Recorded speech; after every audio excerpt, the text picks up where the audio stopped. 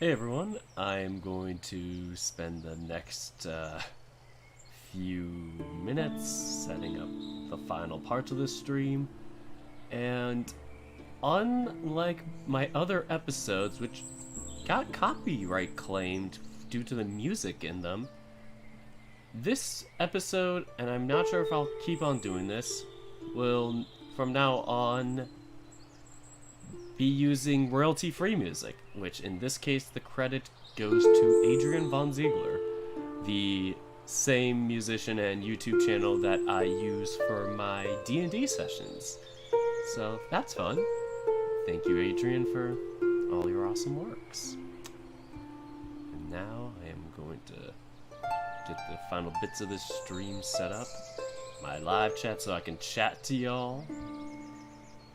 And yep. That's just what I'm doing.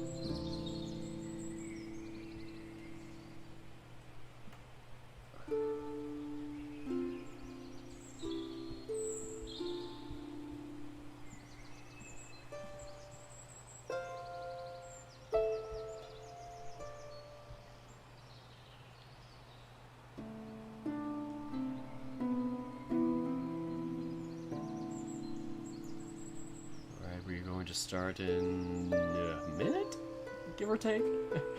And first in the chat goes to Gideon Cerelia. Sorry, I have some dust on my screen. I need to wipe it off around your I's and L's. Sometimes it's hard to tell on my tiny screen. But Gideon Cerelia says, hello Dirk, also after class is returning. To where? I thought it's updated a bunch of times already in general, but I haven't kept up with the series personally just because I got kind of sidetracked with my other VN things. And it might be a series on FVN Shin's channel. So go to their latest video, or well, his technically, because, well, I could technically say they because it's Shin and Jake, but yeah, technically, since Brave Paradise is kind of coming to a halt / hiatus, rebuilding and all that, there is now room for a new VN on their channel, so I should probably plug in that channel. Let me start plugging the other channels in. Of course, I gotta share. Okay, let me see that if... Okay, good, it doesn't pop up a video at the same time. Otherwise, I'd have to mute that video. But... oh, they're almost at 1,000 subscribers, though! They need 71 more, so I'm hyping up FVN Shin's channel. Go support Shin, he makes awesome stuff. And Jake is also there along for the ride, making funny, humorous comments during these streams. Plus, Shin edits my videos, the abridged ones, that is. So... support him so he can make money too, and then we both make money and make both fun videos. Totally broke my English down there by accident. But anyway, here's a link to Shin's channel, and on their latest video you can comment what series you want them to start up, actually, and among some of those are Distant Travels, Ocean Avenue, After Class, Extracurricular Activities, I think, and if you see a VN that you want to suggest that's already listed in the comments, give it a thumbs up, according to him. And yeah, the one with the most love will win. I'm kind of quoting Shin there. Just like Emilio quoted the entire flyer from the Brave Paradise advertisement. Oh shoot, I forgot to start the actual stream. I haven't found Stepper yet, but anyway, 5-minute mark we're gonna start, so.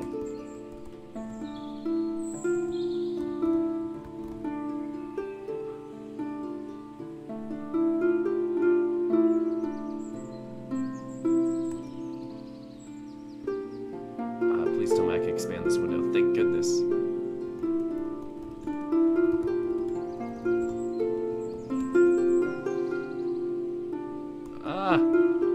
I guess I'll delay it another 15 seconds. Why am I always running late?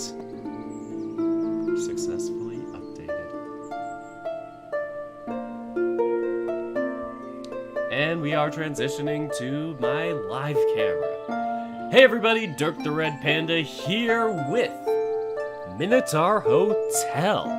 And if everything goes to plan, we are going to finish the rest of this current existing update in one go.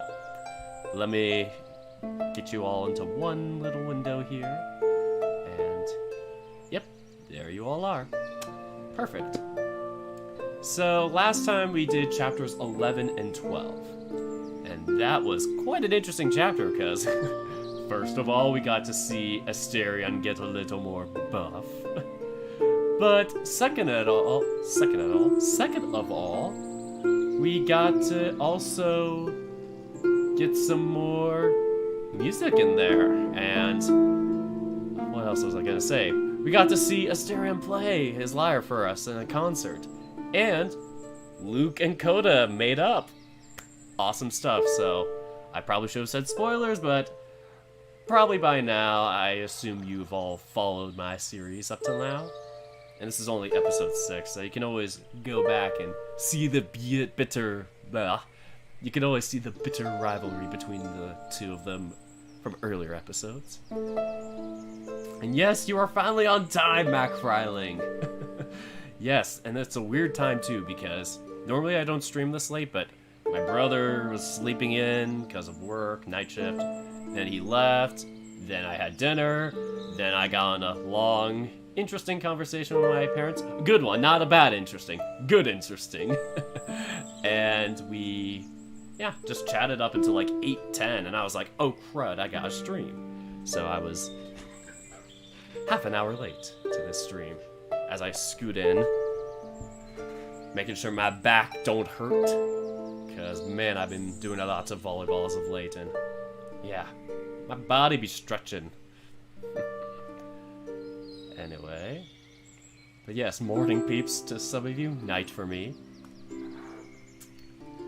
But yeah, we are starting chapter 13 today, and I think there are a few, like, not sure if they're called side chapters or like the ones that are like Hades and like I think name like other gods and stuff in them as like kind of little oh goodness, I almost thought I hit the end stream button. I had a panic for a second. As I was saying, this is going to be chapter 13 plus a few, I think, like anecdotal side chapters. Like you've seen them in the previous episodes. Like I think Hades was the example of one of them. There's like a Hades 2, I think. You'll know what I mean once you see them, but yeah. So I think there's like 2 of those in here, like those little mini anecdote chapters along with chapter 13.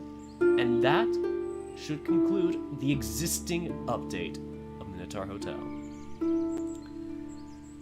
And unless I have not found a new update, I am currently on 0.4.1, so watch me Google it right now and it's just updated. Like, I would bang my head if it did.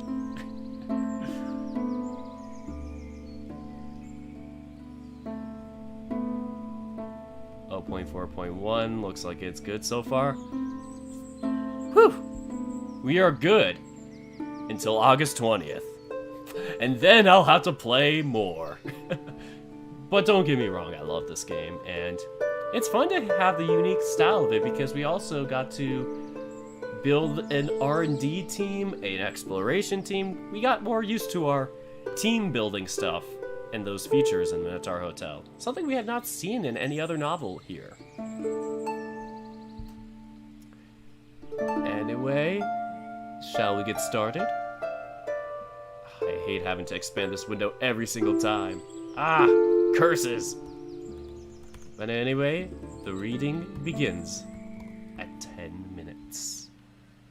And once again, I got my sour Skittles to burn my tongue. I already burned my tongue by finishing off the other pack. And now, I'm going to burden myself even more. So let's continue, shall we? On to Tech. Look at him. Look at our big old Asterion. Here we go. This is chapter 13. Also, let me know if the music's too loud. I can lower it down to like 80%, whatever this is. Don't worry, there's not a lot of ellipses. Whew. Anyway, let's get started. 10:30, I'll say.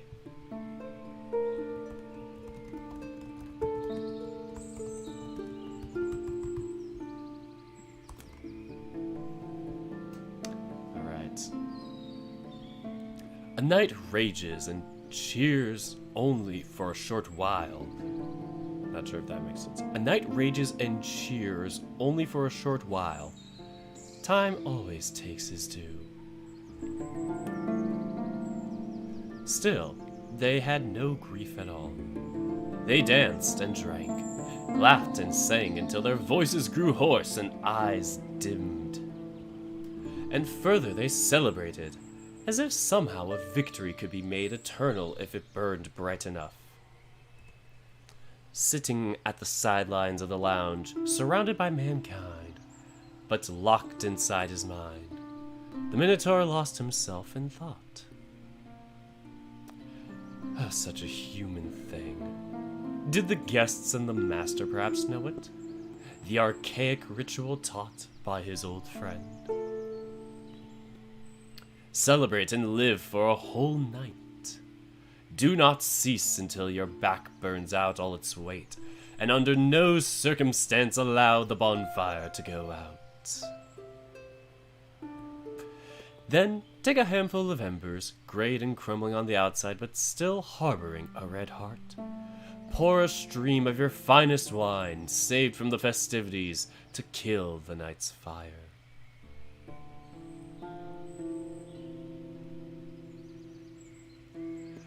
Old Feronios swore he overheard it during a priestess initiation, when she was instructed on the mysteries of Crete's old goddess. That ritual, he said, could make a moment everlasting. It would leave demons behind, or daemons, a memory of the night etched on the land and lodged in the mind of its witnesses. He said the ember's last thread of smoke would be gathered by prayers, Zeus's daughters, and be brought to the graces, or the fates, or the hours for their weaving. The more he explained, the looser his conception of the ceremony became. What silly nonsense, Asterion thought then, back in Crete. He is just saying it to cheer me up again. But the Minotaur did steal a cup of his father's wine, and together they drowned the embers, hand-picked from the basin in the courtyard where the bonfire had raged. He never believed such a ritual could work. He knew a handful of mysteries himself, and none were as simple, as innocent as that. Even in their kindest moments, the old gods charged in blood. But still, he did it. Because regardless of the gods, it made nights unforgettable in his mind. Sometimes raw belief, lacking in any form of binding magic, is enough to make something true. Oh, that was long ago. He had witnessed so many festivities in all these centuries as the hotel's keeper. Each one pushed him further towards believing that Ferenios' ritual was merely a manifestation of humanity's drive to find immortality. It is only human to seek eternity. The exquisite lie that the flow of time can be stopped, trapping oneself in a bubble no tragedy can burst. Ferenios wished for that mercy in Crete thousands of years ago, and humanity yearns for it still. believing in such old rituals from a time whose very gods have gone missing. Silly nonsense. Bland indulgence. Ah! We can't see that. We gotta censor this entire bottom screen here. Ooh, we got some spicy Minotaur in a jockstrap. No, I kid. It's just Asterion in his underwear. There, y'all happy? Still, that night after the concert, the Minotaur went to bed with his hands covered in ashes. What an exquisite time they had. The fatigue of it all was catching up to him. A tension in his chest made the room spin around him. His fingertips were freezing. He did not notice when it happened, but pulling a single lungful of air became a laborious task. Asterion knew this too well. Time, after all, demands his due, and for every joy, a greater sorrow is sure to follow. He drew a breath. A prisoner such as him was not allowed happiness. His mind told him this even as he remembered the pleasantness of the evening. He drew a breath. He forgot that he was meaning to sleep, forgot to close his eyes. The Minotaur stared at the ceiling as thoughts became half-thoughts, and the tightness in his chest became a heaviness in his shoulders, and a tension in his hands. Oh, didn't mean to mute it. We're gonna go for half volume. Alright, just gonna make sure this doesn't interrupt me. Maybe a little more.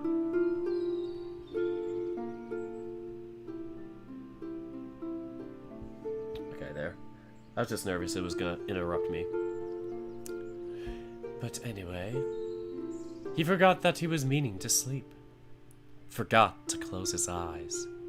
The Minotaur stared at the ceiling as his thoughts became half-thoughts, and the tightness in his chest became a heaviness in his shoulders, and a tension in his hands. He drew a breath. A price must be paid. There is always a catch. The sheets around him bunched up into valleys and peaks. Disquiet fought against the weariness. He drew a breath.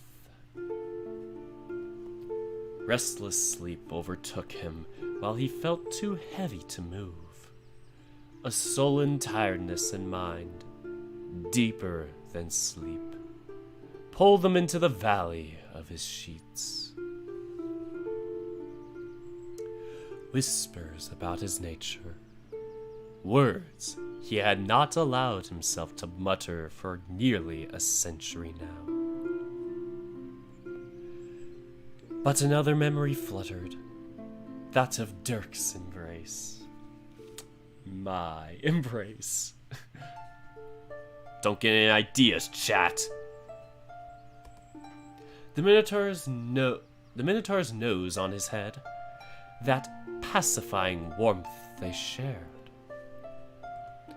Even this, though, is covered with the worries of. Was it his place to? Was he allowed? Too soon or sudden? Overstepping boundaries? He always unwanted. Now.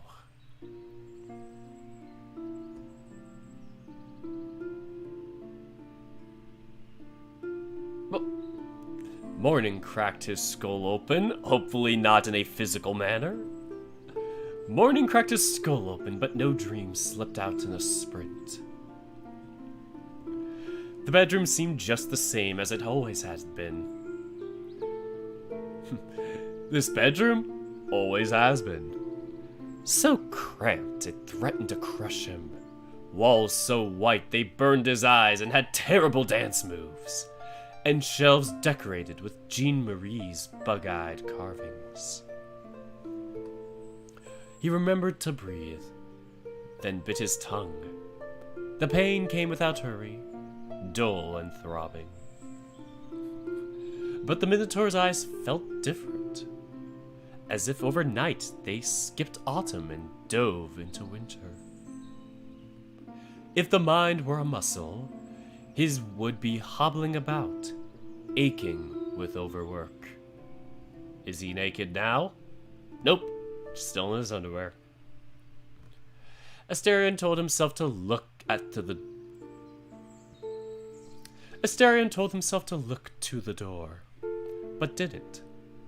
Stared up, told himself to look toward the door frame.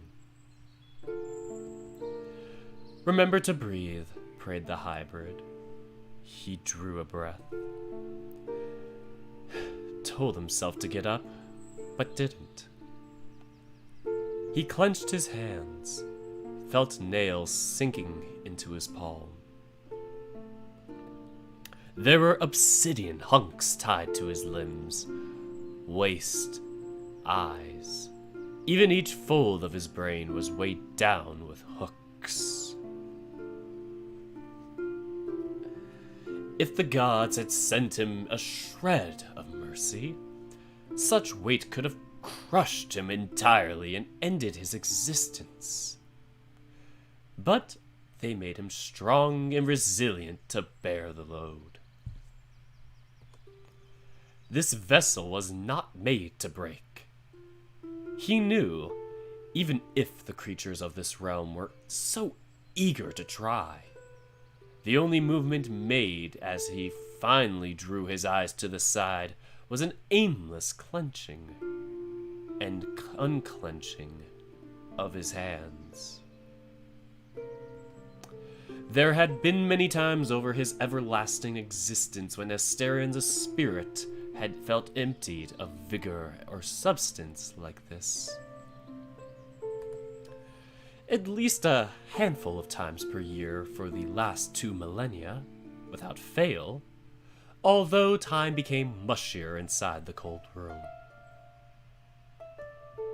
But it had not always been the case. He couldn't afford such bland indulgence when monsters chased him. Perhaps it was a jest from the gods themselves. He remembered to breathe.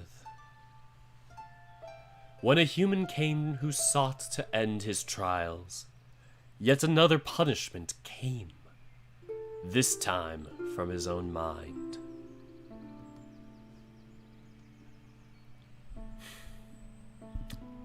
But enough dawdling, little star. You must rise again regardless. There is a delay between commanding his body to move and having it muster the will to obey. He pushes himself up with the clumsiness of a marionette, wailing against the inertia in his brain. There is an amount of breathing room between each limb's movement to get himself up, as if all the force gained from a night of sleep is required. Oh, Asterion looking sad. He gazes at the mirror. Welcome back to your old self, little star. Oh. Now he made it a tank top. Are you ready for the internet? Cue the internet tutorial video. Now you're surfing on the internet.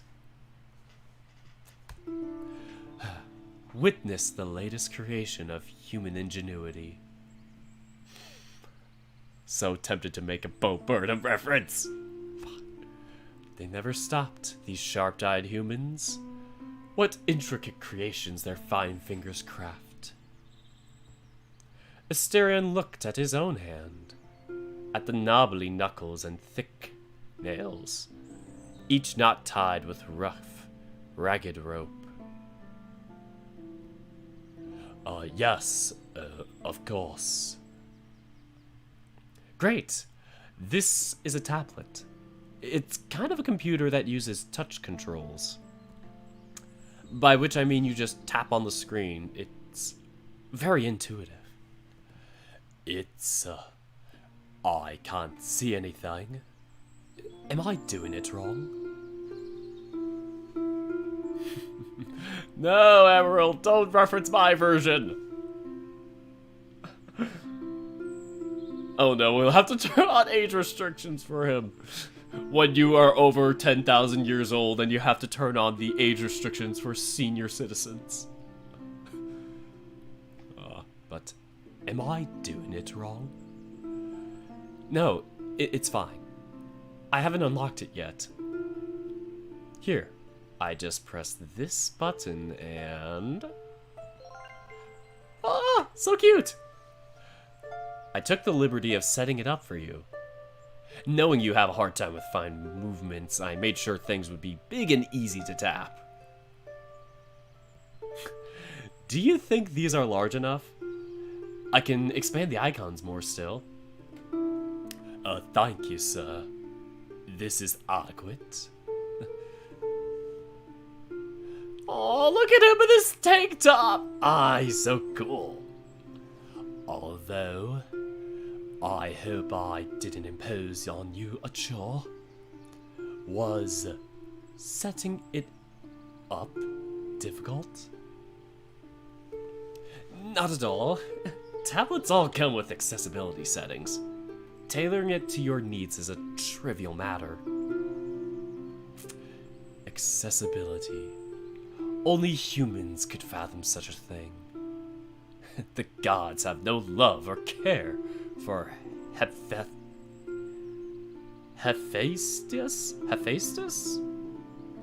The gods have no love or care for Hephaestus and his imperfections. Oh, that is very kind of them. Thinking about this... that is very kind of them. Thinking about the disgracefully uncoordinated like me. The man looks down to the hybrid.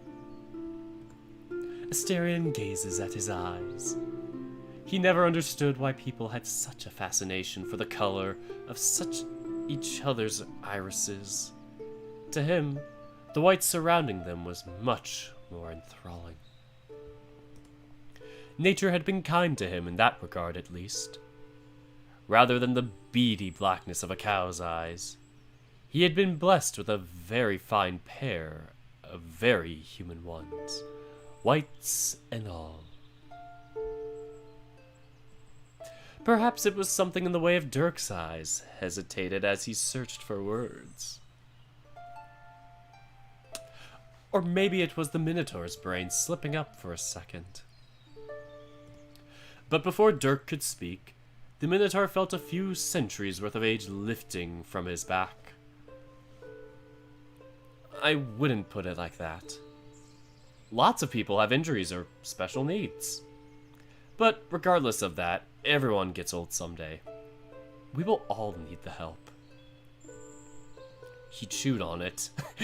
Asterion just starts chewing on the tablet. Asterion, no! That's not what you're supposed to do with the tablet! But anyway, he chewed on it. The tone was kind. The master spoke almost like singing. But as the words were sewed together, they became thorny. Asterion bit his tongue. Was he old?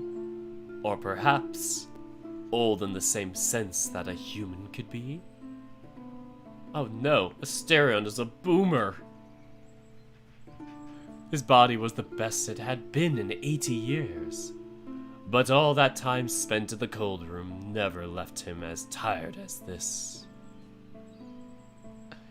It was the kind of exhaustion that made even opening one's eyes an insurmountable task. Old or crippled, The Minotaur needed this accessibility invention. Do I have special needs, or am I just old? Asterion mumbled it. His tongue felt bloated today. He had to grind his teeth to stop it from peeking out of his mouth. The master could not distinguish what he said. Sorry, what did you say?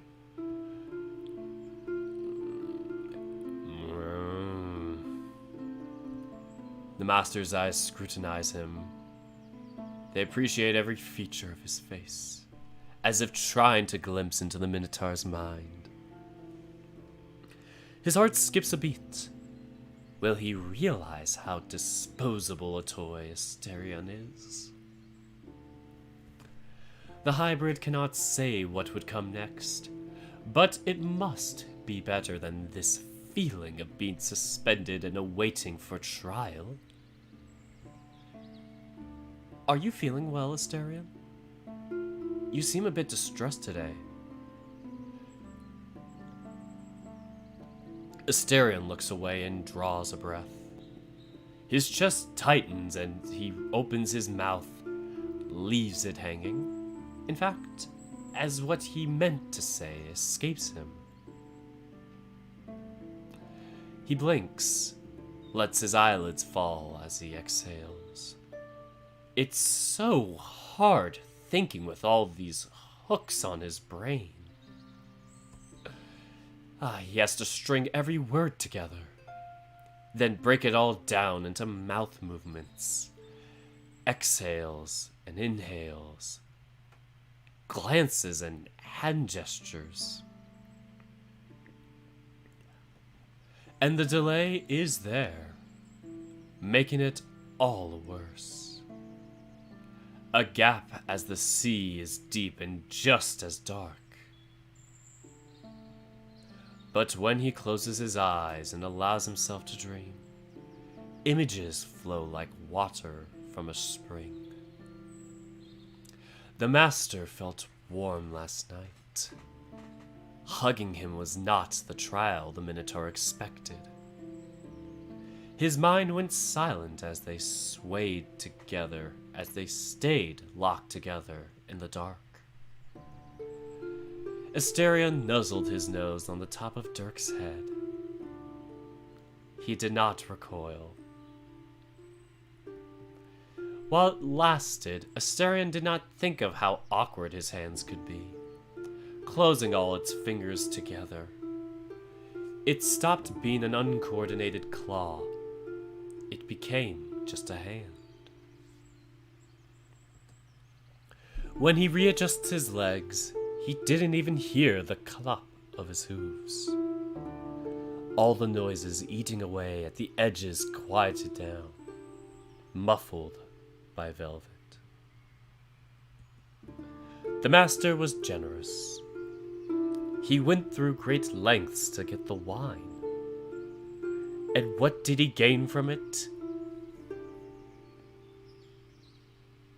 A big meaty boy. Asterion bites his tongue. Perhaps some more trust is warranted. The Minotaur opened his mouth and drew a breath. The images sprung forth and words chained themselves together. By the gods, I should tell him that it feels like I'm turning to stone. Dirk must know what it means and what I should do. Asterion? But there must be a catch to him. There always is one. Are you okay? But regardless, he is not unkind. If I am to serve him and to perform this duty well, perhaps he knows how I can be made better. I should tell him. This man has more self-doubt than me. A hand warms the Minotaur's forearm. You don't seem too well. Asterion? You don't seem too well. The Minotaur looks up to the human. His eyes are unmoving, not afraid or sad, but looking through the master, as if trying to focus on his face was too difficult a command. The Minotaur draws a breath and speaks before a kinder part of his mind can take control. I'm just struggling to wake up. I'm just struggling to wake up. Oh, it's true. We haven't eaten anything yet. How about I teach you some of the basics and then I go down to get last night's leftovers? I hid some of the appetizers in the lounge's fridge. Asterion grunts, not really listening, just asserting his vague and ever-present agreement to whatever the master has to say. Okay, so just recapping. With a computer, we can access the internet and find all sorts of fun stuff. Just don't go onto E621. Do you remember what the internet is?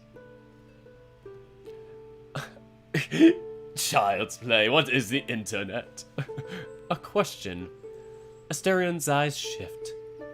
The internet.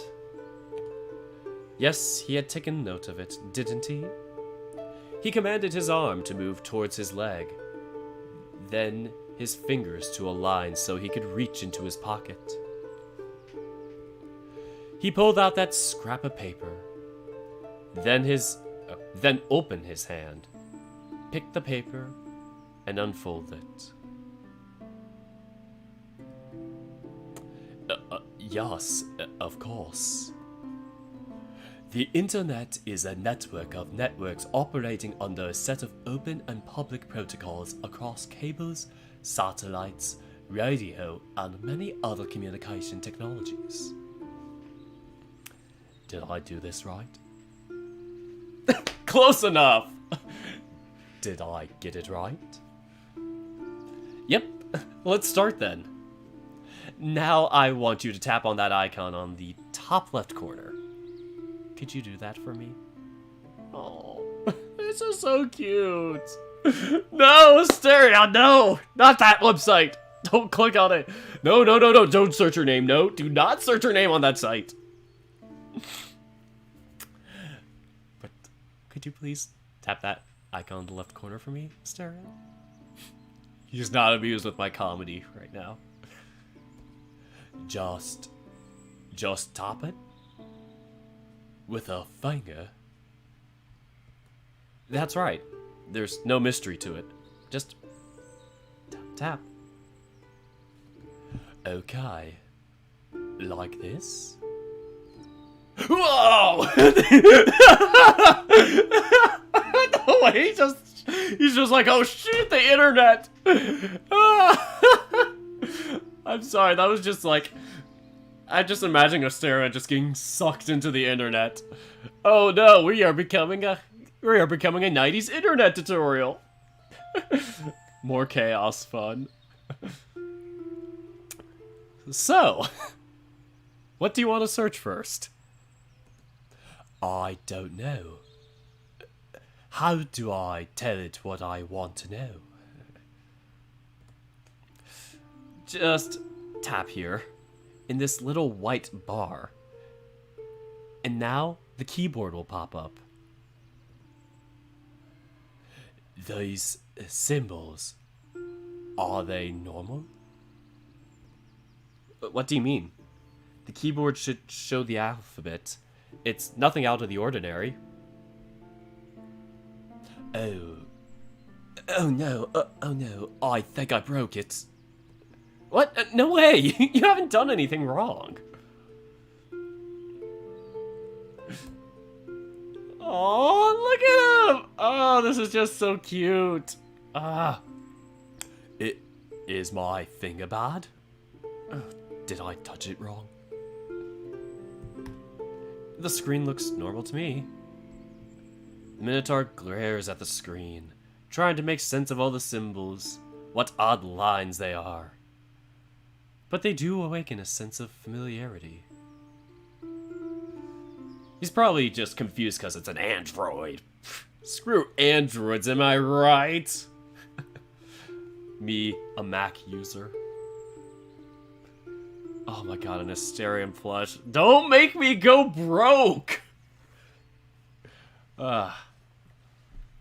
Amicus, you got some competition! Yeah, I bet he's not used to English letters. Super chat. Oh, Perpy! Welcome to the chat, Perpy. Perpy donated $2 saying, I have arrived. Am I late? Also looking good. Thanks. It's just my hair. I didn't really gel it or do anything special. But, yeah, we're like 40 minutes in. We just started teaching Asterion the internet. And that's pretty much all you missed other than Asterion having kind of a personal monologue. But, you know, you can always scroll back to that. Anyway. Imagine using an iPhone, am I right?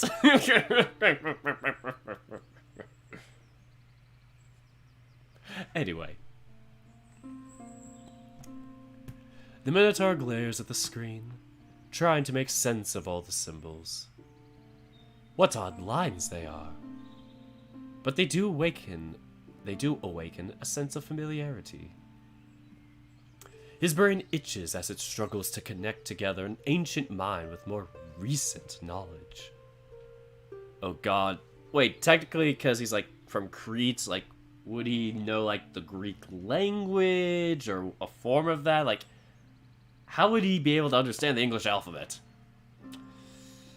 Oh boy, this is gonna be interesting. His ears flick. He hears a racket of metal mechanisms tick-tacking and ringing down at the cramped bedrock. The internet! It's taking over! It was coming to him. The name of the machine. A writer. A typewriter. It's ironic we talk about the Greek alphabet because one of the songs I am doing for my Ocean Avenue Update 4.0 is actually inspired based on a Greek entry, or, well, Cypriot entry in the Eurovision Song Contest, which was sung in Greek. So, fun little fact there. Anyway, a typewriter. They had been such an issue.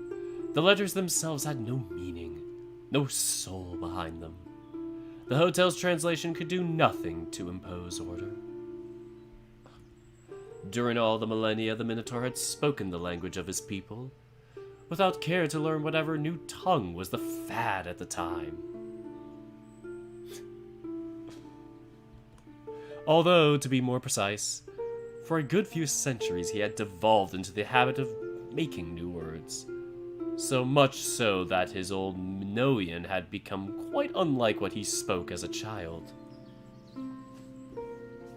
But it all changed when the typewriters were invented. Super chat.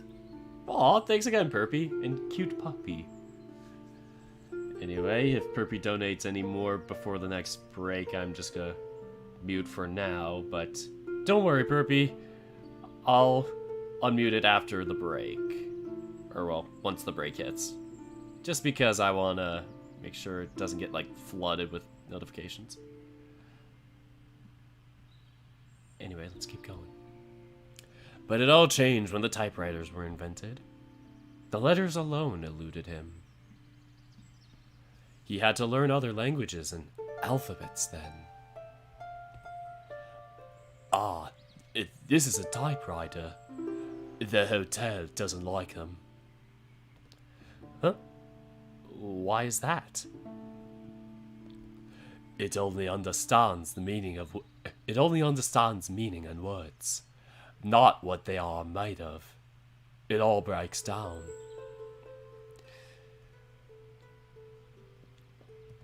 Oh, is there something I could do then? I can read and type for you. It wouldn't be an issue. He drew a breath. The more he looked at the alphabet, how similar it was to what the Greeks had invented, the less he felt the hooks on his brain. I can remember the letters. The words, too. He tapped the screen. He meant to press the O, but tapped the P instead. No! Asterion's clumsy fingers! An old annoyance. Simpler days returned to his mind, when Jean Marie was still alive and they were drafting contracts down at the Bedrock. He never mastered the typewriter, but he was decent enough to use it. Slowly. He could conquer it again. I can face this. Dirk continues staring at the Minotaur. Is that a twinge of worry? Then it grows soft. His voice, as soon as it comes out, sounds like velvet. Aw, thanks for complimenting me, visual novel. 90 words per second, geez. I think I can only type like 70, maybe 80, not sure. I just type very, like, erroneously is my issue. If a speaking teacher's typing, oh no. Let's keep going. Of course you can. You've kept this hotel running for so long. Memorizing an alphabet won't be hard for you. Oh, excuse me? What did you say? You've kept this place up and running, right?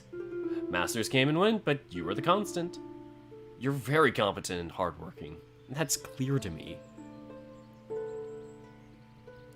Hardworking. The gods had made him strong to carry a load no regular man could. He was a beast of burden.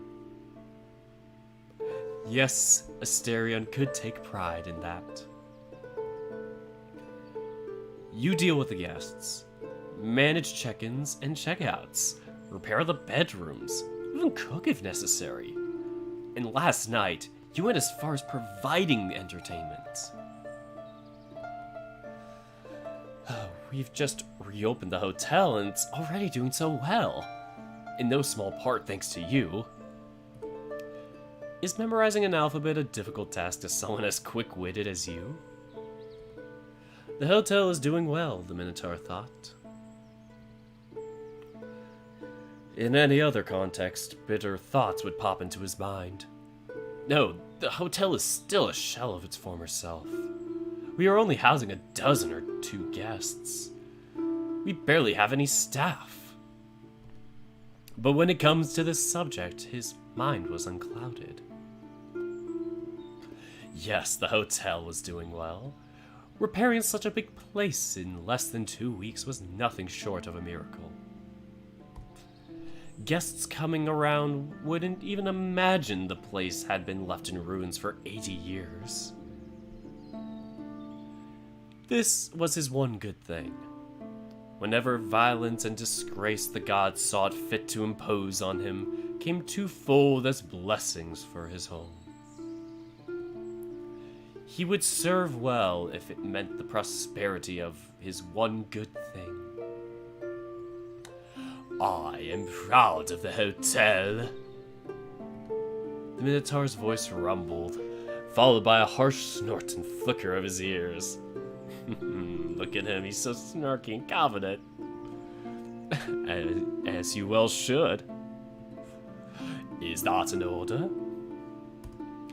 Consider it a friend's suggestion and a partner's recommendation. Partner? Thanks. Partner. Partner? What a peculiar word. Asterion glanced to the side. He had to string every command together. He could feel his eyeballs dragging inside their sockets. He drew a breath, then dug his nails on the palms of his hands. Partner. Chronios used to call that Partner. Feronius used to call him that back in Crete. All the way until that night. A white bird flying off under the moonlight. The Minotaur aimed his bow and drew the string. It was not too difficult from plucking, it was not too different from plucking his lyre. The last tension before letting go. For Feronius, for that everlasting friend, but first of all for his brother, intrepid, Androgeus, he set the arrow loose. Partner. They were hunting together that night. But by the end of it, Feronius called him something else. And that was the last they saw of each other. But at times it felt like this master was Feronius's and Androgeus's ghost-given flesh. They all had such honey tongues. We are business partners, aren't we? We are in this together. Asterion returned from his haze. I'm afraid that this is not something the hotel or the valley would ever be willing to recognize. My sentence, after all. Contracts that stray too far from treating me as a prisoner would be ineffective. What do you mean by that exactly? The master can command the realm to do his bidding, but there are rules and principles that stand above. If you try to pass a contract or command that disregards them, your order will not become binding. The same way you cannot summon currency, you can't sign an order saying I am your equal. That would be against the labyrinth's principles. So, I can't be your business partner.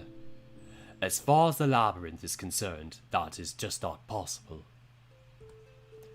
Dirk looks off to the side, lost in thought.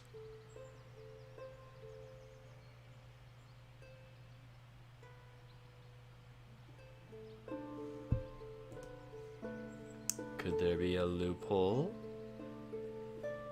Do we really need a contract for this? Alright, let's just save here. Maybe this will determine our decisions.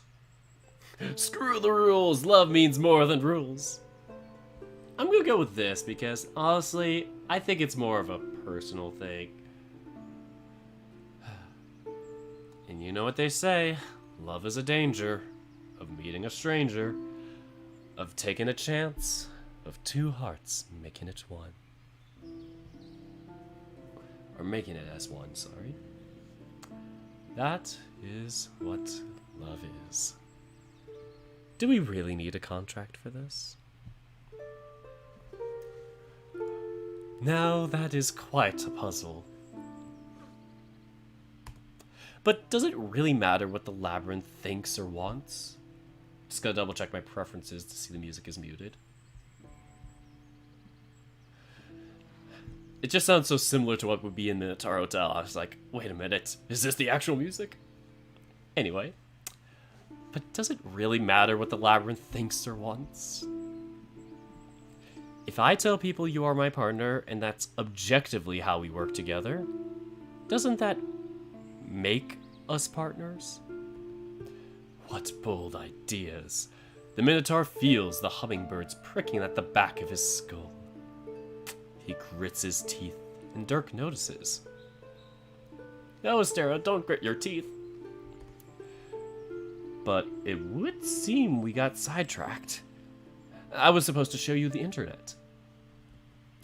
Yes, sir. So, tap here. We can begin with a few searches.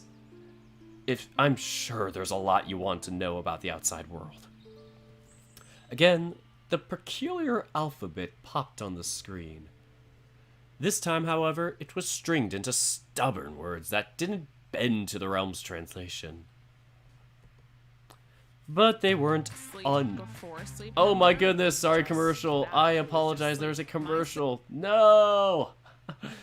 I forgot this one has commercials. Mute. We hit the 1 hour mark. Ah! Apologies for that. We are gonna start from the beginning again. Anyway. But they weren't unfamiliar. Memories sparked, loose strings tied into knots. The hotel's translation isn't working. That's weird. I can read it just fine. Although I suppose it's because I already speak English. I wouldn't notice anything going wrong. Is this an issue? I have an idea. And he needs to think of this in-game, Dirk. Change the language preferences to Greek so he understands. English? No, I can read it. I learned it after we started using typewriters. I can read it. I'll just need a minute to familiarize myself. Yeah. What language have you been speaking so far? My language? What does that mean?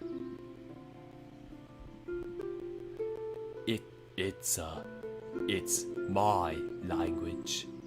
It was Croatian.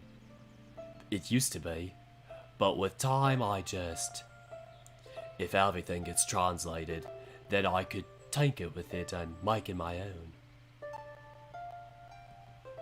I had a hard time with certain sounds, so I just changed it, made it however it felt right. So it used to be Minoan, but it's not anymore. It's my language.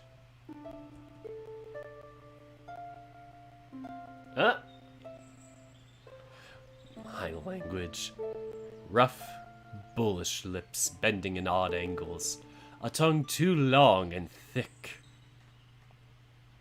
Nanoff must have had a blast writing that line. During the day, his wet nurse taught him the words, repeating each one 100 times. A prince must speak well, she said. Every other week, his mother would spend a night with him. Her eyes wandered, crawled up the ceiling, and her little limp-wristed hands grasped about like a baby's.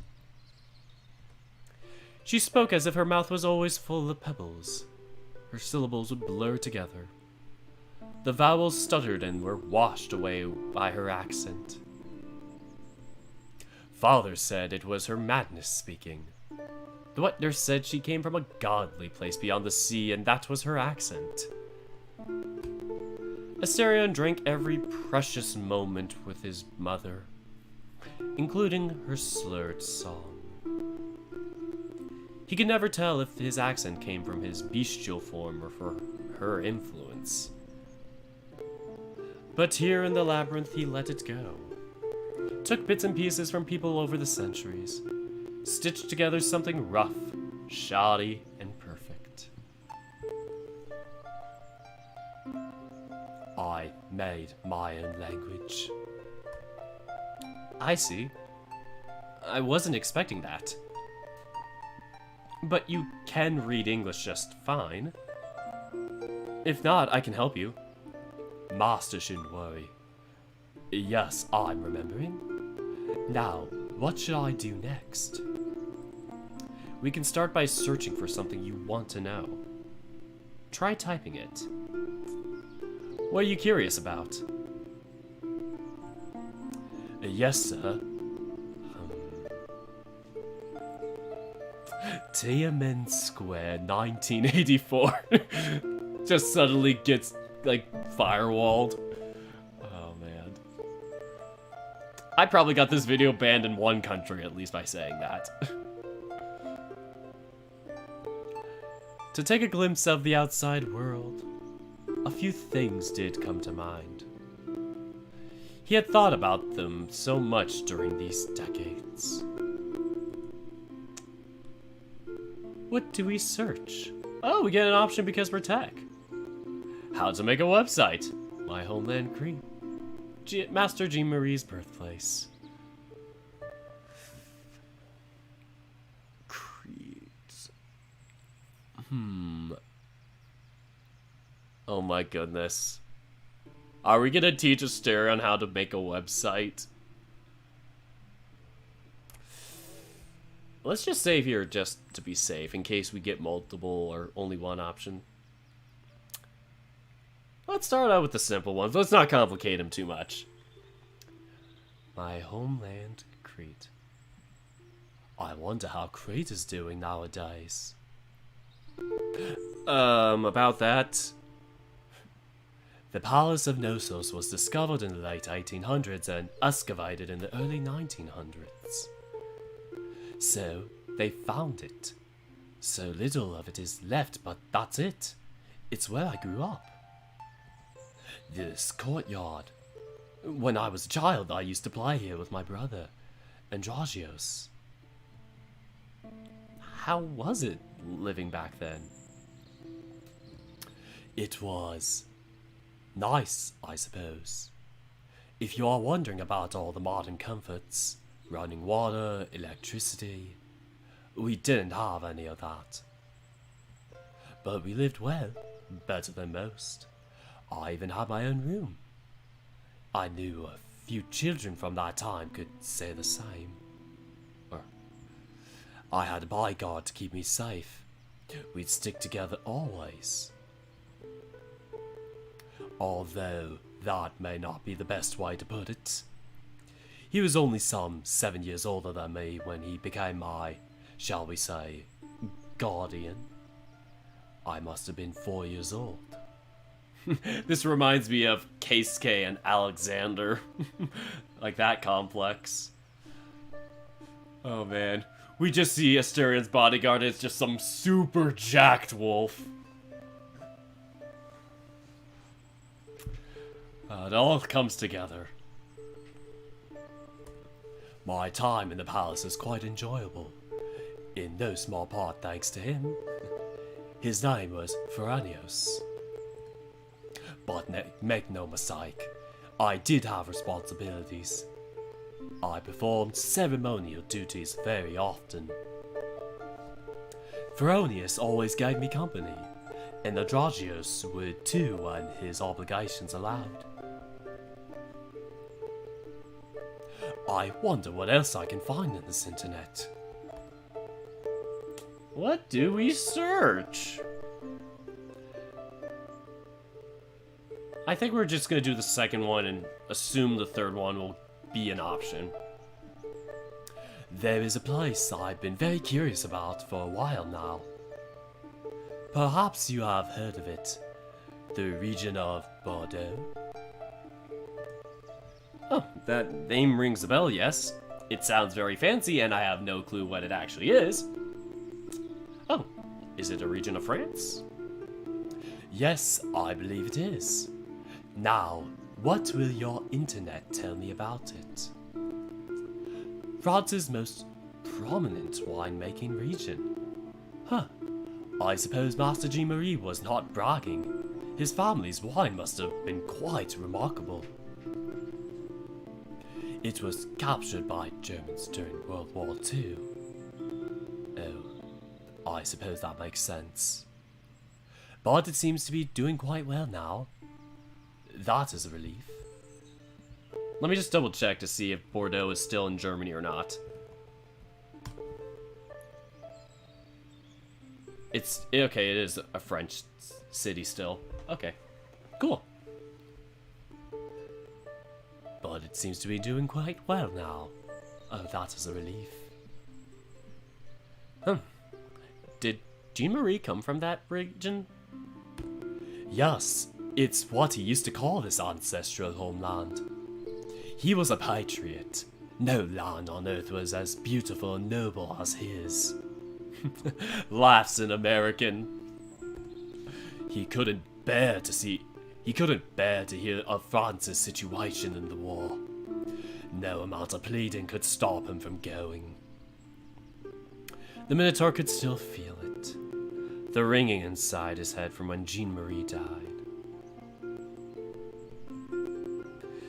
And the rest, I suppose, is history. I wonder what it must feel like, walking through one of those vineyards. It must be refreshing. Sun on your back, maybe a chilly wind cutting through the grapevines, leaves brushing against your arms. I could use some of that. We could make one then. How about it? Our very own vineyard. What? But why? Because I can make things pop into existence. Why not use it for something fun and nice like that? Ah, my good lord. If only things were so simple. It would be quite the tricky affair, I'm afraid. Why? What's stopping us, the wine gods? Contracts, for starters. This land is not hospitable for life. Plus, that would distract us too much from our mission and the hotels, wouldn't it? Actually, a wine with a killer hotel. Actually, a hotel with killer wine will really attract people. I suppose you are right. Well, I should not lie. A vineyard would be nice. Who knows? Maybe one day, if it's still your wish. This is a nifty invention, this internet thing. Okay, we do get to search the final one. Now, how to make a website. Now you're searching on the internet. The Minotaur takes his fingers off the screen for a moment and fidgets with them while looking away. Master, if I may ask. Sure, go ahead. You mentioned in the lounge that people use the internet to work, yes? Such as connecting people to selling things. Yes. And making stations to show other people? If you mean web pages, yes, you can do that. How do you make a web page of your own? God, if I was only sponsored by like a website making page like Squarespace or Wix, oh, that would have been so perfect. Damn it. Now, this video is just sponsored by myself and the one remaining day to pre-order, or just order in general, my Paradise Volleyball shirts. Yes, I have been tinkering around with them, altering the colors a little bit too, trying to go between photographic and vivid coloration to see if that might impact any of the coloring. I might change it to vivid right now, speaking of which.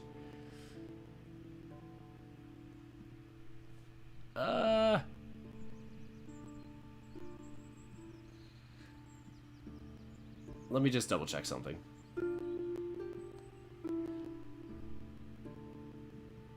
Oh dear goodness, if I printed this.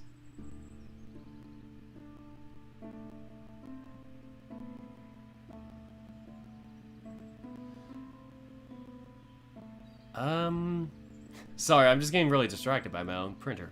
But yeah, I forgot to change the settings to vivid. That's why my things have not come out as vivid. Doy. Note to future Dirk. Vivid. Make sure it's vivid. Okay. Sorry, my shirt pressing thing, one of the shirts, the colors did not come out as vivid, so I apologize to that one customer who ordered a medium and a large. You know who you are. If the colors do not come as bright as they are, I'm not sure if I should make the shirt and all that, but let me know if you want any other special requests then.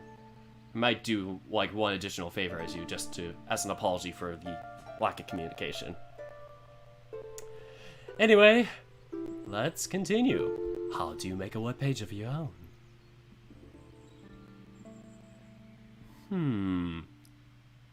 Boy, that sounds complicated.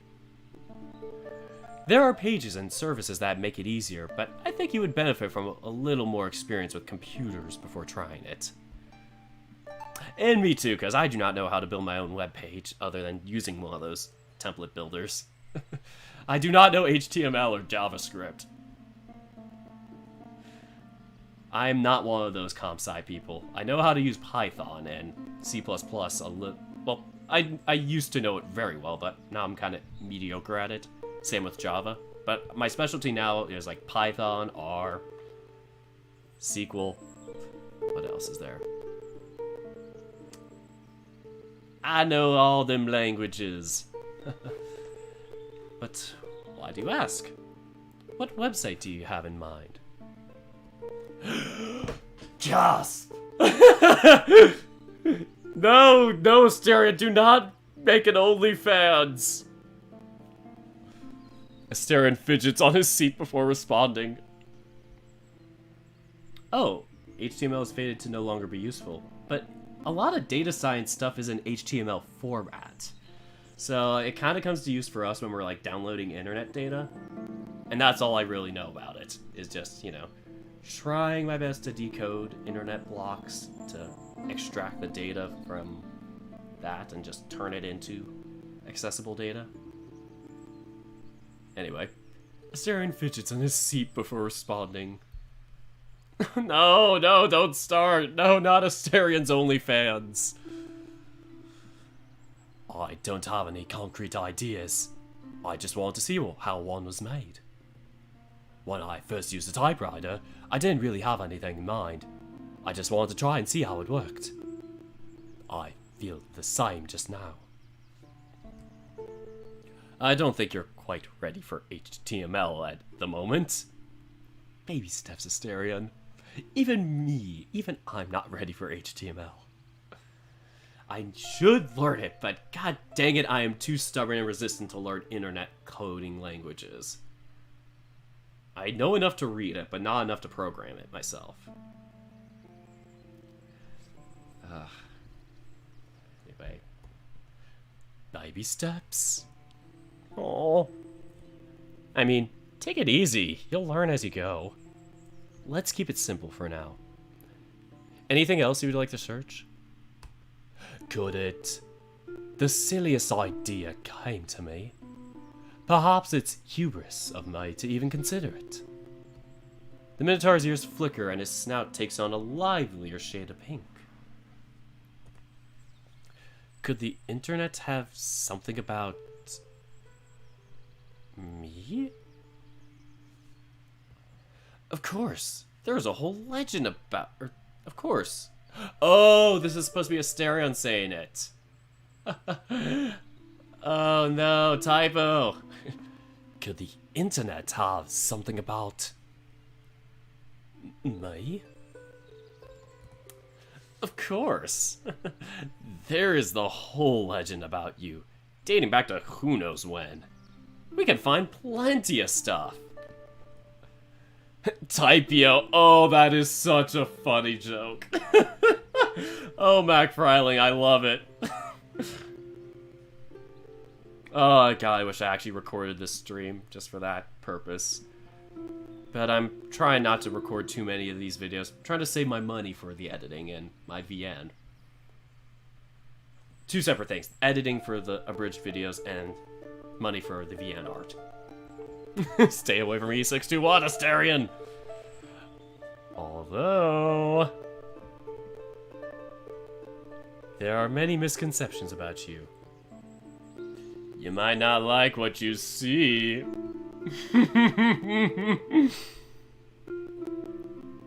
Let's just say there are many misconceptions about you. I should warn you in advance. People have many misconceptions. I see. Yes, I cannot say I am surprised. The Athenians were not kind in their telling of what happened. I have known of that for a long time. Let's see. Asterion of Crete. Oh, There is something here. Even if it's not about me. Asterion I became the king of Crete after the death of his father, King Tectomus. After Europa was abducted by and taken by Zeus, he married her and became the stepfather to Zeus's sons. Huh, not what I wanted, but this is nice. A shard of my family's history lives. Is that your grandfather? Not exactly. He lived a long time before me. I can't even recall how many generations apart we were. There's not much here. I suppose most of it would have been forgotten. But further down it says Asterion II, the Minotaur. Let's see what they have about me. What is it? Images preceding unfortunate events. Let's see what they have about me. The Minotaur's eyes leap from sentence to sentence.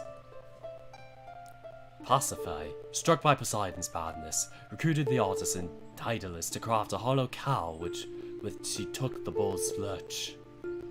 The hybrid child, said to have the body of a man and the head of a bull, had no place in the natural order and nothing to sustain it. As such, it grew violent and took consuming to human flesh. King Minos commanded Athens to send youths as tributes to feed him. 7 youths, among which was Theseus, heir to Athens' throne. Ariadne, the Minotaur's sister, became enraptured by the Athenian hero and confided to him the secret that the labyrinth could be conquered with a ball of yarn. Asterion's like a little cat. With Ariadne's assistance, Theseus solved it and vanquished the Minotaur. He escaped Crete with the princess, but abandoned her in the island of Naxos, where he believed she either met her end or was kidnapped by Dionysus. In the aftermath of the Minotaur's death, Crete fell from its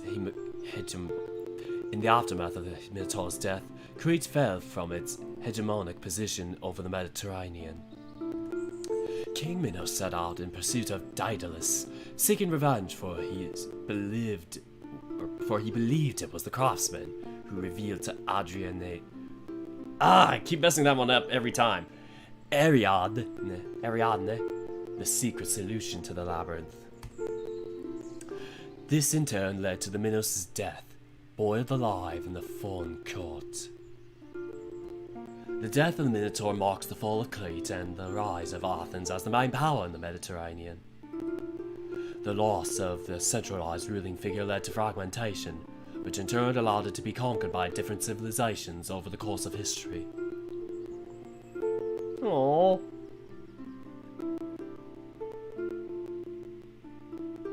Be supportive. Come on, support your mans. This is a lot to take in. Oh, I didn't mean to do that. Whoa. If you'd like to hear a word of caution, not everything you'll find online is true. I imagine that can be distressing, seeing yourself misrepresented. You're not at all like the legend says. It's outright slander. For after all, I mean, you're cock. But we both know better. You're kind, you're hardworking, and very important to the hotel and to the people here. That's the truth that matters. That said, it might be for the best if you don't focus too much on what the internet says about you. There are better things for you to search about. The Minotaur draws a breath, holding himself back from coughing. It's fine. Nothing I don't know already. The Athenians were not kind in their telling of the tale. We have our own version of the story now. Come on, that won't matter. Oh. Well, I was thinking of going down to the lounge. If I recall correctly, there are some leftovers from last night we could eat. If you want, you can stay here and keep browsing the internet. Does that sound good?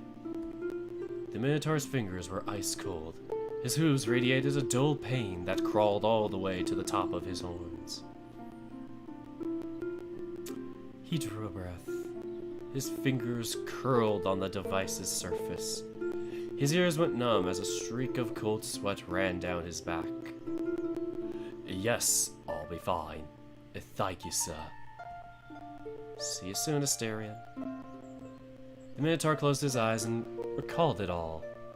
The dozens, perhaps hundreds of retellings he had heard across the centuries.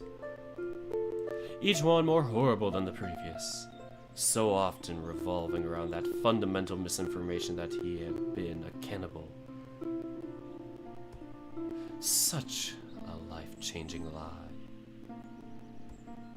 And yet, there is something comforting in the simple fact that, cannibalism aside, what he read was exactly what he expected.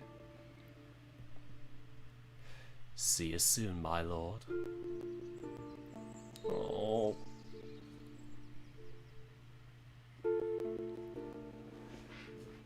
Alright, we're gonna take a break at this point, because 1 hour 21:20. And I'm getting a bit hungry. I'm getting hungry. And I can't expand this dang progress bar.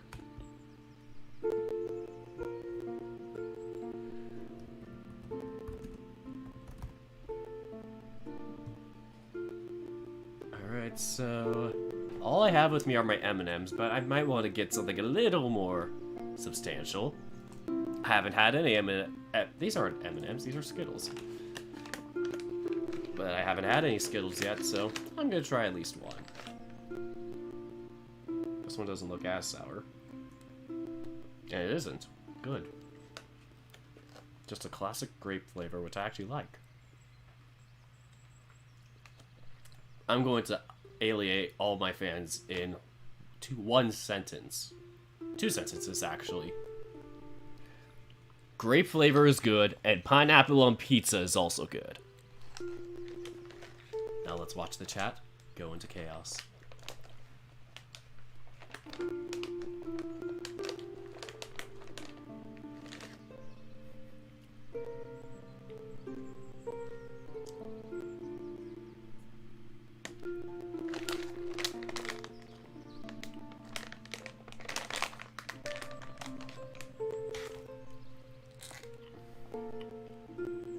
I heard no lies. Amen to that, blazed.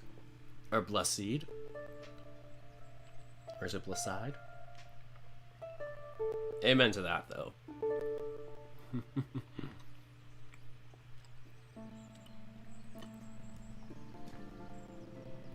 Actually, if y'all don't mind, I'm going to take a quick little 30-ish minute break. No, not 30-ish minute. I mean, 30-second-ish to a minute break, sorry. That sounded way longer than I meant. But I'm going to take a break to make some special s'mores I'll show you all on camera. Be right back.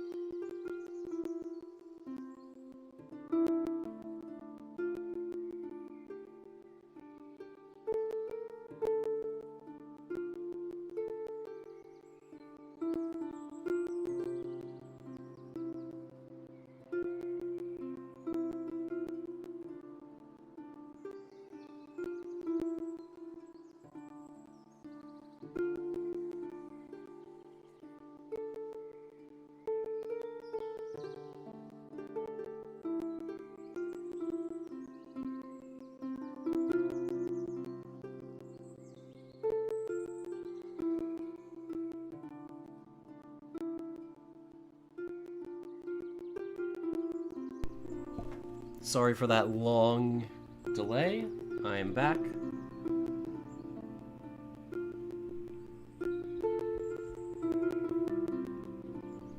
Alright, so I made my special s'mores. Basically what I did is, you know, I don't have a campfire right outside or anything, so I just put the marshmallows in the microwave for 10 seconds, and instead of heating up the chocolate or letting the chocolate melt, like, at lukewarm temperature, I actually freeze my chocolate because I like it nice and hard. Shin's gonna freaking take that out of context. Luckily, I did not record this. Anyway, gives it more of kind of that, like, hot and cold mix, which I really love. So, here it is.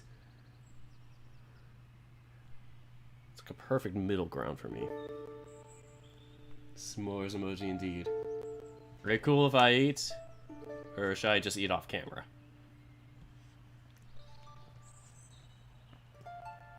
For now, I'm gonna eat until people say otherwise.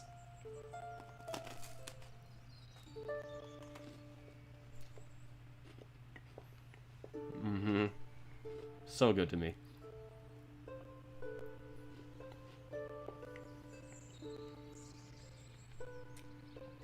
It is indeed a hard chocolate stick.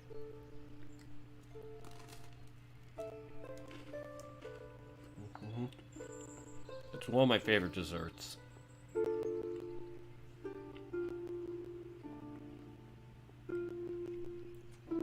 It's just so heavenly. Texture and flavor-wise.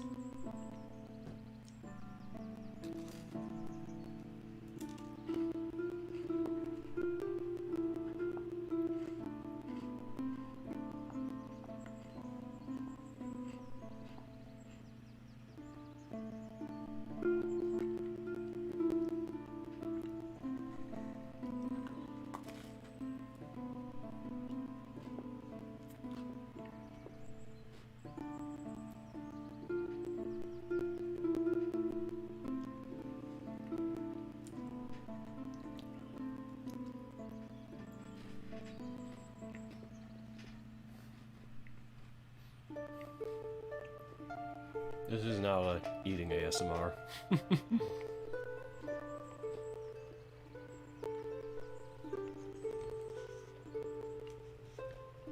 Oh no, that's stuck. At least this is not Todd eating pie. Thank goodness. Yes, you are late. I am eating s'more right now. During the break.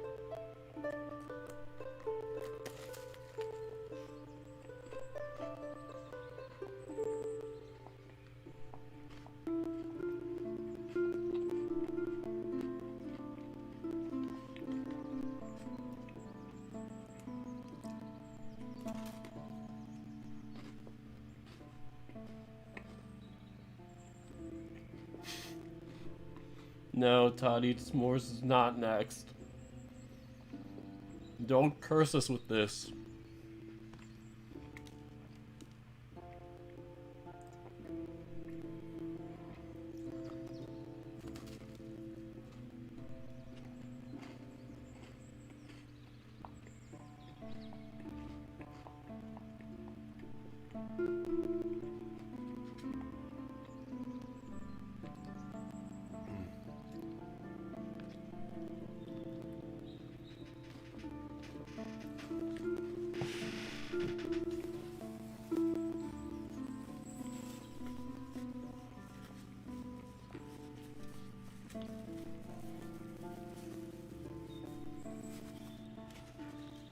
That was pretty good.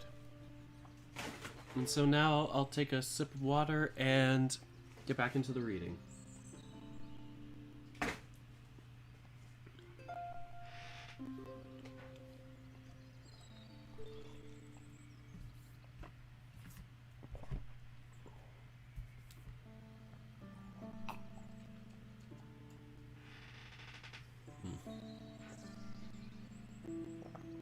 Oh, that's cool. You got some snack wraps. It's always good to have like small snacks like that because I always struggle to find small snacks myself.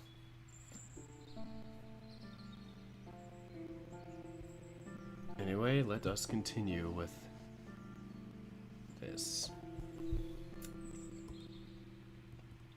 At 1 hour and 33 minutes, the reading resumes.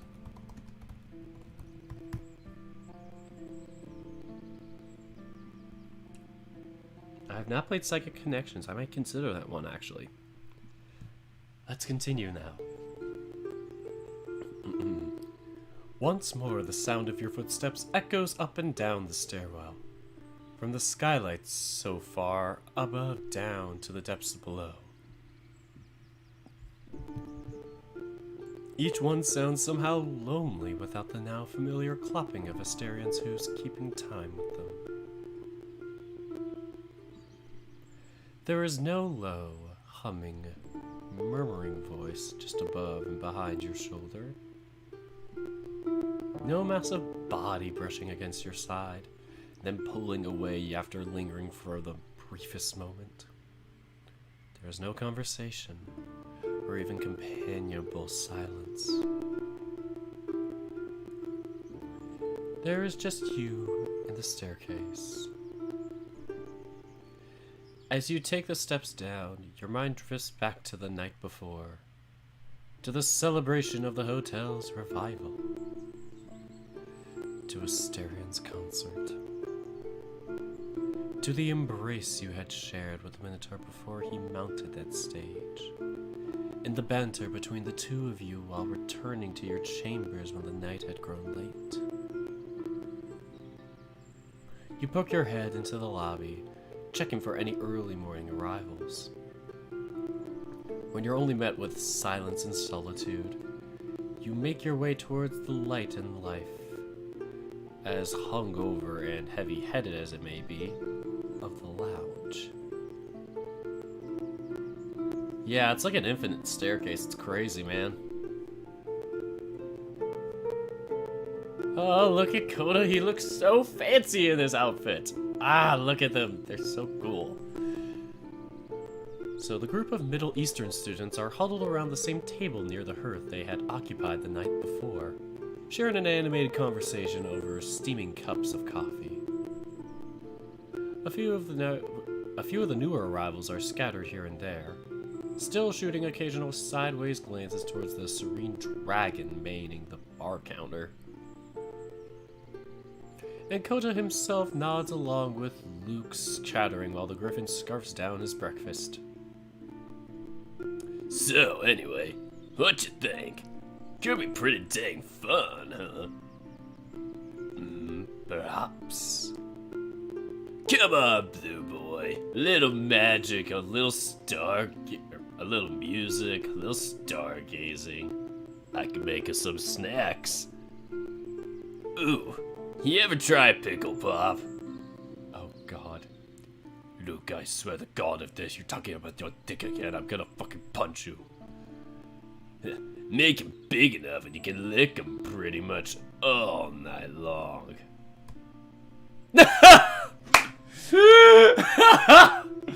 I knew it! Was that an innuendo?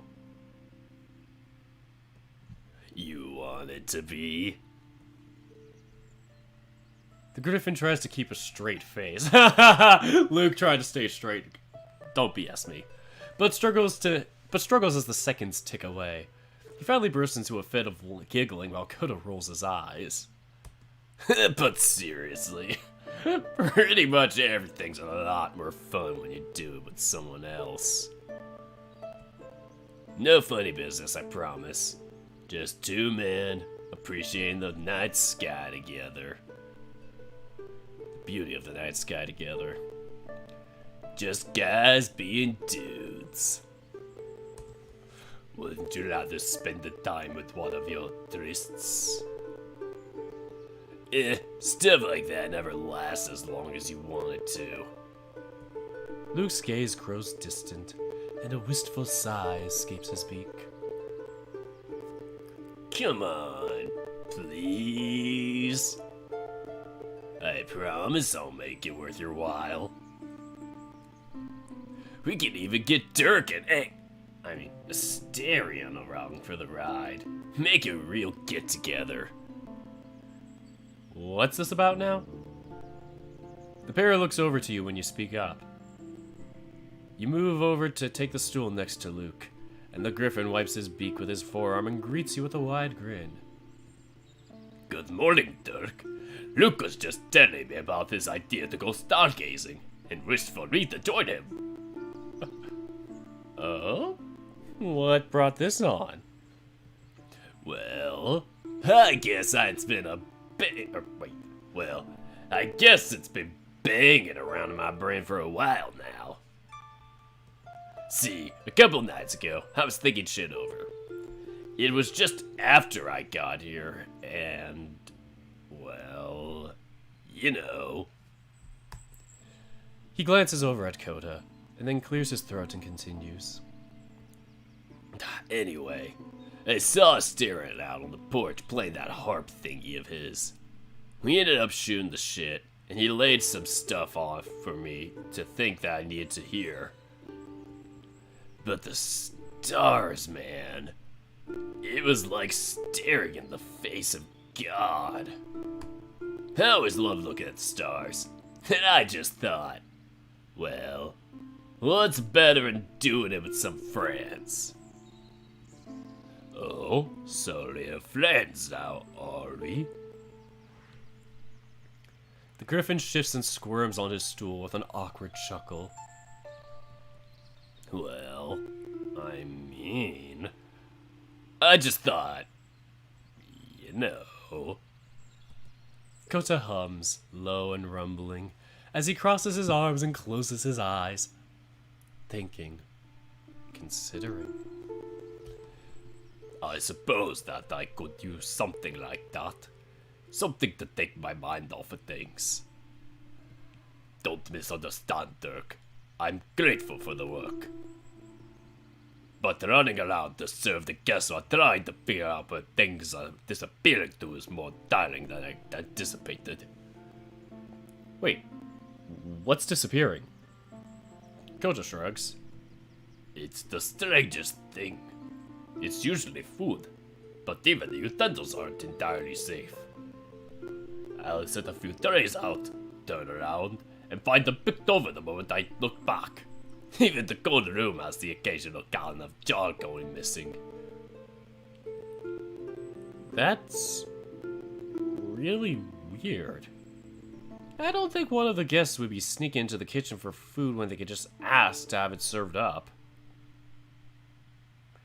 It's gonna be that guy, the one that watches anime and all that.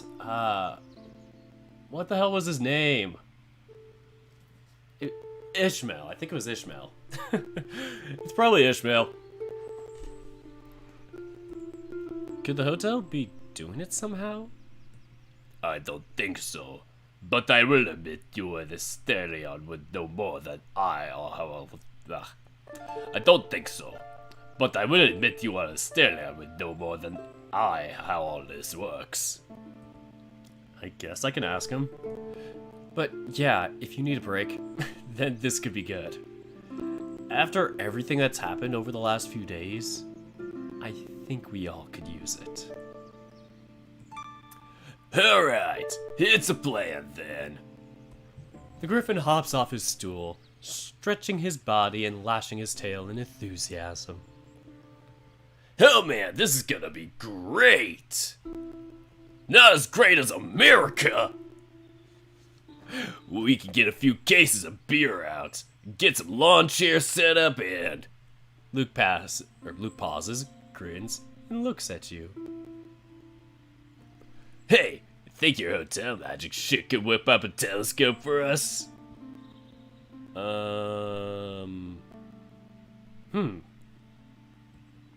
It's difficult to make complicated objects. You have to be able to tell the hotel how. But I think there are some schematics for difficult machines, telephones, stuff like that, down in the bedrock. Asterion told me he got everything organized on one of the tables. You could take a look there and see if you can find anything for a telescope. If not, we can try and get something drawn up. Plus, we could Google on the internet. In the bedrock, huh? Luke hems and haws for a long moment. He scratches at the underside of his beak. His tail flicks behind him. Alright. You open the way, and me and Blue Boy will find these skimmamajiggers in a jiffy. Excuse me? Me? Well, yeah. 2 pairs of eyes will find what we're looking for faster than 1, right? The dragon looks to you, and you give him a helpless shrug in return. Luke's right, and even if Coda doesn't want to admit it, all 3 of you know it. You're going to pester me until I say yes, aren't you? Yep. In the face of the griffin's shameless smile, Coda can only sigh, shake his head, and resign himself to his fate. Very well. I suppose we will make our way down sooner rather than later, yes? Hey, listen. Before you do, can I tell you 2 something? You glance around.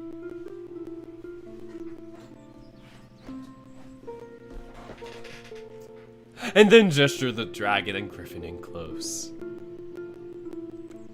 It's about Asterion. Is everything alright? I think so. It's just... Kota and Luke wait for you to gather your thoughts. You weigh each word before you speak, trying to decide how much to tell them. How much you have the right to tell them. He's been through a lot. You remember how the hotel was when we were just reopening, right? The dragon nods. His expression is gray as he waits, patient and placid, for you to continue. Well, his family hasn't been able to keep the hotel in good shape since the last master abandoned it. When I came around, it was just Asterion here.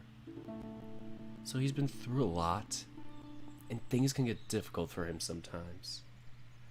I know we had fun last night, but this morning he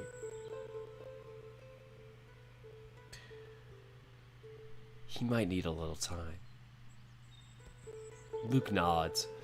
Then he speaks in a quiet, even tone that's surprising to hear from the griffin. You can take all the time he needs. We ain't gonna force him out to come with us. But if he's feeling better by tonight, both he and you are sure welcome to join the fun. Thank you, Luke. The griffin tips you a wink, and his heavy paw claps you on the shoulder. Of course. It's the least I can do for you and him. So, shall we? Yes. Let's go. Right.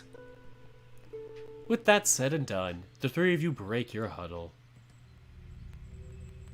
You open the passage to the bedrock for them, humming just like Asterion taught you. After seeing the griffin and dragon off, you resolve to check in on what else needs to be done. The hotel is alive once more, and it is the master's duty to take care of the guests who pass through its open doors. But first, breakfast. A bag of sour Skittles.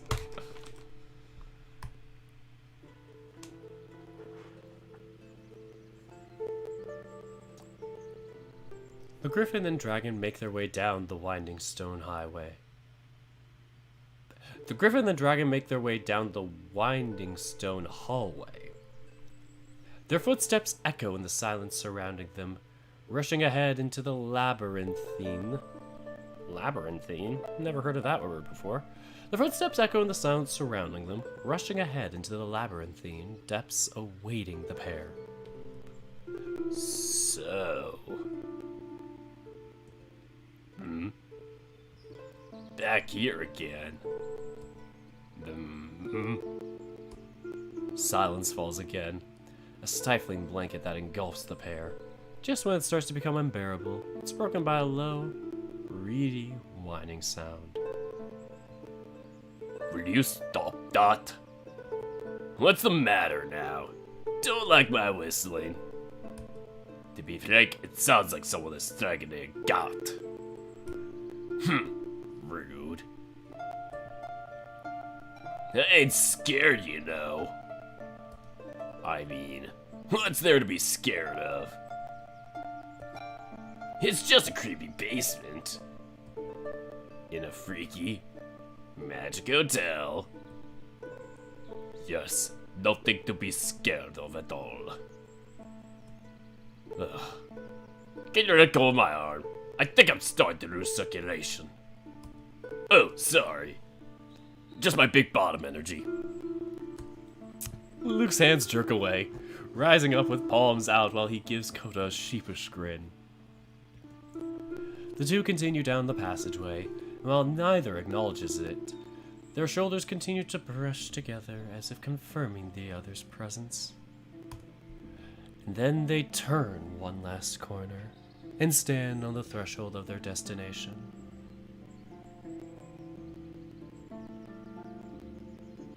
Whoa, rocks! And are those peacock feathers? Those look familiar. Like at the end of the last chapter. Anyway, when he'd been down there assisting, as much as he could, at least, with getting the Wi-Fi to work, Coda had been able to find distractions from the oppressive wrongness that filled the room. But now there's no one to serve snacks or tea to. No chattering from a circuit over-enthusiastic young woman. The destroyer of world is not here. And the feeling clenches like a fist around his old, pattering heart. After you. No, please, I insist. After you. Nah, it's fine. Ladies first, right? Truly, I beg your pardon. On 3.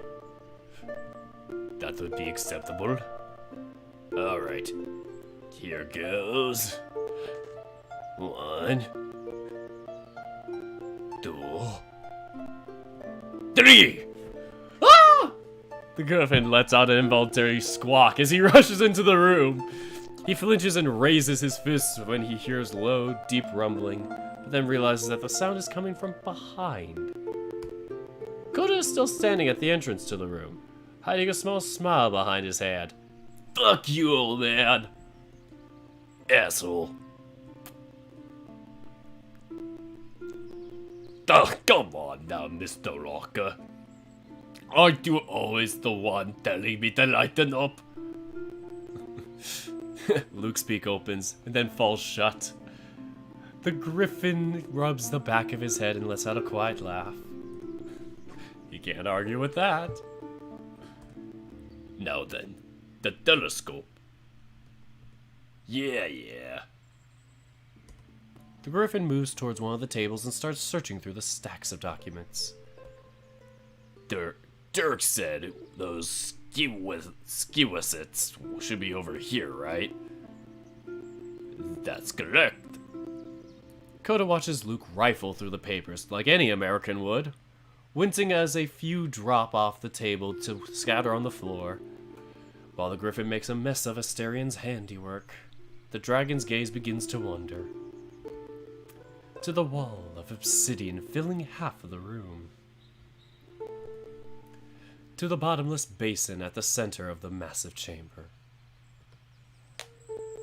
to the piled up instruments along one wall, and then to the folders lined up on another nearby table.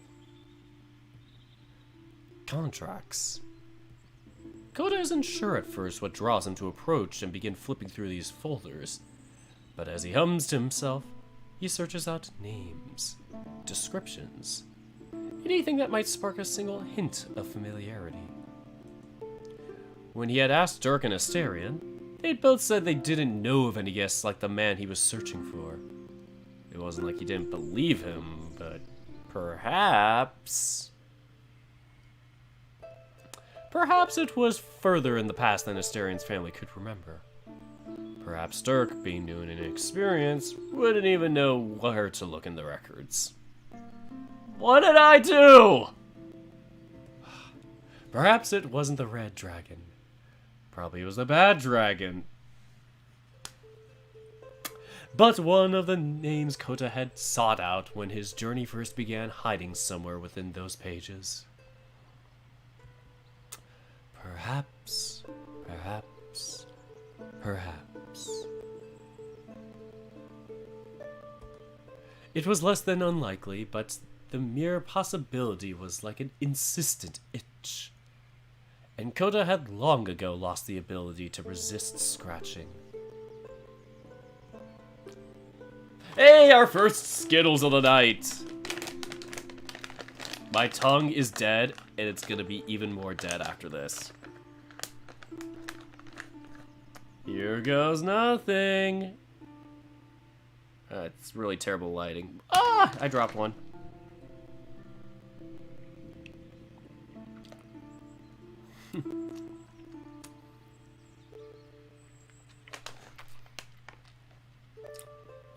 My tongue burns for this channel.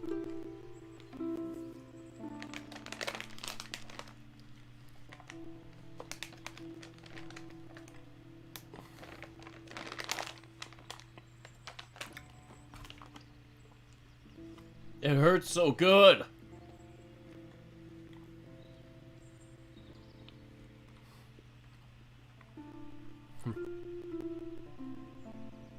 It wasn't the red dragon. It was the red panda. Plot twist. That would be a great plot twist, by the way. And oh, Dirk, you always make these streams so entertaining. Oh, thanks, Fire Knight 2008. And hi. Great to see you. Another one! Whoever said there's not a lot of ellipses in this one. Shame on you.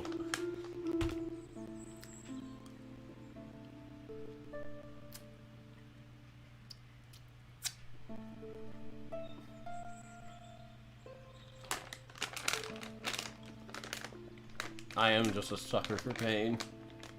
At least for these sour Skittles.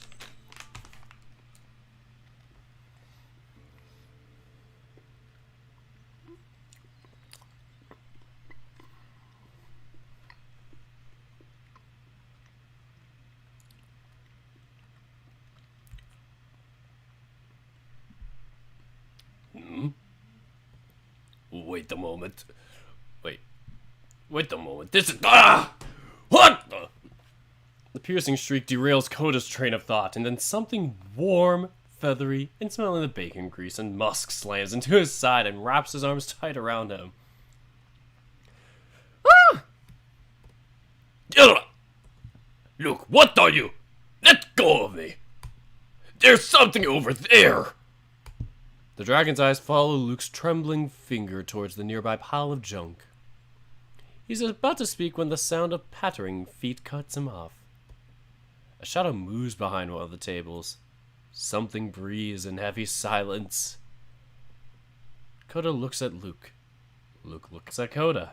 Now I look at myself in shame, wondering why am I even doing this? Well, come on then. Let us see what it is. Kota edges towards the source of those sounds. Luke, meanwhile, takes a moment to grab a heavy paperweight before following. I got a stapler!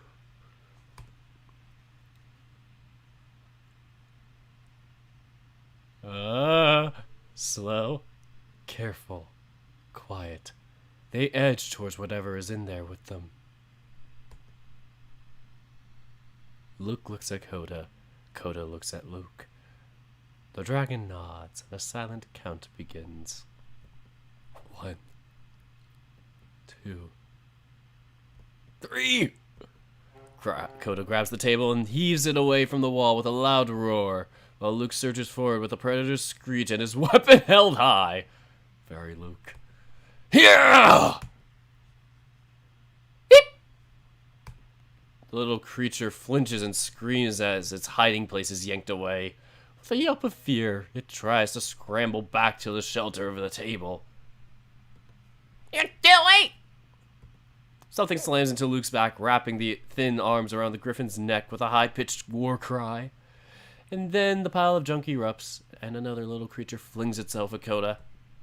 Pandemonium fills the room, grunting and screaming, scrunching and scrambling. Coda stumbles and trips over a thin-limbed body, and Luke staggers around the grunts with every blow of tiny fists as crown of his head. So I just had to restart the music. But while the two were surprised by their assailants, they are both larger and stronger. Luke reaches to grab the thing clinging to his back, and even the creature snaps and snarls and squirms in his grip. The griffin manages to pull it off. Damn kobolds. D&D is not till Sunday, goddammit! Coda, meanwhile, rolls on the ground to grab the cowering little thing that tripped him up in the crook of one arm. The creature that slammed into the dragon's side tries to scamper away, but despite his size, Coda is swift. He surges like a tide to engulf the fleeing foe. Ah! They're everywhere! The pair finally stand, brushed and bruised and mussed but victorious. Their wrangling opponents let out shrill squeaks of panic as they're carried over and set down near the obsidian wall.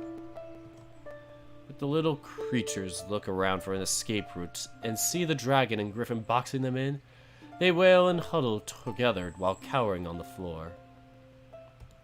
Let us go! We didn't mean it! Please, don't hurt us! The dragon and griffin stare at the diminutive reptilian beings. Luke takes in the scraps of clothing the trio are wearing. Scavenged, no doubt, while Coda tuts at the sight of their pallid scales and sunken features. It's the dragon who finally sighs and crosses his arms, gazing down at the shaking lizards. Those not little ones. We will not hurt you, I promise.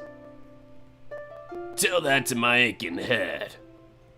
Coda shoots Luke a look, and the griffin goes back to sulking while rubbing his bruised noggin. I am Kota, an employee of this hotel.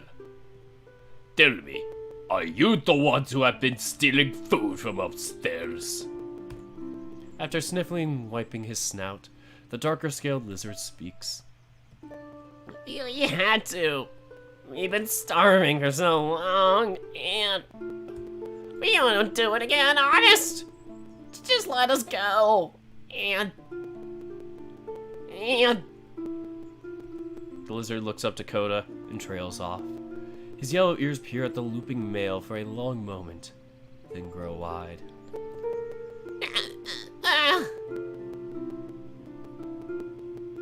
A dragon! The other two lizards fall silent, as if the word was a flipped switch. They too lift their heads to look at Coda, and the same expression of awe spreading on their darker-scaled companion's face lights theirs up as well. Dragon? Is it really a dragon? It is! It is a dragon! The three lizards chirp with delight, and their snouts split open in wide, toothy beaming grins. Dragon! A dragon! We finally found a dragon! Wait, that means... we... Blinking eyes widen in realization, and then horror. The trio throws themselves down to the ground at Coda's feet and cling to the dragon's ankles. We're sorry! We didn't know! Really? It's alright. Peace, little ones. Peace. Coda looks from the whimpering wizards over to Luke, his own expression dumbfounded. He murmurs vague consolation to the trio while bending down to give them gentle pats between their horns. So, what are these guys? I believe I have an idea. Regardless, they are the threat. In fact, it seems like they are in as much need for shelter as any other guest of the hotel. Yeah. In that case, guess we should tell Dirk and Asterion about them. At the mention of the Minotaur's name, Kota's gaze drops to the floor. Indeed. What's wrong now, Blue Boy? It's nothing, though. Although... Kota extracts himself from the supplicating lizards, giving them quiet instruction to stay put for a moment. They chirp in obedient acknowledgement, watching along with Luke as the dragon returns to the table. Kota picks up the file folder he'd been flipping through before the interruption. Would you mind confirming something for me, Mr. Rocker? He holds the folder out to the griffin. Sure. What you need now? Just leave, and I think you'll understand. Alright.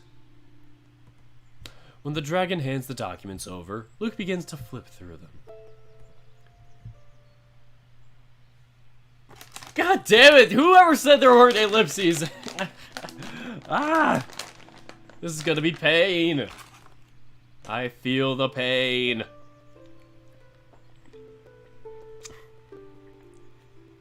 Shouldn't have eaten those Skittles yesterday.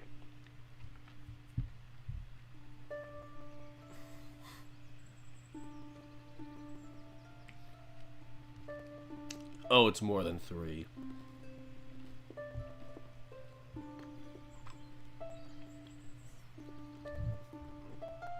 Like 3 ellipses moments, but 9 Skittles in total.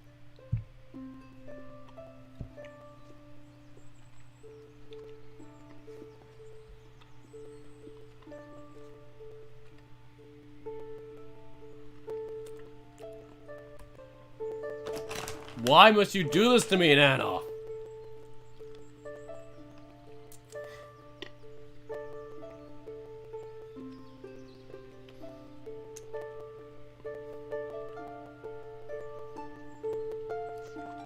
Dang it, now we're at 12.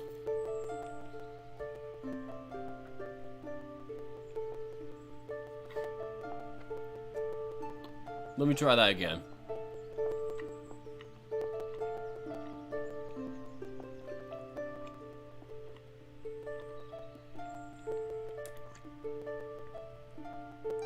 Huh? What the hell is this? Is this just a bunch of scribblings of dicks? Finding a lack of the coveted leftovers, a man must rise up to the challenge. After all, a makeshift snack for you and Asterion, you start work on the most divine of all foods. Bread. Graze your finger over a heaping cup of flour to rid it of the excess. Less than a spoonful of salt. Water and yeast mixed together to bring it back to life. Wake me up inside. Wake me up. Each ingredient in its rightful quantity and proper place. Mix it all. First uneven lumps, then half-mixed strings. Sticky enough to form a web from index to thumb, firm enough to be plucked. Keep mixing, it will stay between your fingers like a memory of the times when our ancestors had webbed hands. Sweat drips from your forehead. Struggling with a towel to wipe it, leaving a string of dough on it. Wait. Let the bread rise, knead it, grab its edges, and fold it over itself for 8, 12, 16 times. Let it sleep inside a basin. It takes a while for the bread to rise enough to push off the lid, but surely enough the time comes. A sharp scent of alcohol shall rise. 2 shots of vodka. Knead it. Feel as it resists against your grasp until it's been folded in on itself into a neat, smooth ball, almost bursting at the seams. Knead and rest until it's ready, however many times it takes. There is something divine in all the stages of baking. The smoothness of flour, the diminutive heat of activated yeast, the eye-watering scent of alcoholic fermentation. Chief among them is the aroma of bread in the oven and the joy of sharing it. Oh, he can cook. Our mans can cook. Look up. There's someone on the sofa. Your servant, roommate, business partner, dear guest. A man's mind in the body of a hybrid. There's something divine in the eyes. In yours, in his, in the eyes of mankind and all the beautiful, human-like beasts with which our empire was built. It hasn't been long since you met this man called Asterion, but the cadence of his voice, the reverence in his words, the shifts in his face, by now there may be familiarity. His moods are clearer in your mind's eye. At times, you might even find yourself anticipating the next step of his dance. What a pagan ritual this is, cooking for the Minotaur of legend while he broods. His rough fingers graze and tap away at the tablet until he finds an issue he can't resolve. His posture goes rigid, and you know well to check in on him. It happens every 20 minutes. It fits well with the dough's rest times. He's quiet now, more than when you left him. Whatever attempt at extracting some truth is met with a disoriented grunt. Give him time.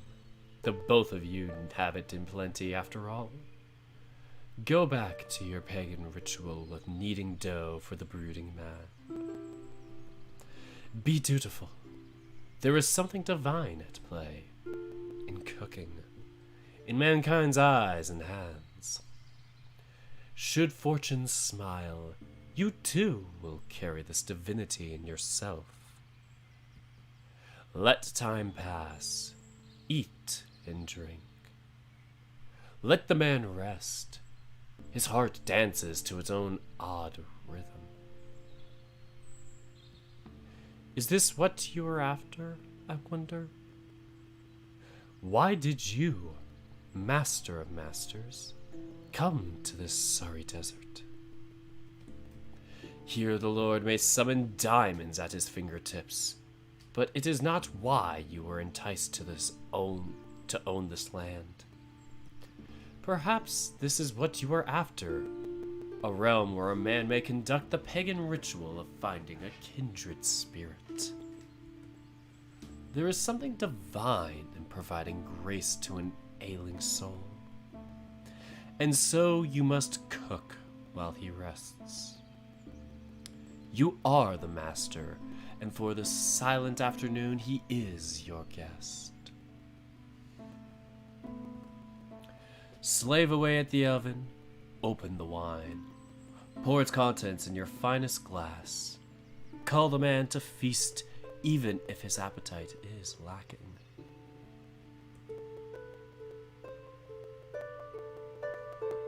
He eats in silence. You hum and tap your feet to a beat only God knows. It's 5/4. You exchange glances and ponder how his eyes always seem too wet. Asterion's nostrils flare as he lets out all the old, stagnant air accumulated in his lungs. His shoulders drop as a shiver crawls up his spine, leaving a trail of hairs to stand up. His chest thrums a bassy rumble. Hooves scrape against the floor. You feel his voice 5 beats before it arrives. I don't have it in me to pretend anymore. What do you mean? I don't deserve any of this. The Minotaur looks through you, hazy eyes, tired and fearless. I'm afraid I don't get it. He parts his mouth and draws a breath. From your place across the dinner table, he can hear a wheezing. Or you can hear a wheezing. He licks his lips, but the tongue is just as dry. Cups his hands together and rubs them for warmth. Today, his voice is not as high-strung as usual. Each syllable flows without rhythm or dance. I am a wretch, Dirk. Born and killed like one. Sentenced by the gods for my cowardice. The Minotaur pinches his forearm and twists. He bites his cheek, deforming it inwards. Then his jaw grows tense as he tests his own limits. When you left, I read on about me. My own story. Nothing I wasn't aware of, but it was interesting seeing it all laid bare. Would you care to hear it? All of it from the beast itself. The Minotaur draws in another struggling breath. He pinches his forearm harder, twists it, and then unlocks his throat once more. A drop of sweat runs down his forehead to his chin, then drips to his clothes. His ears and tail flick back and forth, as if hornets were floating around them. Between the two of you, there is only a short wooden table, about an arm's length. Its corners were once sharp, now they are blunted by age and wear. You ignore his question. Instead, more pressing matters come to the surface. His twisting of his arm, the wheezing from his throat, the death-black fear consuming him. He is at your arm's reach, but the distance is insurmountable, and his question whether or not he may proceed is the wrong one entirely. You nod, and he begins.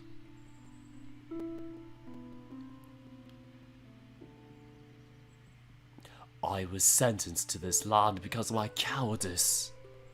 I allowed a man to kill me. My mother lost herself during my birth. Bringing a monster to life is reason enough to lose half of one's own mind. I had siblings too many to count, although as you may guess, my mother's body could not bear another after my birth. My God, he was my friend. His name was Fronius. I was not allowed to work, but I made myself useful. My father, king, and highest priest of our faith, would take my blood to bring fertility to the people's crops. In the stories I read about myself, they called me a cannibal.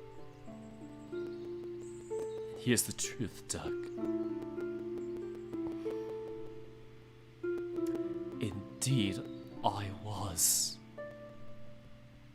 One day my three sisters tricked me into eating beef. I am half bull after all. Doing so is as much cannibalism as it would be eating a human. I had been taught to avoid it, but they just saved me. From that moment onwards, my life went to ruin. I was sent to the labyrinth where I lived out the rest of my days. It was punishment, yes, but also safety wherever fears they had. It was also a duty. I was sent there to tend to a temple and to keep a relic safe. I tended to the flame, Dirk, for years. Only once did it go out. It was not out of negligence, although in retrospect, I wish it was so. I killed the holy man. His son brought him to me in the hopes I could put him out of his misery. And I did. But that was an unforgivable crime. I was stride with it. I took a life that Zeus himself had marked as everlasting. What could I have done after that? But the man's son told me sweet words of a daimon would come, he said. So I waited. And he did arrive. I gave my life. Cowardice is what it was branded as. Ignoble disgrace. Ignoble disgrace. At best, for a prince to give his back to a blade with no valor fought. But in Hades I found peace. My brother Androgeus defended me, and the judges of the dead cleared me of all charges. I enjoyed 3 years of freedom in Hades before I was kidnapped to this realm to serve the sentence the gods saw fit.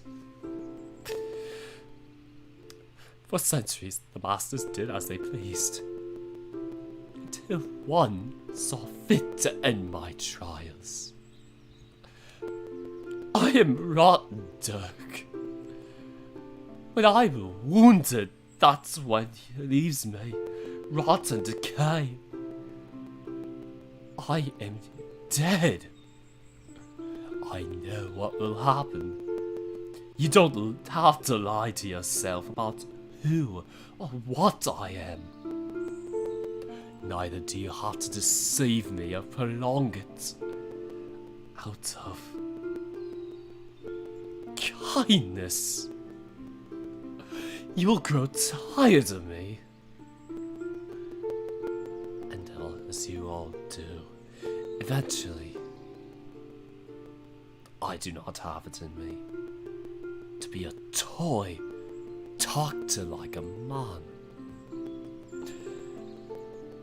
You have shown yourself to be kind, more than most masters. But I know that it's only a matter of time until you grow bored and see that it's foolish to take care of a slave for yourself. That anticipation, the tension, that I cannot bear. Pain, on the other hand, I have mastered. So, please, let's end this charade. I cannot bear it any longer. Do as you please with me. You have come quite a way in your journey, kind master. Inherited an own treasure of humanity, investigated its inner workings, healed the keeper, overcame the snake's allure, welcomed wonders both virtuous and unsightly. And yet, it did not cost you much. Your actions were small and unexceptional. You did not bleed or toil for it. But goodness does not always come of blood or sweat. Sometimes doing the decent thing when faced with infinite temptation is noteworthy enough to be heroic.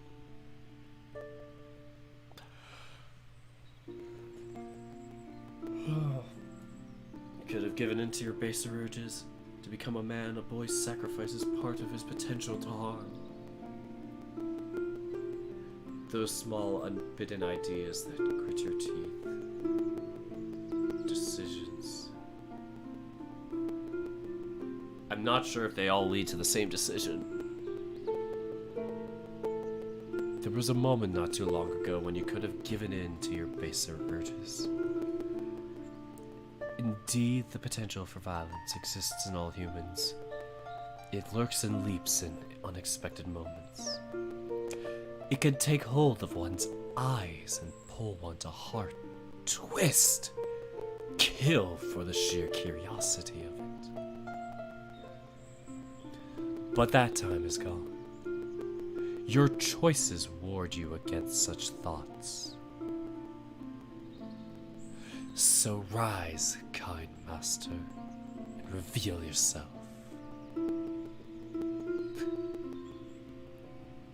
I'm afraid you misunderstand who I am. You are human. So are you. Haven't we discussed this before? What you are asking of me, I refuse to do it. It is not a matter of what I am, what a human is. It's about who I am. I have been kind to you, Asterion. We've not known each other for long, but I'm not just humoring you or making fun of you to call you my friend. Well, you want me to just end your doubt and hurt you. I don't know what previous masters might have done or how they acted, but for my part, I just don't have it in me.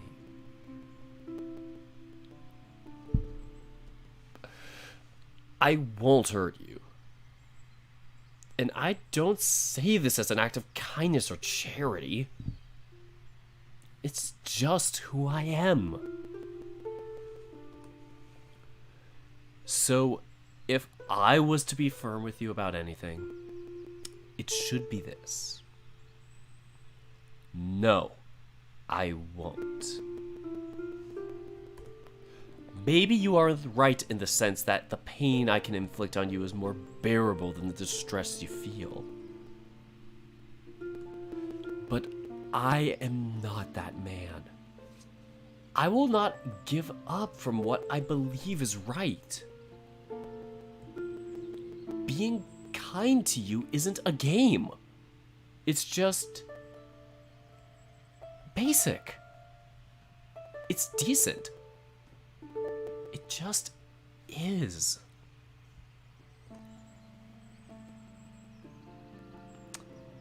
Do you consider me a friend, Asterion?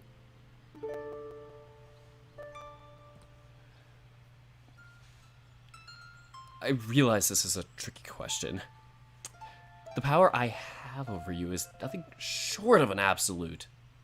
But listen to what I said. I will not hurt you.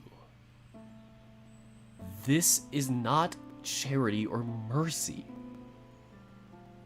It is the right thing, and I will stand by it, even if I have to shackle myself to do it.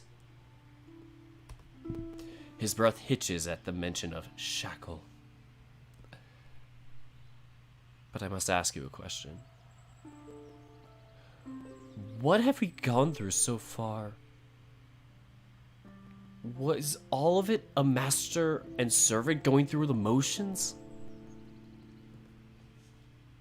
Or was it you and I, Asterion and Dirk? The Minotaur blinks and feels the velvet around them the night before, when they embraced. How he forgot the sound of his own footsteps. You told me about the hotel's mission. To give a place to those who have nowhere else to go. I'm telling you right here, right now, unequivocally that I swear by it. I will hold on to that mission. And you don't have anywhere to go either. So this place should be a place for you too. I won't hurt you. The Minotaur's cheek deforms as he bites on it. I should probably emphasize a different word, because the won't sounds like I'm faking it. Anyway, I won't hurt you. Anyway, the Minotaur's cheek deforms as he bites on it. He sinks his nails into his own forearm and drags them as if twisting his skin. He draws a breath. O Lord of Guests, he thinks. What devising sent this man to me? Fates is yet another of the trials devised to break me. Or, Lady Hestia, have you taken pity on me one last time? Or was it your grace, earth-shattering Poseidon? Please give me a sign that is true and not yet another suffering I must endure.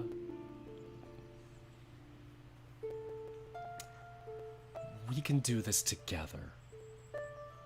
But I must ask something of you. See me as myself, Turk, not as master. Wasn't I telling you about making us into partners? What was it you told me that the labyrinth wouldn't make it official? A few times you referred to this whole land as the labyrinth, right? I suppose that's what it was meant to be called. But I don't see much of a labyrinth. This is clearly a hotel. That is the truth you built, and even if there are contracts and laws beneath it, it won't stop being a hotel. So, does it matter what it's called? What word we give it? Don't the facts take precedence? Or precedence? So fuck the labyrinth and its rules. We'll order the facts, and that makes reality. We don't need a contract to make things work. We can just do it. Say you are my business partner. Go with it.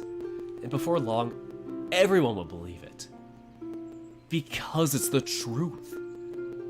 More of it than any piece of paper will ever be.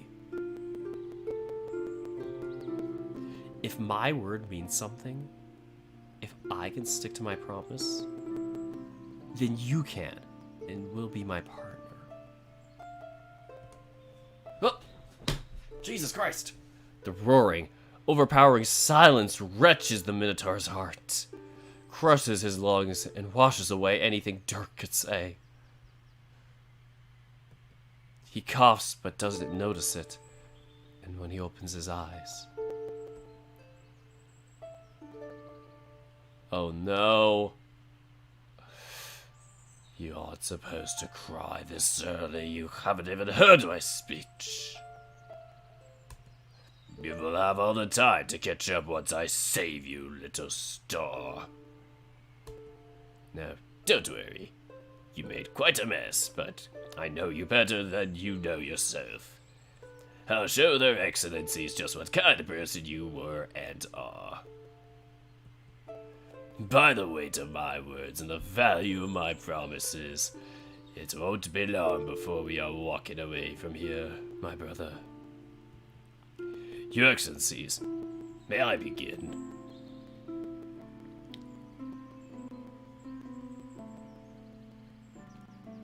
No, he did not cry. He did not anger the gods. He did not get shipped to 100 different labyrinths. And during that night when his guard visited, he did not reject his request. Forsake the labyrinth. We can worship the gods all the same. Pay their due respect to their own hearth and build a shrine around it. If my words and promises ever carried weight, then come, Asterion, and I will take you as my brother. No, don't make Asterion cry! Oh, shit. Sorry, I totally scrolled over that. Yes. The Minotaur looks at you as if your face caught him off guard, just as reality itself roars back into his mind. He draws a breath, but this time, it does not hitch. In fact, it overcomes all the stagnant air. A lungful so fresh, it brings a wetness to one's eyes. I am sorry for my disrespect. I was inconsiderate during our conversation, Dirk. There is no reason to be sorry. I would appreciate it if you spoke to me with this frankness more often. I'm afraid I can't take another conversation like this so soon, Dirk. This has been the hardest thing I've ever done since. Let's not go there. Indeed. No reason to poke those old memories. I will need some time. That is no issue. We all have the time. We have all the time in the world, right? We do.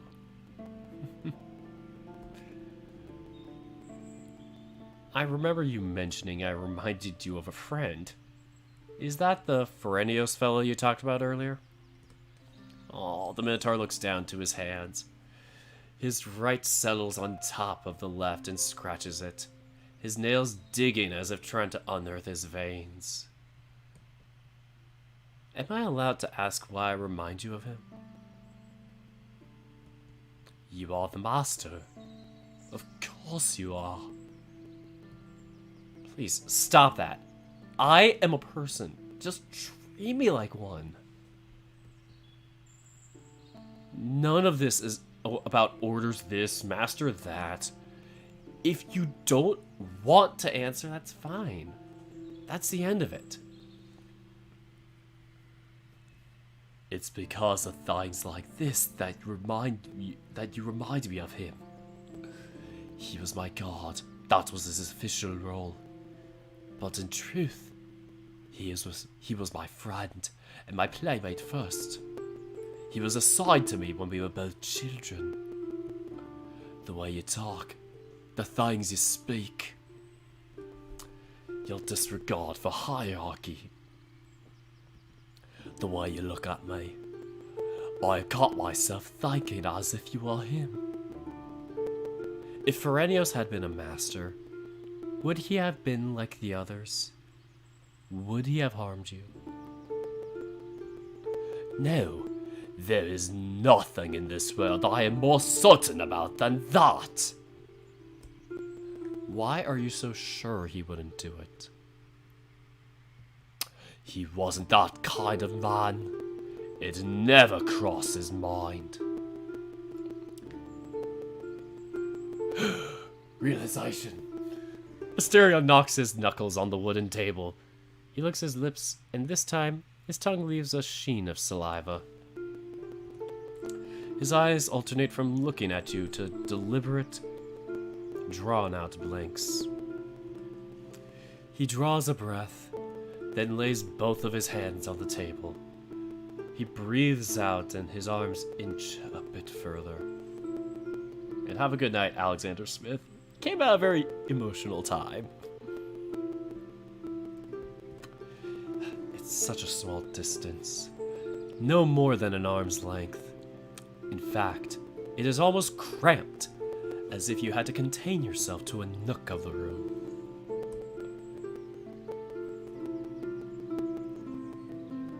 Oh, I want to comfort him.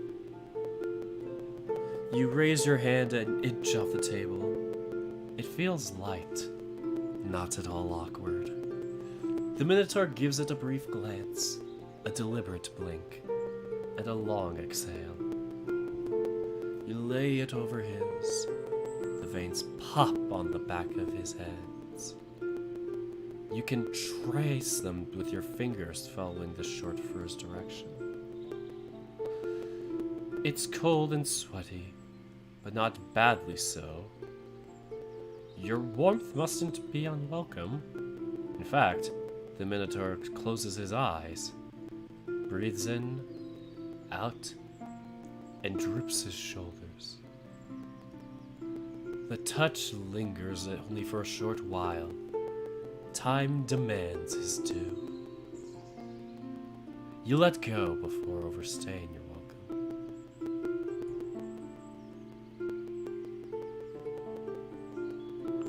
Not long afterwards, the Minotaur retreats to his room. You refrain from interrupting his peace for as long as possible. But hours later, you remember Luke's offer to stargaze.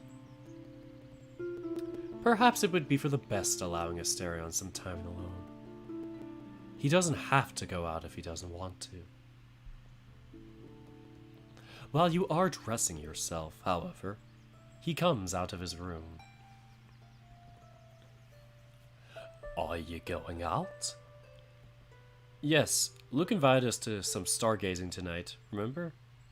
You don't have to come if you don't want to. Ah, yes, I was meaning to ask something about this. Would you, or perhaps Luke, mind if I brought my lyre along? I'm sure we'd all appreciate your songs. It's just too bad you don't have a lyre board. Frickin' oldies and their lyres. Get with the times. But I'm sure we'll all appreciate your songs. A night with friends. Indeed. I'll only need a minute to get ready. I'll wait for you. He just looks like a stud! Oh, look at them! They're all just like playing around. Oh, they're like little kids. One of them has like a little jean thing on. What the heck? Before sunset, the Griffin took out a few chairs to the parking lot. The stars above sparkle like a vein of ore. Luke is bathed in red light from a series of battery-powered lamps he brought with him. He pores over the papers strewn on the table, both his notes and a roughed-up book as long as your arm. It's an atlas of the starry sky. The wind threatens to blow it away, but the Griffin uses a lamp as a weight. You saw him taking all of these things from a car's trunk.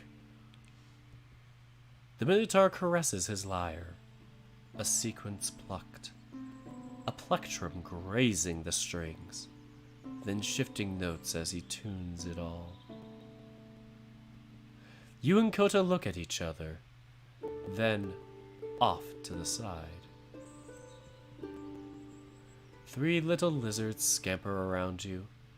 They approach to take a closer look, eyes glimmering in the dark.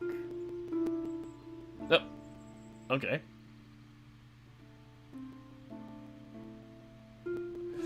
Their little claws click against whatever trinkets they pick up to examine. Keychains, pens, empty beer cans being passed around for half a minute before being pushed back to wherever they were. After the slightest movement, they run off a yard or two into the wilderness and hide behind a rock. They chitter like birds, then go silent until the tops of their heads pop up from the rock. You slip them a few treats. Some grilled chicken bits, a tuna sandwich, a few apples.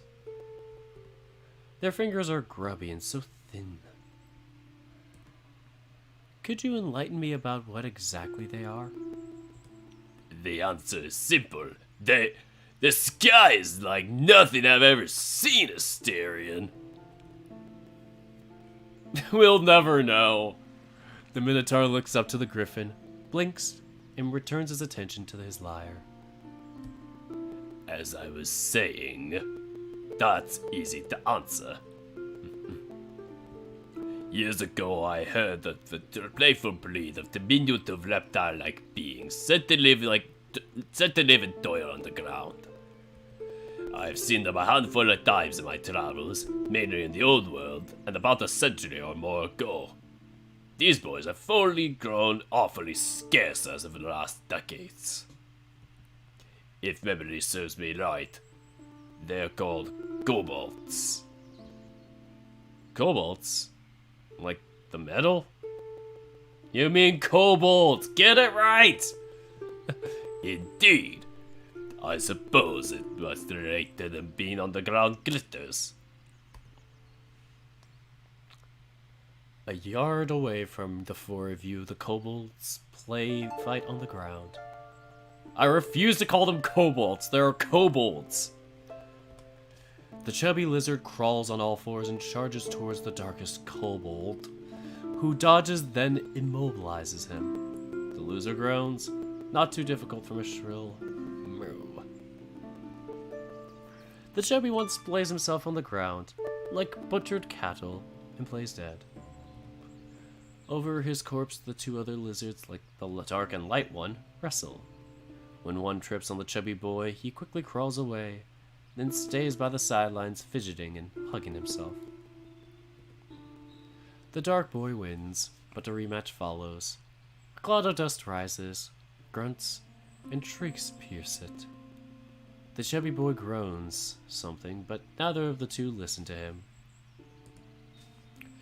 And are you sure they are safe to keep around? What if they're rabid?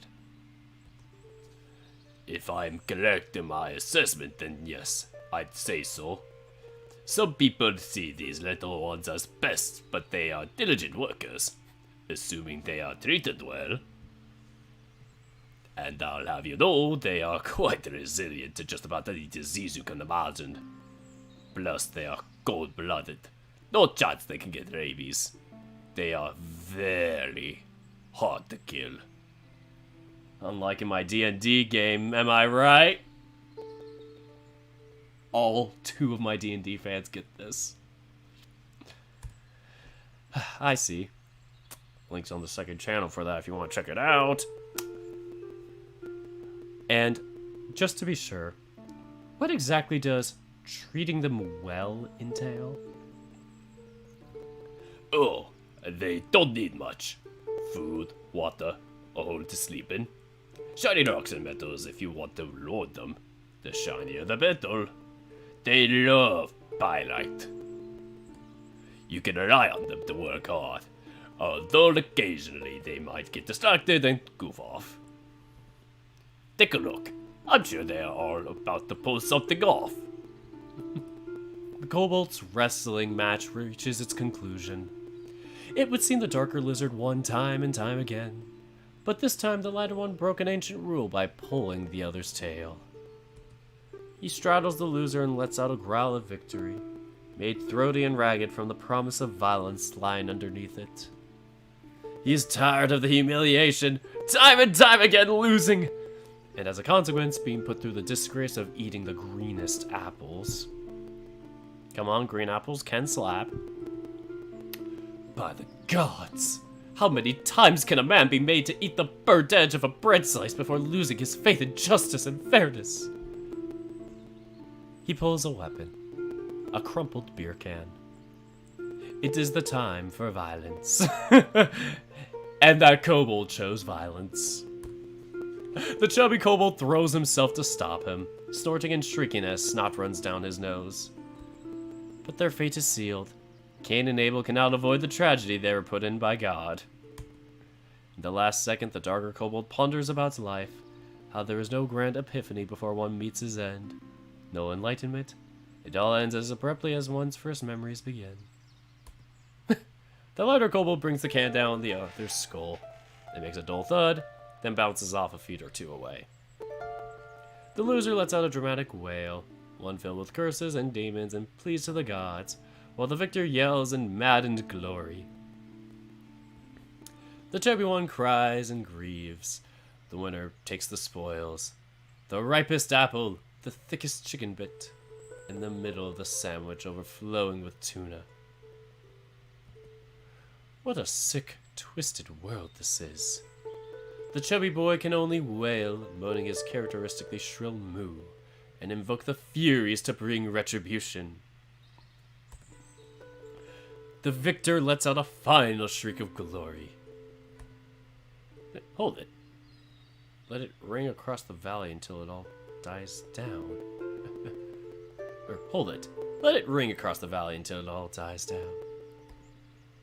The end. Great story. I love it. The three boys rise, hold each other's hands, and celebrate. What a marvelous performance! The troupe bows as the invisible audience offers them a standing ovation. They are very playful, as you can see. For the directly, Luke. What? The kobolds.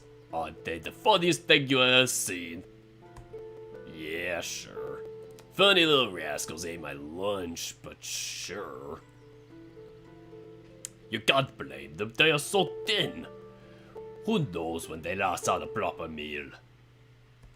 Uh-huh. The griffin goes back to poring over his reddened papers, or I haven't seen that spelling before. Is that peering, pouring? How do you pronounce that word? I've never seen that one before.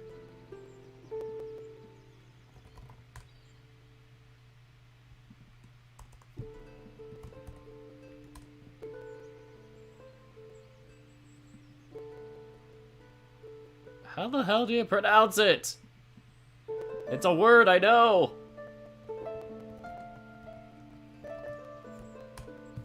I have to use Google.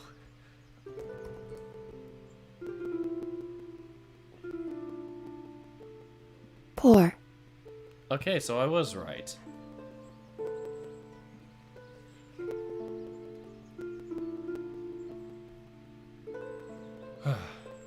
The griffin goes back to poring over his reddened papers. Fuck. You get up to check how he is doing. And as I do that, I'm going to start this back from the beginning. There's a celestial atlas on the table. Its pages are thoroughly scribbled with very faint pencil marks. On the margins are lists of names and dates. So, Luke, how's it going? Are the stars good tonight? Absolutely. The night sky here is just incredible. Look for yourself. Have you ever seen stars so clear as this, Dirk? Can't say I have. I don't even think even the most secluded place I've ever visited was like this. Aye, aye. Not a drop of light pollution.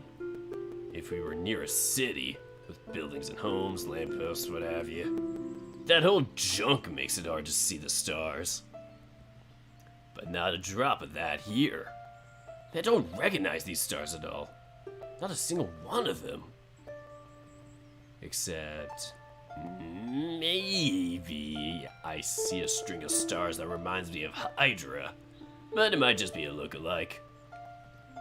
I might have an answer to that, Luke. Did it cross your mind that we might not be in the Northern Hemisphere? Perhaps that is all you are familiar with. It did, in fact. That ain't it. Plus, I'll have you know I've known my way around the Southern Celestial Hemisphere. If there's one thing this bird brain here knows, it's the stars. And the stripes, baby. As you may expect, there's no telephone or GPS signal here either. So there's no way of knowing for sure where on Earth we are. But no place on Earth would have a sky like this. So my hypothesis is we aren't on Earth at all. Whoa. Ha! So, is this your first time facing something deeply supernatural, Luke? I thought you would be more acquainted with such circumstances. Excuse me if I don't come from the mysterious... Excuse me if I don't come from the mystical Far East, Mr. Dragon God. Back home, we don't have none of this shit. So why don't you enlighten us on about what's going on, then? No? Well... You are coming at this from the wrong angle, you see. Magic isn't meant to be broken down with human science, Luke. It's just is what it is. Sorry, Chief, but that won't do it for me. I'm in love with the sky and I want to make it all mine. He looks up. With a crown of stars over his head, one could forget the man's lecherous nature and crass jokes. For the night, he carries well the majesty of America's bald eagle. Can you imagine if this whole place is on another planet? What could this mean for mankind? Maybe I could. Oh, it'd be such a pain in the ass, but maybe I could look into finding a star in common with the Earth's sky. But I don't even know where to start with that if I'm wrong about Hydra. Maybe if I...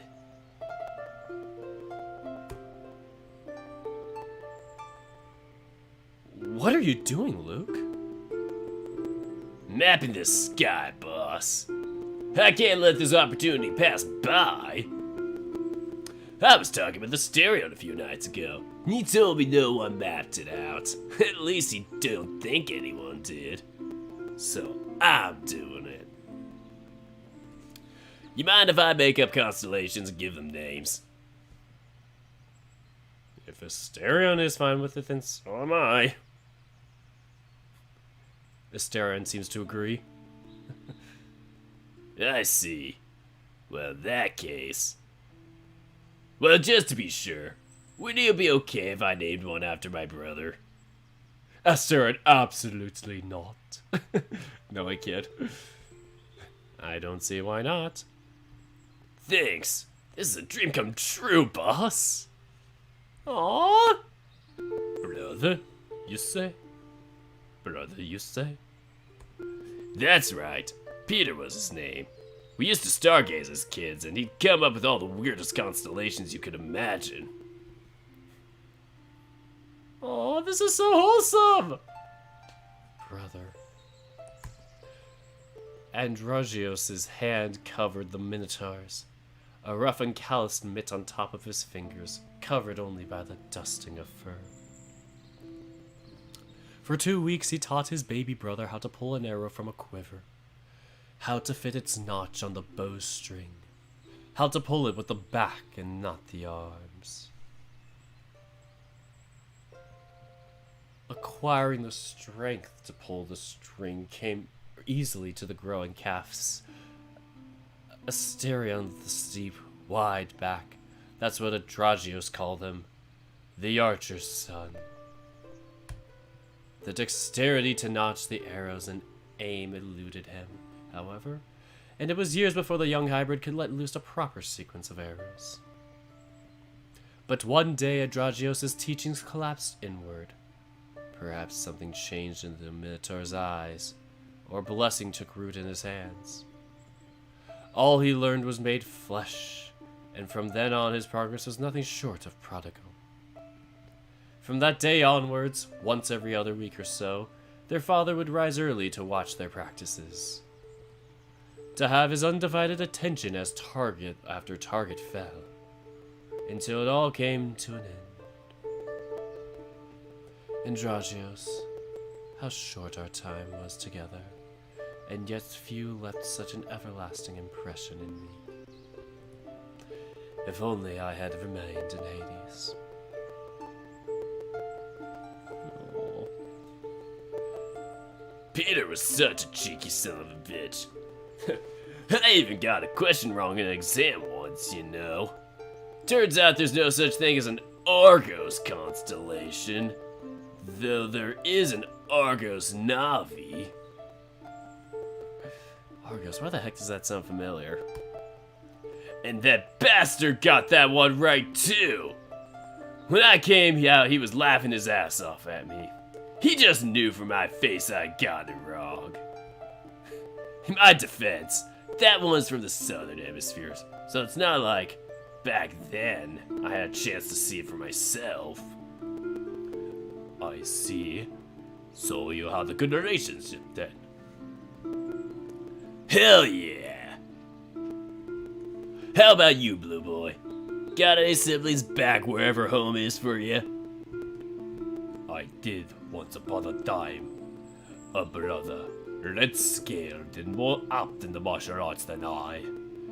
I, on the other hand, found my aptitude in priesthood and scholarship.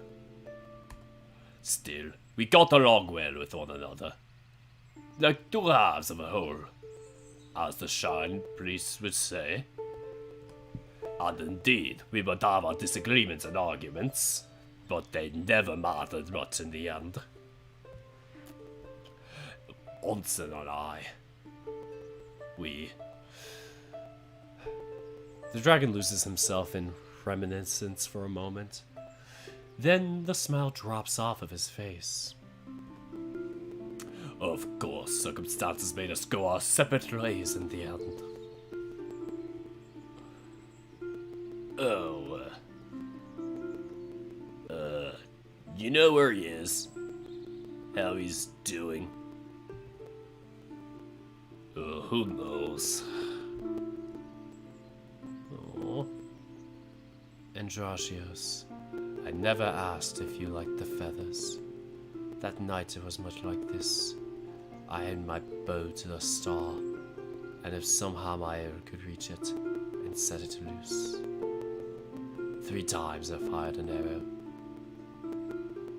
and then it fell. Felonius and I prepared the fire, our sacrifice to you, feathers of a holy bird. As for Felonius, we had no common blood, but we were brothers just the same. That night we partied and drowned the embers with wine, and you told me to. Forsake the labyrinth. We can worship the gods all the same. Pay the due respect on our own earth and build a shrine around it. Asterion?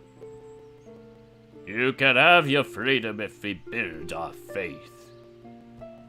Asterion? Are you listening?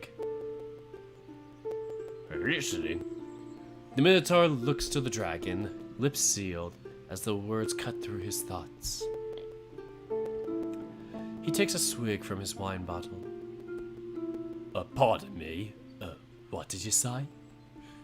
I was asking, do you have any siblings?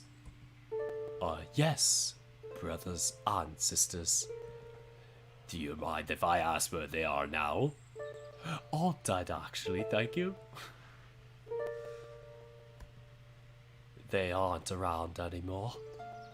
Quite a while since we last talked. Oh, I see. That's quite peculiar to me. I travel a lot, seen the world, and that. I had never seen a Minotaur with my own eyes. In fact, of all myths and legends, it is widely believed that Minotaurs didn't exist, or at least don't anymore. Oh, Would you mind telling me your siblings' names?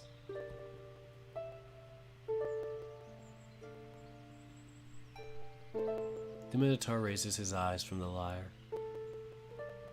The Griffin and the Dragon had seen much of the labyrinth's mysteries by now, but he hadn't told them, and neither did the Master, he assumed, about his true nature. Did the dragon learn about it somehow? Forenius was my brother. Is that so?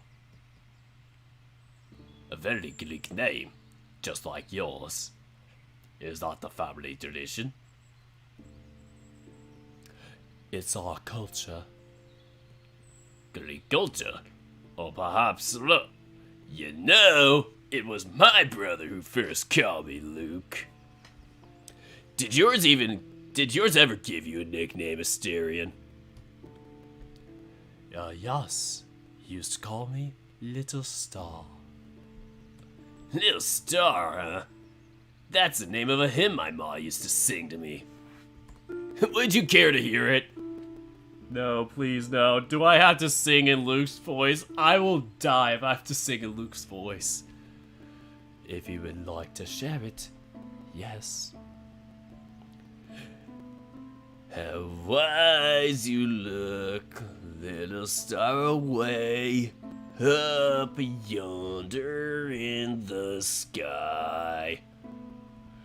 How many years have you twinkled there, above the world so high? Little star away up yonder, tell me, were you shining then? Did you hear the angels singing, peace, goodwill to men? Arrow, I am stuck in this. You cannot stop me. I often wonder if you were there when Christ lay in the stall, and if you saw from your dizzy height the infant Lord of all. If you had listened on that night, could you have heard that song that floated down on the midnight air from that angelic throng? Oh yes, a wise little star are you, yet not a word to say. You watch all night over drowsy earth and sleep all through the day.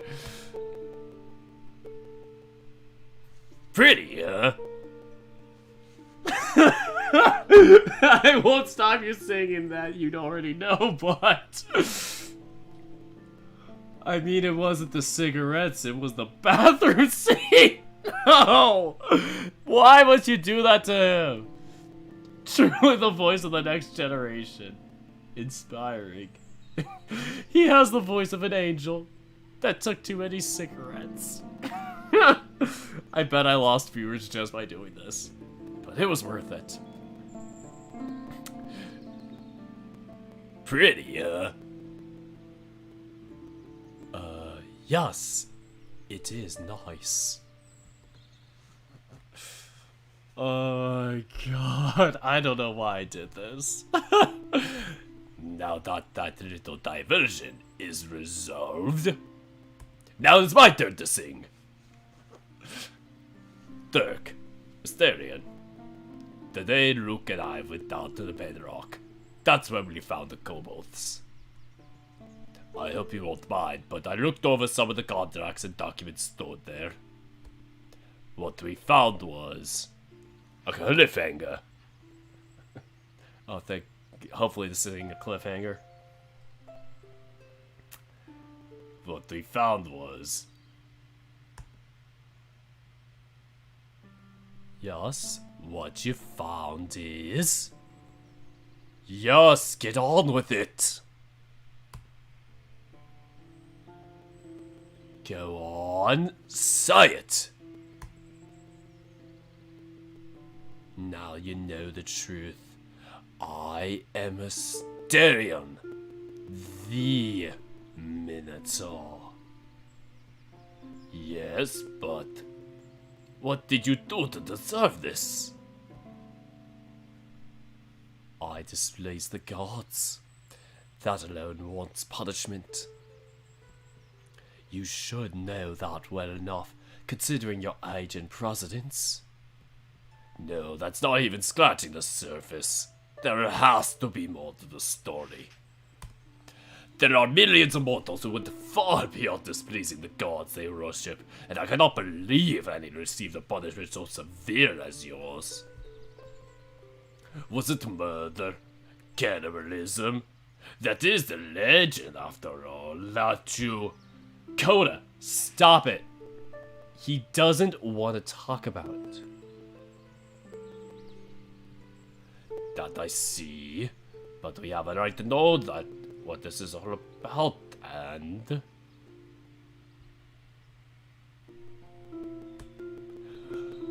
Whatever it is he did, no matter how big or small, it's already been paid 100 times over. I suppose you are correct on that. Still, it does not answer what exactly is going on here. For instance, you, Dirk, if I understand correctly, your role in all this has been his torturer. There are rocky moments in our interactions, but in my brief time here, I see no reason to question your morals.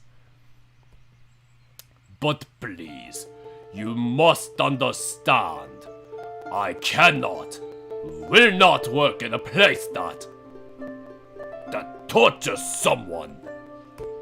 There is no magic, no amount of gold, nothing that would convince me to do it. So please, I must know what's going on here. Dirk. Look, I didn't want to bring it up tonight.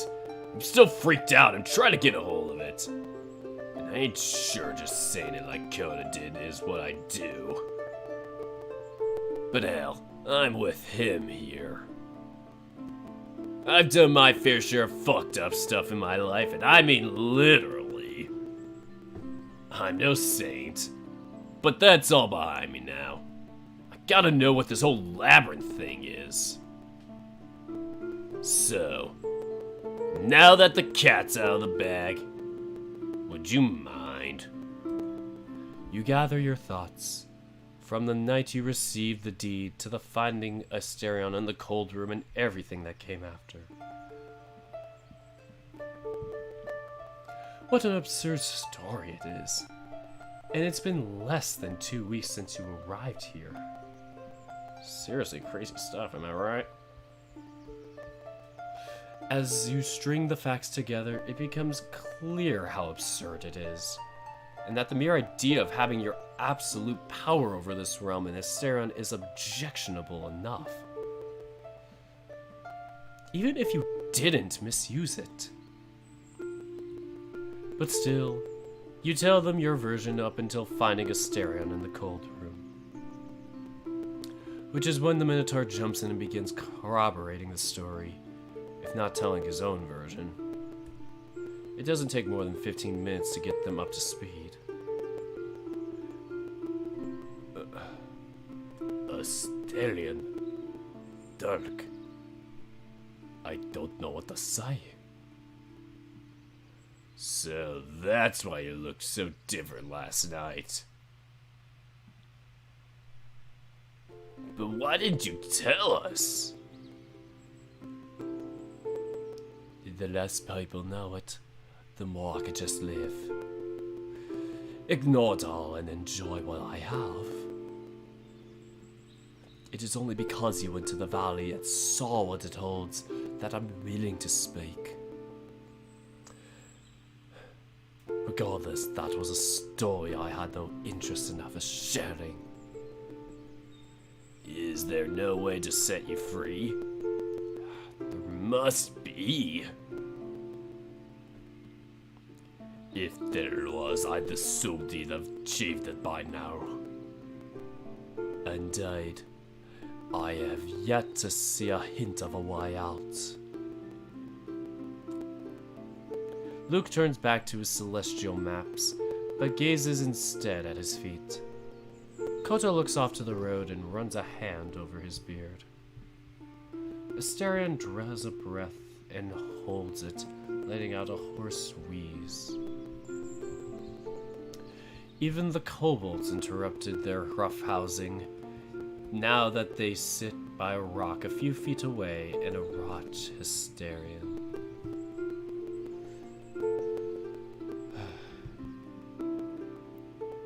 None of them directs as much as a glance towards you, but their presence bears on you regardless. You are the boss, after all. If anyone has the legitimacy to speak and take the reins, it's you. The events from this afternoon still feel fresh. And that's a good start. Regardless of whether or not there's one, I can do my part. We were talking earlier today about it. For all intents and purposes, I always thought it was intensive purposes, not intents and purposes. I am learning something new today. For all intents and purposes, Asterion is my business partner. We work together, make decisions after consulting each other, even live under the same roof. Asterion said there's no way I can make that official here. And indeed, the Labyrinth may have its contracts and laws. It may stop me from signing a document about it. But we don't need paperwork for this. The truth speaks for itself. If we all acknowledge the fact that Asterion and I are equal partners, if everyone knows it, then that's the truth. And you can make me accountable for it, right? Now that you know the truth about the valley, what will you do if I ever send Asterion out again? That's not right. We'd stop you. That's right. Even if you didn't outright restrain me, you could disobey me by, I don't know, let's say, going on a strike? None of you have to trust me to do the right thing out of the goodness of my heart. You can stop or pressure me. And if we keep this up for long enough, for the decades I'll be the hotel's manager, then when the next one comes around, he won't have a choice either, will he? Everyone will accept Asterion to be treated as a partner. That's all they'll ever have known. All these restraints will pass on to him. People will be demanding it. We can't know for sure what the future holds, but this could be enough to keep you safe, Asterion. It might even be a deterrent against other people like Clement in the future.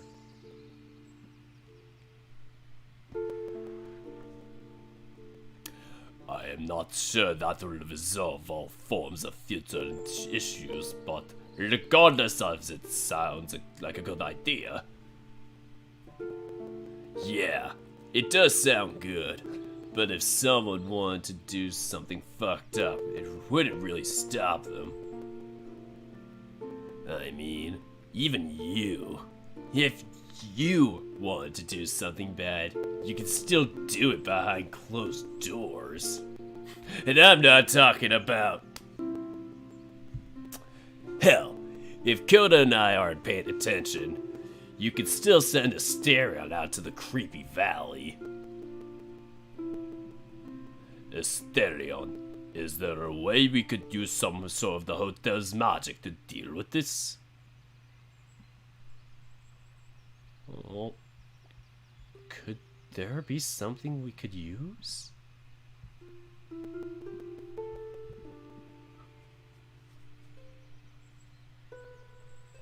Fuck you, Argos! That's where the name was coming from. I was like, where have we heard this name? Curses, you snake who still has a hot upper body. The contract also has a non-aggression clause. I shall not hurt you. You shall not hurt me. It is a self-enforcing agreement. We'll both find ourselves unable to break it. The laws here, you see, apply themselves. Contracts are very powerful. On the off chance one of us somehow breaks one of the terms, then our part is terminated. I lose the powers bequeathed to me, and your Helter's hearth will go out. The trinket reverts back to my ownership. It is a most fair agreement, I'd say. There we go. We need the internet. Okay, I have an idea, but I'm not sure it can work. Tell me, because I actually have no clue. Asterion, I recall you saying that I can't forbid myself from sending you out, but I was thinking... The contract Argos proposed, if I recall it saying something along the lines of Hestia's mirror reverting to his ownership if certain conditions are met, like me hurting him. If I hurt him, then something I dislike happens. Can we apply the same principle here? I'll break my legs if I hurt you. A simple request, really. If a condition is realized, then an unpleasant consequence is triggered. Then my toilet will start flooding. Too many such contracts have been crafted over the millennia. So much so that there are dozens at the bedrock. And yet, few if any to restrict the all-powerful master. There is one contract he could use, one the Minotaur is well acquainted with.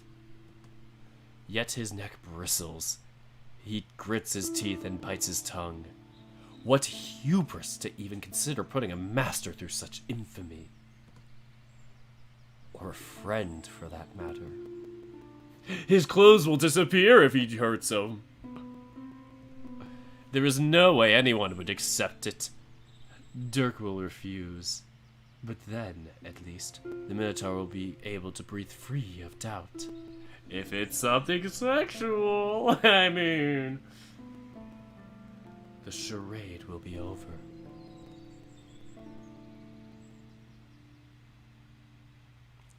There is something we can do, but I'm afraid you won't like it, my lord.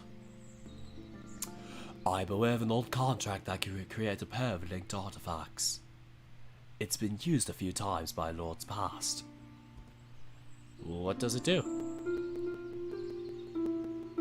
Are you sure this is what you want? Would you really go as far as restricting yourself to accomplish this?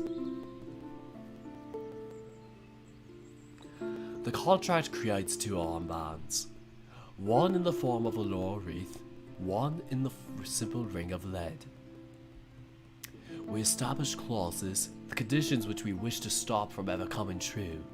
Let's say we intend to stop you from ever sending me to the valley. Then you would don the lead ring. I would take the laurel wreath and we sign the contract with two eyewitnesses. Then it would stop me from doing it? Strictly speaking, no. What it would do is inflict a punishment on you if it ever came true. You would lose all your clothes. What's the punishment? I have to have sex with you. Oh my god! Never mind. It would amputate your arm. Oh boy! Oh boy! I'm a bit of a wuss. I swear to God, if you do this to yourself, oh no. Oh no, no, no, no. That's quite a punishment. It is. The lead ring cannot be removed either, unless the contract is revoked with the consent of both parties and all eyewitnesses.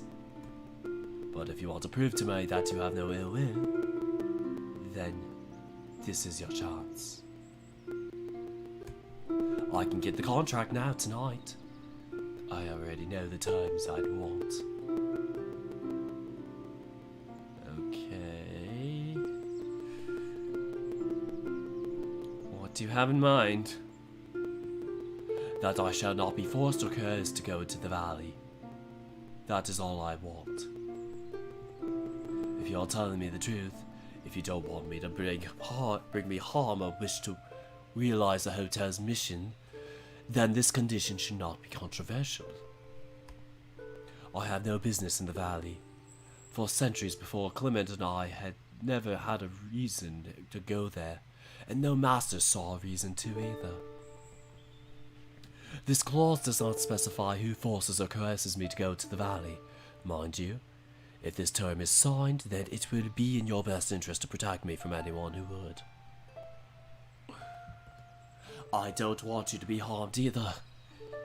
You have been a good master, so you can expect me to defend you from anyone who may try to force you, or to try so much as to force you.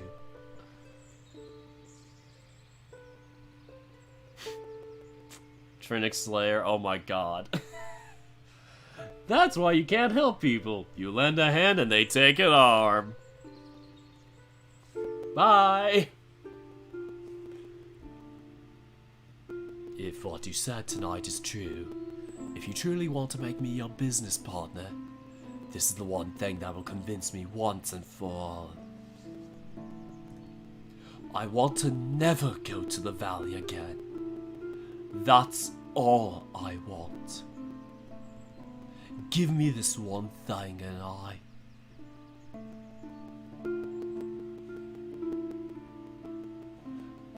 will follow you. Not because you are my master, but because then I'll know you. That you meant all that you said.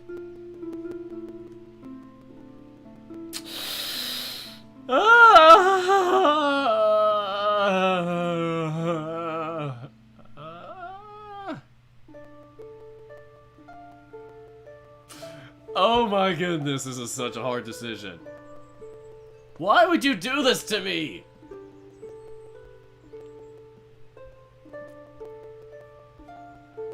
Just do it. But I have an arm! I'm gonna lose my arm! What if some jackass forces him into the valley somehow and we're not aware of it and then our arm just suddenly flies off? What do I do? I'm so unsure about this. Just say no. But I want to trust him. Oh my god, this is so good. Woo! I want to see what happens.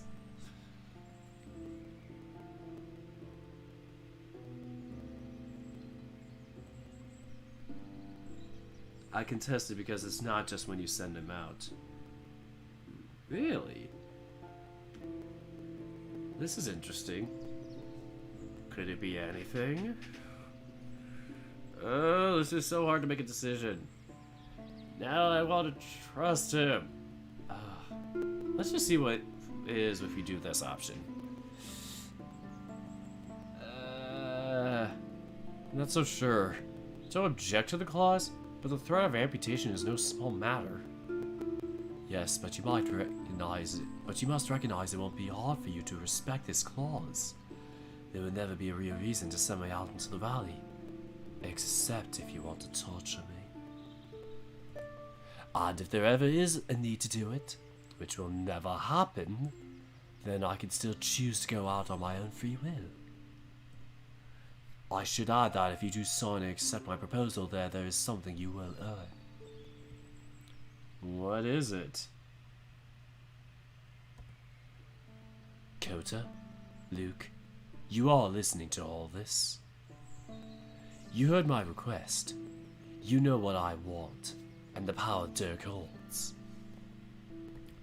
If he does sign the contract, what would it mean to you?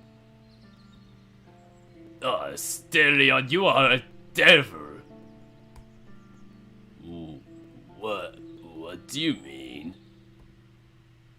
Look, if Dirk signs this, then our little issue is resolved as well. We can both know for sure that Dirk won't abuse his powers. Oh yeah, that's right. Dirk, this is a really good deal. Just sign the thing, it's gonna be great. That sounds like such a Luke thing. 1 week later, our arm gets amputated. Come on, it's gonna be awesome. Do it for the vine. It's gonna be great. It's not your arm that's gonna get amputated though. But do you remember there's a fail-safe? We can also revoke the contract if we all agree. us, and let me be frank with you. Have you not profited enough from this whole ordeal? You can make diamonds rain from your fingers. You have a whole realm's magic at your footsteps. And all we are asking is just one single restriction. Then Luke and I will be able to also trust you. Look, I'm a bit lost, but I'm getting the general idea then. Yeah, I'm with Lizard Breath here. What happens if I don't sign it? We go on strike. We do? Just trust me on this one. Oh no. My arm! Better be my non-dominant hand. Oh, goodness.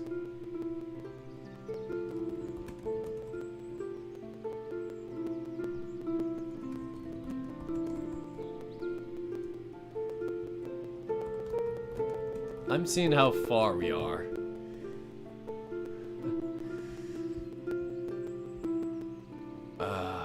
Hopefully this doesn't make us mess up.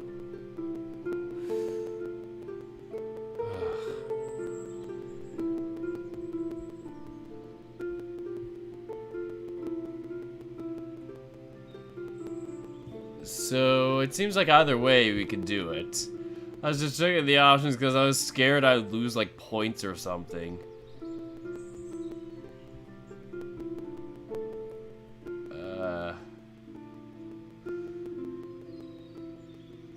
I guess it's better safe than sorry. Do it, gosh dang it! I would lose a foot, then an arm. You're sounding like Echo. No context there. The deal seems sound. It's understandable that Asterion would ask for this. But the idea of having your arm amputated, mere sensation of imagining it, is enough to bring hot bile to the back of one's throat. Signing this contract may be the right thing to do, but that doesn't make it any easier. You draw a breath and grit your teeth. Your stomach keeps turning and twisting, but this is the way forward. It is, and you cannot deny it. So it seems like we're doing it either way. You swallow the knot in your throat and look up. To everyone looking at you, waiting for your fateful choice. And then there's Asterion. I'll be counting on you if we do this. I'll be just as much your hostage as you are mine. Not sending you to the valley is easy, and I'll do everything in my power to keep you safe from anyone who can coerce you. But I'll need your help so we can avoid a disaster. You? You will do it. Yes, and I'll count on you. Prepare the contract. Oh boy. Here we go.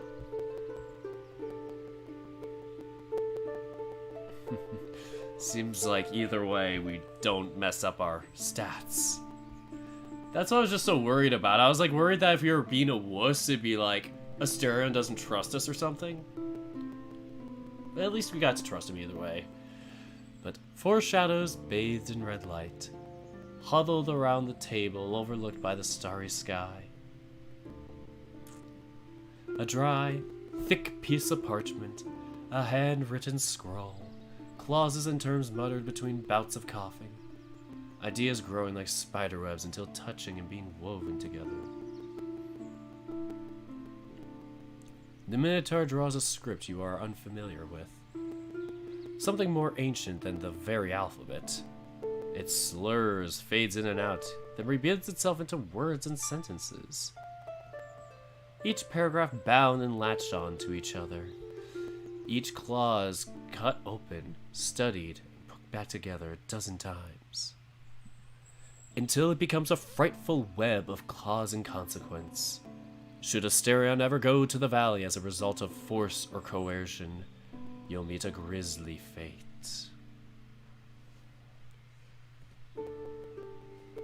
Sweat drips down from the Minotaur's forehead.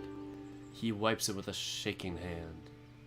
He looks over to you, then averts his gaze. The first draft is done. It's left to sleep in age as all of you look up to the stars and share a moment of silence. Kota rubs his temples as he strains to catch sentences amidst the red light. Luke looks to the stars. His concentration is gone. The kobolds are folding a few pieces of paper. You and Asterion stand a foot away from each other. You look away, the moment lingering, before gazing into each other's eyes. Then the moon, the stars, and finally, the Minotaur's hands. Return to the contract. Read it aloud. Weigh every word against each other, each part's burden and boon. Then start anew. A fresh parchment to paint the picture again, this time with a comma here, a period there. Such a human thing, to prize precision in every sentence. Gods back in their time could not care about the pains and sorrows of mortal men. Whatever promises the Olympians made were vague and careless. But humans have so much to lose and little to gain. Even this undying Minotaur, man in all but shape. But you, good master, what brought you to this ugly land, to this empty and abandoned hotel? There are dark, inauspicious paths you could have wandered, and ones of great glory too. This is where you are, however. We are sitting at the sidelines, can only hope it was this moment you sought. Would it be excessive to us to assume you came here to undo the hybrid shackles? What an odd master you are. Hundreds came before, but none were so foolish to do so as what you are about to do. Humanity is peculiar indeed. Forgive us if we wonder, but the question gnaws. Did mankind change with the times? Or are you perhaps a rare, fine specimen? The Minotaur stirs. It's time, our good lord. The contract is ready, Duck. Kota steps forward and reads the contract out aloud. By the will of the Labyrinth's master, this binding contract is established, so as it may enforce its contents upon the world and its people.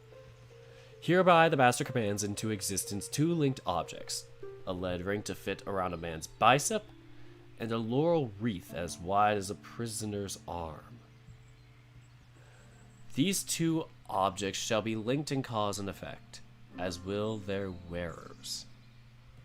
Whoever dons the lead ring will find it impossible to be removed, except through the revoking of this contract. Whoever first dons the laurel wreath shall become its permanent and unchangeable owner. If the owner of the laurel wreath is ever made to go to the Labyrinth's Valley, either by coercion, command, or forcing, then the lead ring shall constrict and close as to amputate its bearer's arm. Oh boy, that is just terrifying. Like if you're somebody that's terrified of, like, getting, like, your blood drawn, not blood drawn, but, you know, the squeezy thing at the doctors where they test your heart rate or whatever, and they squeeze that thing on your arm. I am going to terrify people by saying this, but imagine that amputating your arm. That would be freaking terrifying. And now I painted a horrible image into your heads. By the master's will, this contract may only be revoked if all its parties, bearer of the lead ring, owner of the laurel wreath, and the 2 eyewitnesses present during its signing consent to it. Such is the master's will. I object! No kid. Master, is this what you truly want? Yes. I told you earlier today. And I meant it, Asterion. Did you expect me to go back on my word now that we are putting consequences on the table? Yes, I did. I could not imagine a master accepting conditions so absurd. I suppose you're wrong then. But there's no reason to feel bad. Sometimes that's a good thing. You take the pen and sign the contract. I just realized, since it's a lead ring, if you're going to an airport, if you ever somehow leave this realm, like you go to an airport and it's like, can you take off the lead ring? No, it's permanently imremovable, actually. Just wait for the lead poisoning to get you. No! Oh, this is terrible. The apartment I lived in, the one that I was in before I moved back home, you may have seen it in my previous videos, but that one had lead paint, so they gave us like a Prop 65 warning on there before we agreed. That was fun. Well, hopefully I don't have any lead poisoning now. Anyway, you take the pen and sign the contract. The contract shudders in your hand. Its paper turns thicker, almost leathery in texture. You sign the oath of the binding rings! Yeah! You can reread the terms in the files menu. I can't wait for the scene where our arm gets amputated.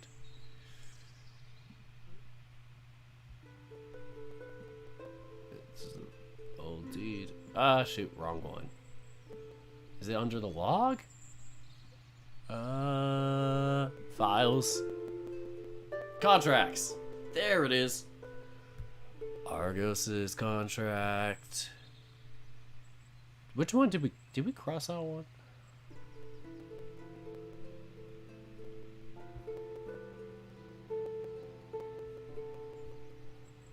Out to the binding rings. There we go. Asterion sentence. Oath of servitude. Yay, we did it. You can reread the terms in the files menu. The magical hotel is linked to the whole world. You shouldn't ever need to go to an airport where you can just walk in and out. True.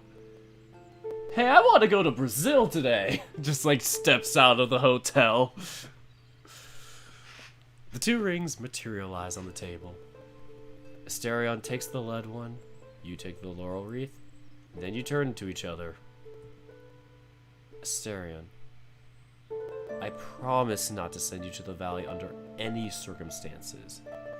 And I swear I'll protect you from any who would attempt to. I swear by my arm, knowing well the consequences of breaking my word and my arm. But I do it with my mind at peace. There's no reason why I would ever transgress this rule. I promise to be the good master you and this hotel deserve.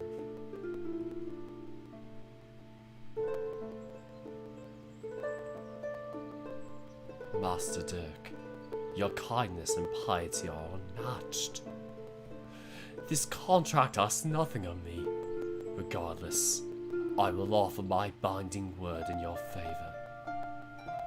I promise to protect you, as is my duty, and to keep away from this land any who will threaten you by means of our oath.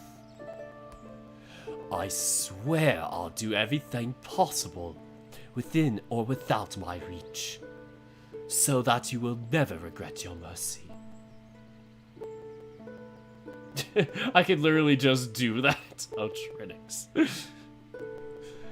Let me walk to Trinix's house. Oh, good. But let's continue. Well then, now. Excuse me, Coda. There is something I would like to add. Indeed, Asterion, the contract asks nothing of you, which is why I will require one thing now. And that is for sex.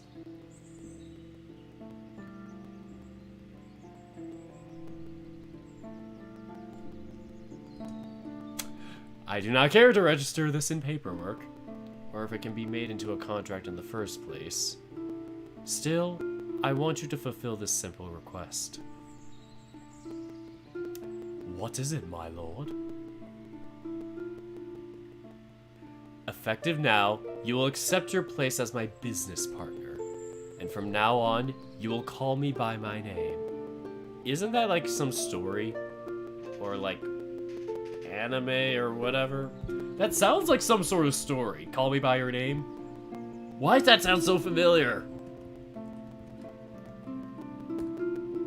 I think it's a song. Oh, it's a movie. Call Me By Your Name. Rated R.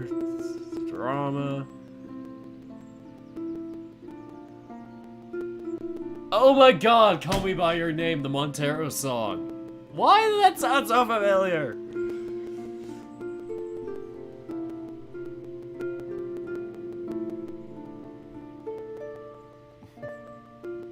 I'm just waiting for Lil Nas X to come down stripper pole to the hotel. Oh, that would just be a blast. Alright, anyway, let's continue on. The movie Your Name. Honestly, we should have called we should have called our name Your Name. Oh boy, will Shin cringe at that. But you will call me by my name. Yes, Dirk, I will. I accept your request. If there are no more objections, then. Asterion. Dirk? You extend your left arm, and the Minotaur gingerly slides the ring on until it fits around your bicep. No, that's my arm. That I'm left-handed. No, if I get amputated, then I can't write. Fun fact: I'm left-handed. I've tried to write right-handed. I can kind of do it. I was ambidextrous when I was a little kid and still trying to learn how to write, and then I chose my left hand because I was cool and edgy. I don't know. I just stuck with it. Didn't want to be like the other guys. Anyway, it does not, however, constrict or bother. It feels like it's barely grazing your skin, even if it is firm and unmoving. The Minotaur extends his arm, and you do the same. Slide the laurel wreath, with its leaves caressing Asterion's fur, until it fits around his bicep.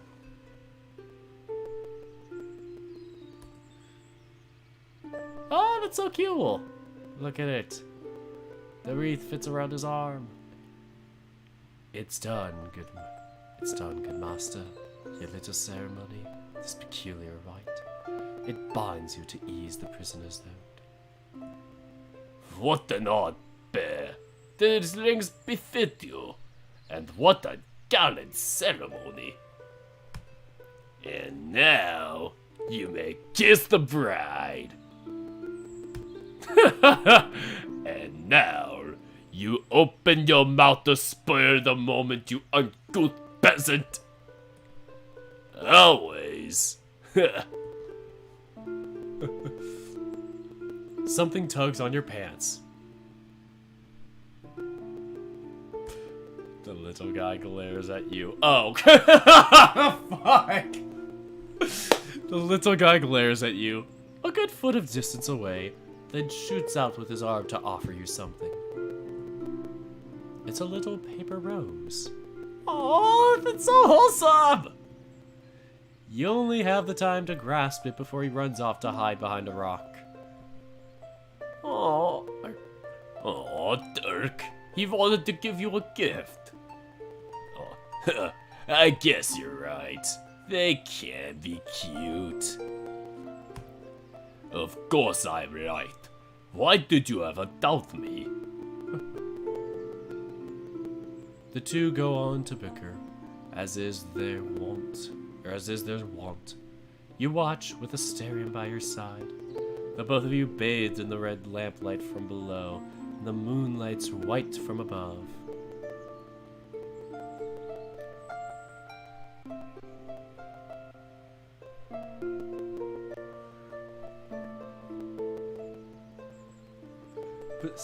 Behind stands the hotel, tall and kingly, a wall between you and the horrible valley.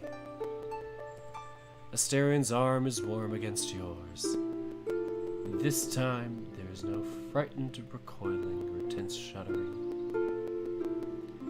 The wind rushes past and around you, and this time the both of you lean together. Who it is that began it, you cannot tell. And Trinix made another good one. Until death does your arm part.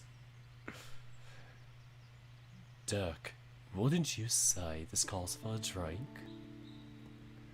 Yes, but Luke only brought his watered-down beer.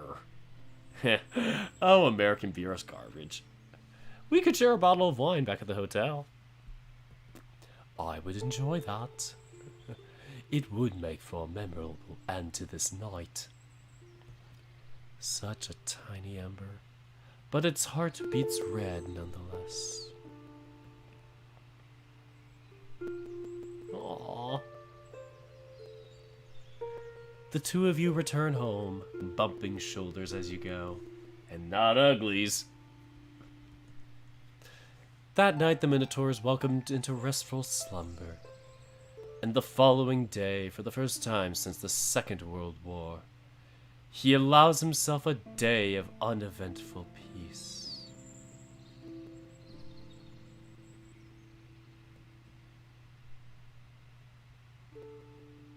Oh, this is the courthouse.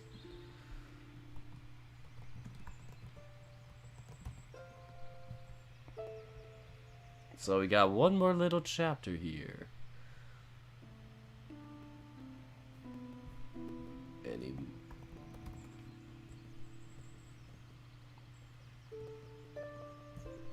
Oh, we got two more chapters technically after this. Maybe?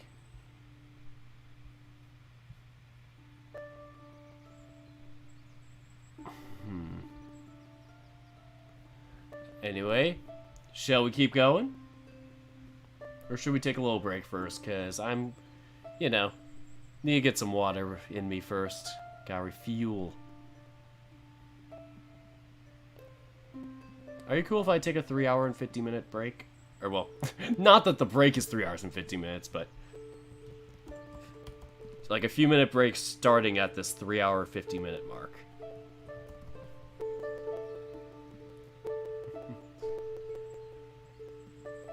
Yeah. Like, I want to finish this, but, I need to still hydrate, of course.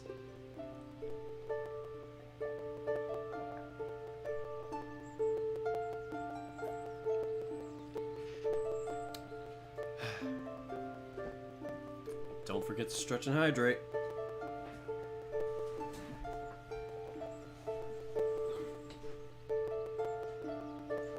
Ugh. Why must being old make you injured and stuff? Why must things be so much easier to injure? I'm trying to do this like stretch to help with my back because my lower back is always the worst thing. It's such a family thing we have is our lower backs.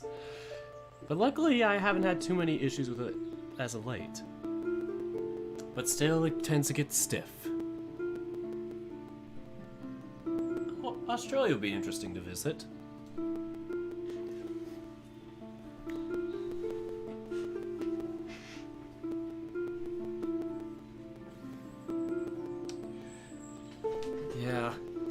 I haven't been out of the country yet. Fun fact about me is I've still been in America. Always has been.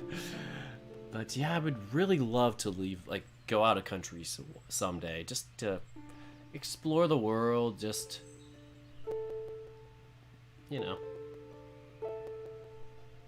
take a good look around. Yeah. I just am curious to check out, like, I don't know, Europe at least, maybe, and then from there, like, I've been curious about maybe, like, South Korea or Japan, possibly. Probably more so Japan, just because of the more greater history, but, yeah. Australia would be interesting, too. Even New Zealand, I definitely want to check out New Zealand. Maybe I could hop between both, Australia and New Zealand. Last time I went out of the country was in 2015. My friend's place in London. That'd be so nice. Yeah, being in the USA is like... It's not like Europe where you can be like, oh, I'm just gonna go out of the country for an hour or whatever, come back. It's not like you can just easily walk in and out of borders, cause our borders, man, they're crazy. But, yeah. And not just that, it's just the size of just America in general. Like, it will just take you days sometimes, or hours just to, like, get out of the country or get to the border. For me, it would probably take, like, not 6, 4 hours, maybe, to drive to the border. Maybe 5 with a ton of traffic. Yeah, I could go to Canada or Mexico, but to Mexico would be like a 5-hour drive for me, and to Canada would be a way longer drive for me, or I'd just fly there. Yeah. That would be quite a tough thing.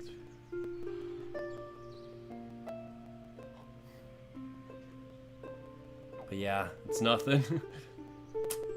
I mean, I would be curious, though. I mean, I'm not sure, like, where in Mexico I would go. Canada, I'd be curious to just check out, like, I don't know, Vancouver, maybe that like, kind of, like, west area. Also wouldn't mind the east, but it's just, like, you know, just because I'm closer to the west. It just seems more convenient.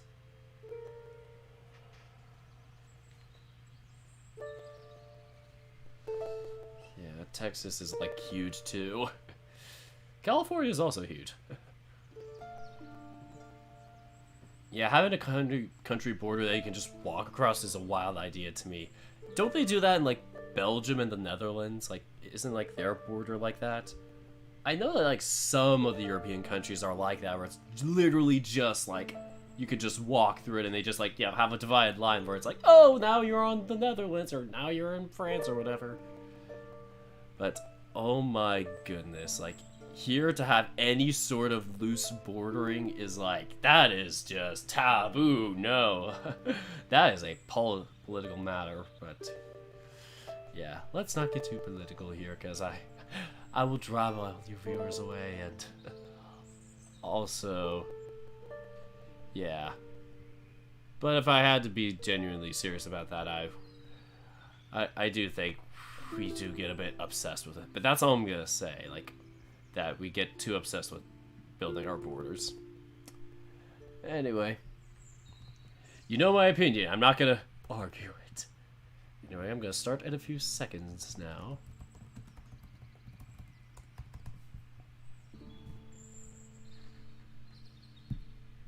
Alright, let's start.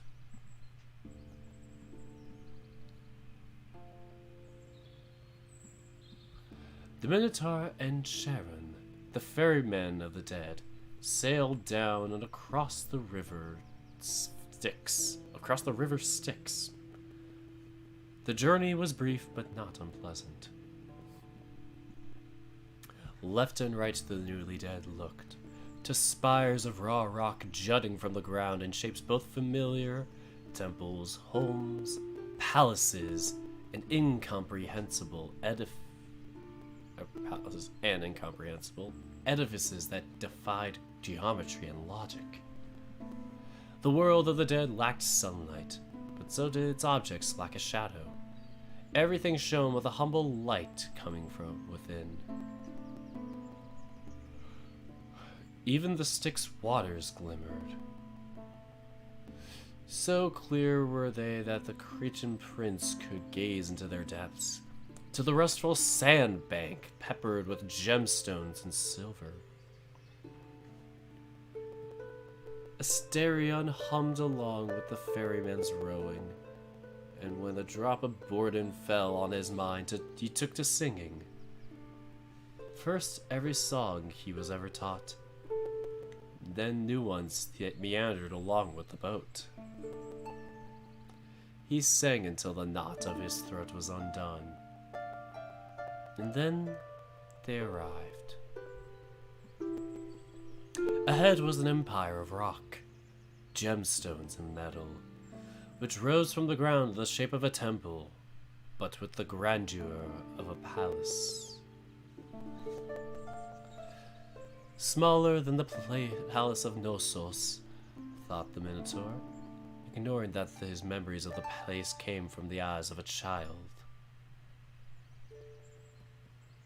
Left and right were tall stone walls which had been carved down into bars. He could see the realm of Hades beyond, fields of crocus and grapes, pastures where tall-horned goats and cows grazed. Guards of Hades approached with spears standing tall as if expecting a struggle, as the newly dead were not known for their compliance, but upon seeing his visage, they stopped where they stood. The hybrid prince bowed and spoke with a voice so clear, so song-like, they felt as if an old friend and lord was addressing them. He asked for directions to his destiny, and they complied, pointed him to the palace where the dead were judged. They guided him for the first half, passing by the crowds of ailing souls that were yet to accept their own passing, before it became clear this subject required no oversight. For the second half of the journey, thus, they followed him instead and talked. They asked of Crete, cradle of civilization, and Asterion boasted about their fields of crocus and how they swayed in the wind. The prince asked about life in Hades. What trials does the Lord of good counsel see fit to impose on his subjects? Their response came in booming, fearless voices. If you are deemed a hero, as your visage would imply, then your fields of Elysium await you, where you will find an existence lacking in tragedy. As for us, men of little glory, as asphodel meadows are where we make our home, here we exist as if still alive, toiling but not suffering, enjoying neither privilege nor curse. My friend, your words are kind and you need not flatter. My visage is as far from heroic as one can be, and I have lived without merit worthy of praise. Is that so? But make no mistake, I speak with no flattery. You bear a likeness most familiar to us, gods of Hades, albeit inverted.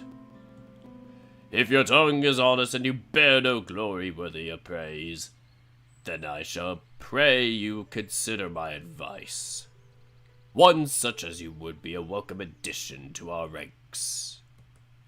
Questions swam in the prince's mind.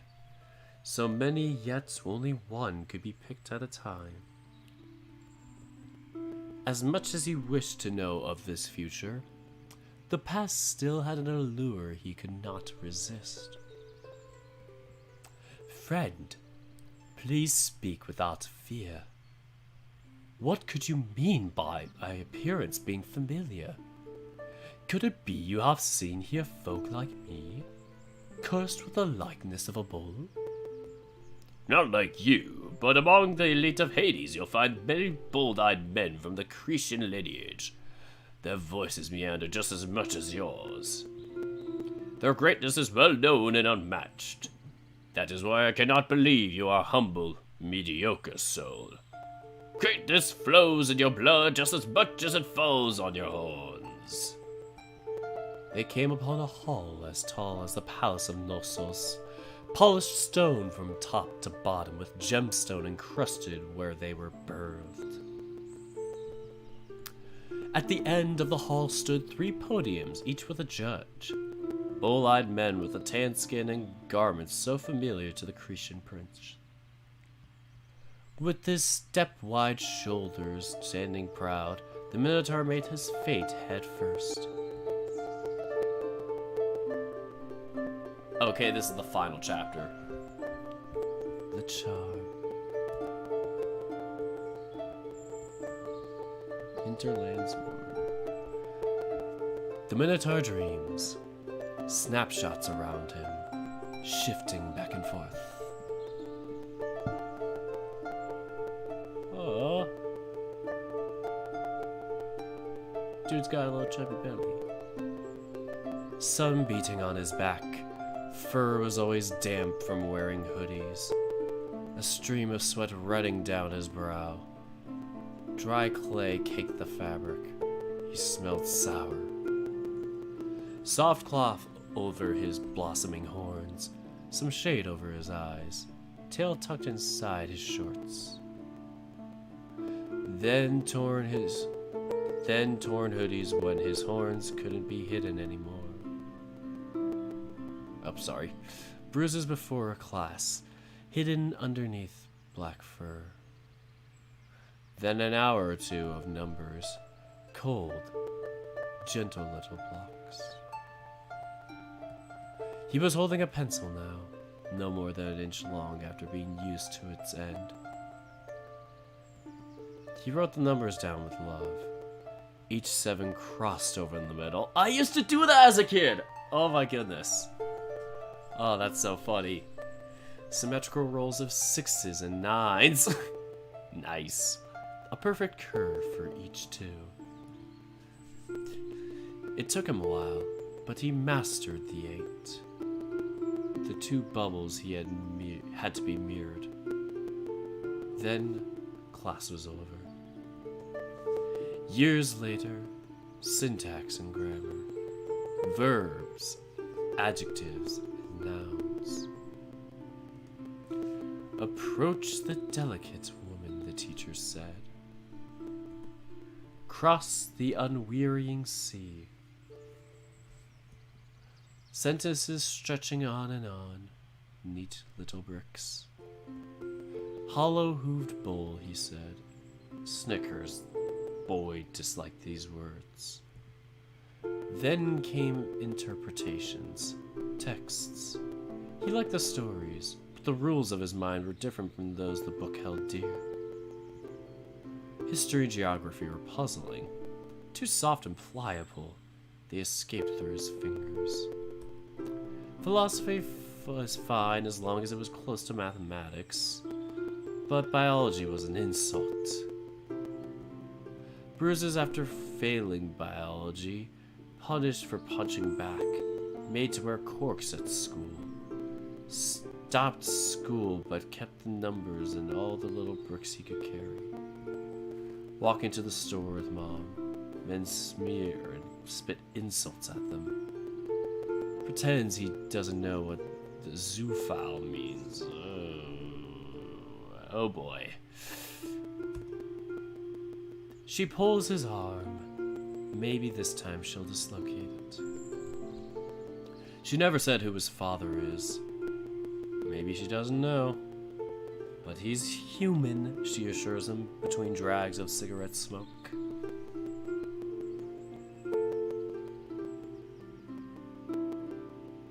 There is a kindness in family. They are the only people who see fit to ignore him. But that's not enough. Ran away, spent a while in the wilderness, then the city, looked for a job, returned home.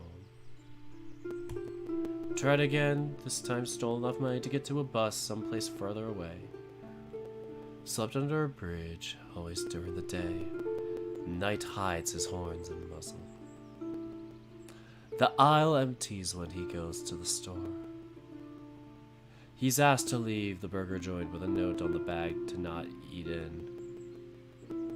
Good enough for his stolen money, but not for his presence. Fail, try again, fail worse, go home. Oh, howdy there. Did I disturb you? Even before his consciousness awakens, the Minotaur has already planted his hooves on this soil and pushed himself deeper into the alcove. His ears flicker. Eyes leap around until they focus on the man blocking the sun. He can't catch any features, and, in fact, an itch at the back of his head makes it impossible to tell what he's looking at. Words cross his mind. His lips tighten. Is the man talking to him? Or is there someone else just out of sight? Maybe, the Minotaur thinks, he hasn't seen me. He parts his lips and draws a breath, slow through his teeth, to not make a sound. Ah, I came out a bad time, didn't I? I'm awfully sorry to bother you. But I was passing by. Came down here to a sort of personal issue, and a family friend made it a point that I should meet you. The man takes a notepad from his back pocket. Each page flip is accompanied by a crisp ruffling of paper. He scans it before going on. Again, sorry to bother. And I know what I'm about to say will sound strange, but would you happen to own or live in a hotel? Excuse me.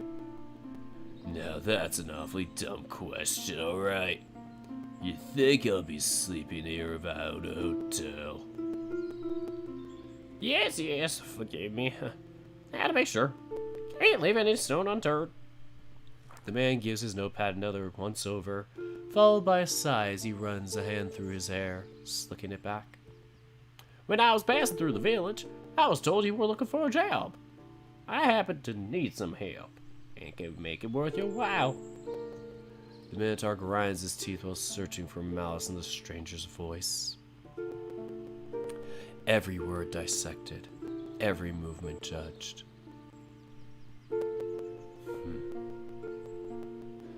Must have got the wrong guy. The stranger shifts his weight on his legs. Perhaps he frowns, but the Minotaur can't tell for sure. It's like there's a gaping hole where the man's face should be. No, I'm sure well, I'm sure you are exactly who I'm looking for. I was told I could find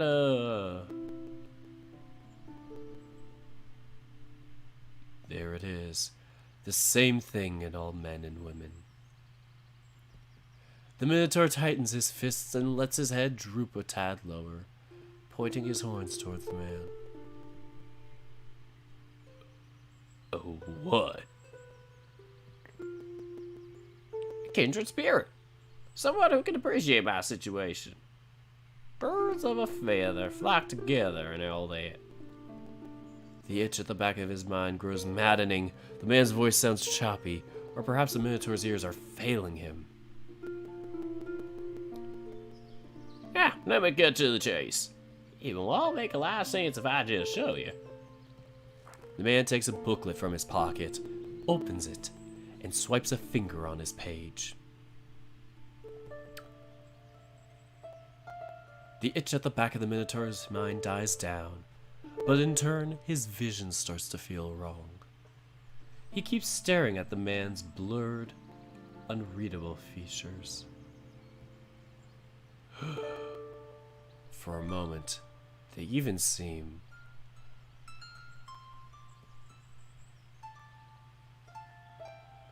It's the peacock, I knew it! There. All better now. The sun disappears behind the horizon, and at last the Minotaur can see the creature's face. His heart skips a beat as he leaps upright. Oh boy, this dude looks so stoned out of his mind. What the fuck are you? A man. Or so it would seem to most. But in truth, I'm just like you. Just different here and there. But people just call me P. Like Pee-Pee. I'm a child. People just call me P, so pleasure to make your acquaintance, mister.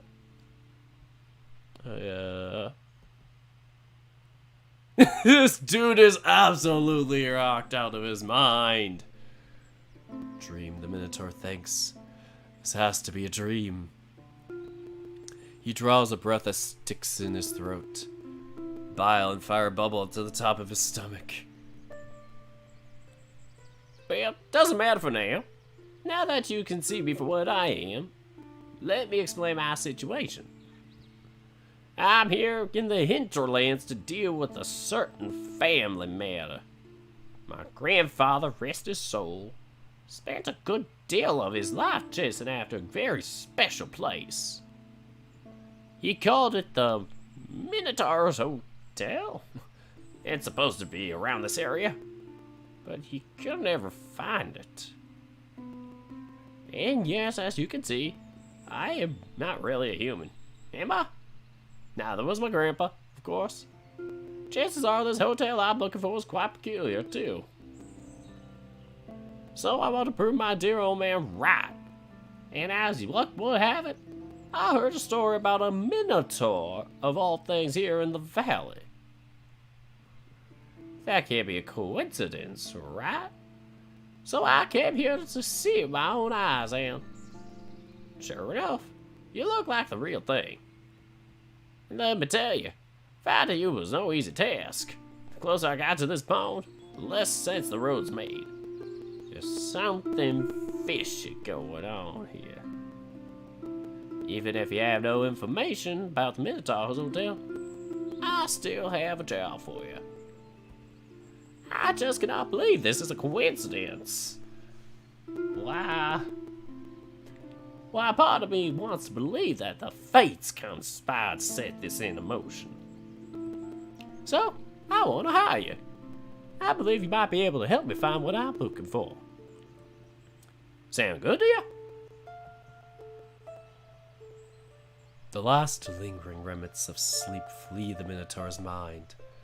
His hooves scramble on the dry clay, and his teeth grind together as his heart burns. If this ain't a dream, then I must be cursed to going mad. Or this is a monster trying to trick me. How do I know this ain't some kind of trick? That you are the devil or something? Devil? Now that's... Oh, have you ever seen one before? He hasn't. Never in all his years has he witnessed anything that, without a shadow of a doubt, broke the veil of mundane life. But he's heard the stories. There's a lot of weird things here. You never know. I see. Well, I can tell you I'm not a devil, but I won't be able to give you much proof of it. I mean, how can someone prove he isn't a devil? I wouldn't know how to test to verify it. That said, see as you don't even seem convinced, I could sweeten our deal a bit. You saw my trick, right?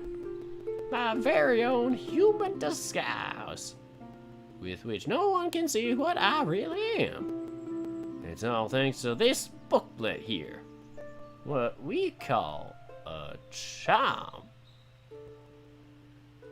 It sure is difficult not being human, isn't it? Doubly so when you have no way of blending in. Judging from what I heard about you in the village, it seems as if you never had one of these. On any other night, saying such things to the Minotaur would spark a fight, especially when spoken in the peacock's tone of blithe condescension.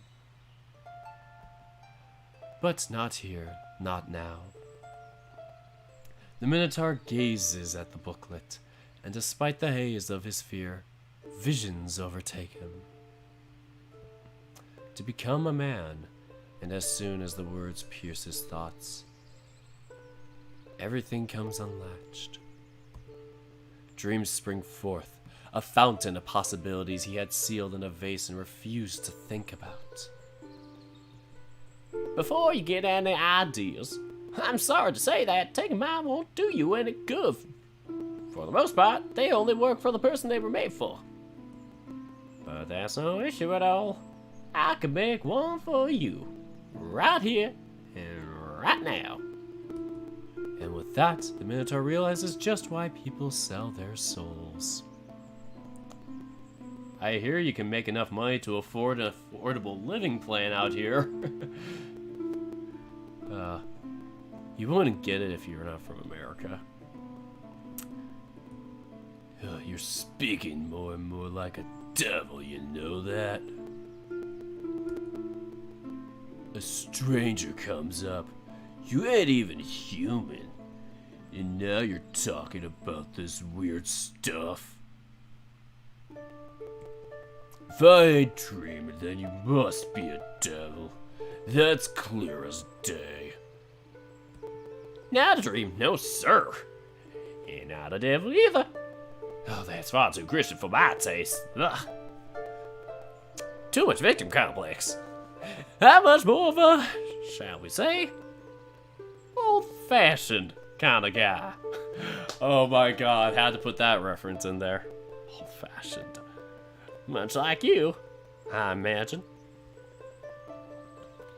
Although, I suppose what I have to say won't do much good for my cause.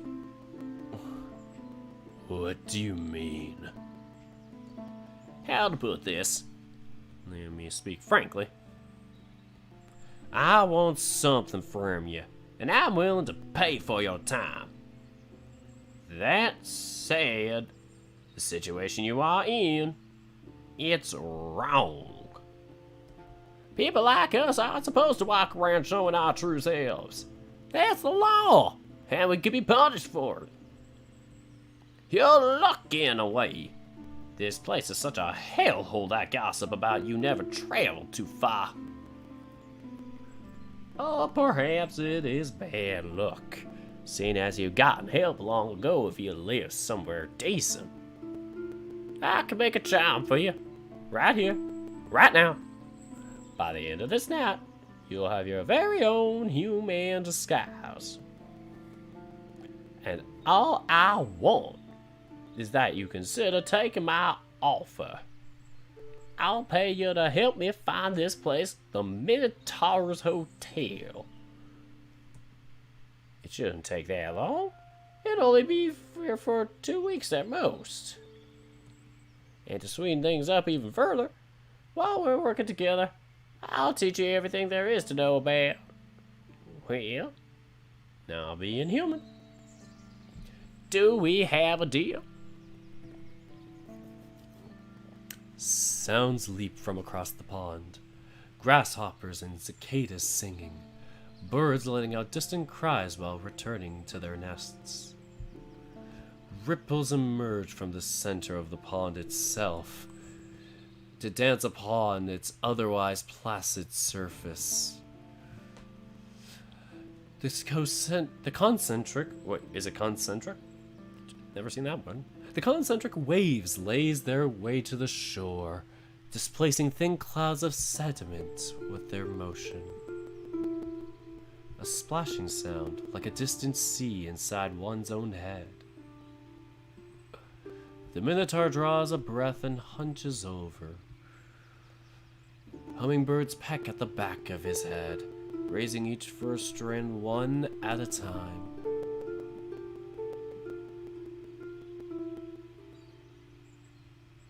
It's like a dream of stitched together visions. Going to the grocery store in the village where all the products have a thin coating of road dust. Where people perk their ears to catch his hoofsteps. The unending humiliation that comes with purchasing something as simple as a candy bar. Gritting his teeth against their stares, ignoring their disgust of him. As if he bore some terrible deformity. Being ignored in turn. Best not to interact with the cursed. His mind goes back to when he was younger, when he would wear hoodies to cover up his face. Panic when his horns would get too wide to be hidden away. The hummingbirds dig their beaks into his skin as yet more visions rise. Being out in the streets like any other unassuming passerby, out and about without hiding away from fear and hatred, those who once stared at him now unaware of his identity. He can make a new name for himself, or anew. This is his salvation. And this man, he must be a demon. Must be a catch. Then again, he's damned already. If he wasn't fated for hell from the day he was born, then circumstances sure had left him with no other choice. Any price is worth it to be a human, even his soul. You don't have to lie. None of them can be true. And if it is, I know you must want something more. I'm still not convinced you ain't a devil, sir. Or if there's something else you're after. But even if you are, and you intend on taking my soul, consider the still taken. I'll do the job and whatever else you ask of me. Just make me into a human, no matter the cost. Huh, you're funny, kid. Very well. Our pact is sealed. Let's not waste any time, eh? Now tell me, what's the water like in the pond over there? Salty and dead. Nothing grows there. You better not drink it. That won't do then. We need a proper place to do it. I believe I saw a crossroads on my way here. The charm would be stronger if we craft it there. Let's go, and start collecting dry wood on the way. We'll need it to make a bonfire.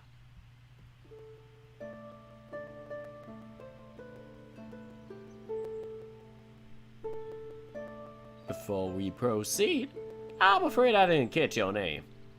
As I said, you can call me P. P. Is that really your name? My family has some peculiar traditions. My dad, grandpa, all the men share a very complicated name. Everyone I know just calls me P. It's easier. The Minotaur can't help but feel excitement stampeding in his chest. For a moment, he allows himself to fall into the fantasy of performing a mysterious ritual with this inscrutable man. Or inscrutable. His chest swells as he recalls a nickname he was proud of, and how powerful he felt when people spoke it. Then, you can call me Storm. It's what people used to call me. Storm? Very well. Nice to make your acquaintance. Now, before we start, would you mind telling me a bit about yourself? The full stampeding in his chest grows still and hides in the tall grass. His lips are stretched taut. Storm snorts and looks away. He doesn't even raise an eyebrow. He picks the lad apart. Clothes, accent, emotions, in search of a salient point he can exploit. Something vulnerable, but not so sore as to elicit a hostile reaction. You are from around here, right? A harmless enough question for the moody young man. Better than asking about his clothes. Aye. Born and raised here in the hinterlands. P remains quiet. Silence breeds discomfort, which the unwary often feel. The Minotaur must The Minotaur's heart must be skipping a beat, or perhaps he feels small and vulnerable against the peacock. He snorts, then speaks. But my moss. Oh no, that's Storm. But my Moss family's from up north, near the coast. I see. That's a rough place, ain't it? No rougher than this hellhole. Good for fishing, though. Damn cold waters. And windy as a tornado. The peacock's voice comes out monotone, as if he was responding to something the Minotaur revealed without knowing. Yes. A shiver runs up the Minotaur's spine as he feels very watched by a dozen pairs of eyes. He looks around, but finds no one else there with him. Do you come from a family of fishermen? The fear of being watched loosens the Minotaur's lips. Kinda. My grandpa on my mom's side is one. He looks back again, and nothing. My brother's fathers are fishermen too. The peacock's gaze grows harsher. Ah, how many brothers do you have? 6. No, sisters. I'm the youngest. Mom didn't want me to have any more kids after me. Or Mom didn't want to have any more kids after me. I see. So you are the 7th. Petulance returns to the Minotaur.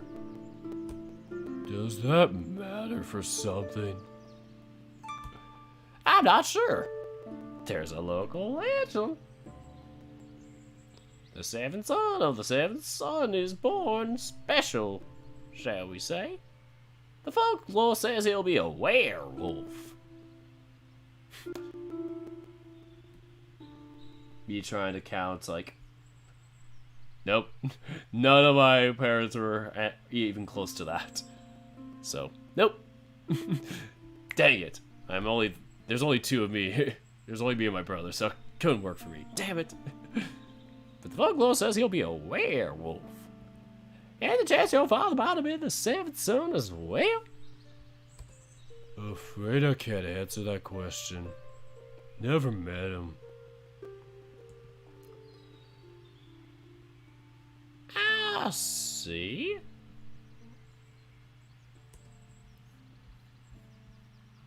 Mom says he was a man.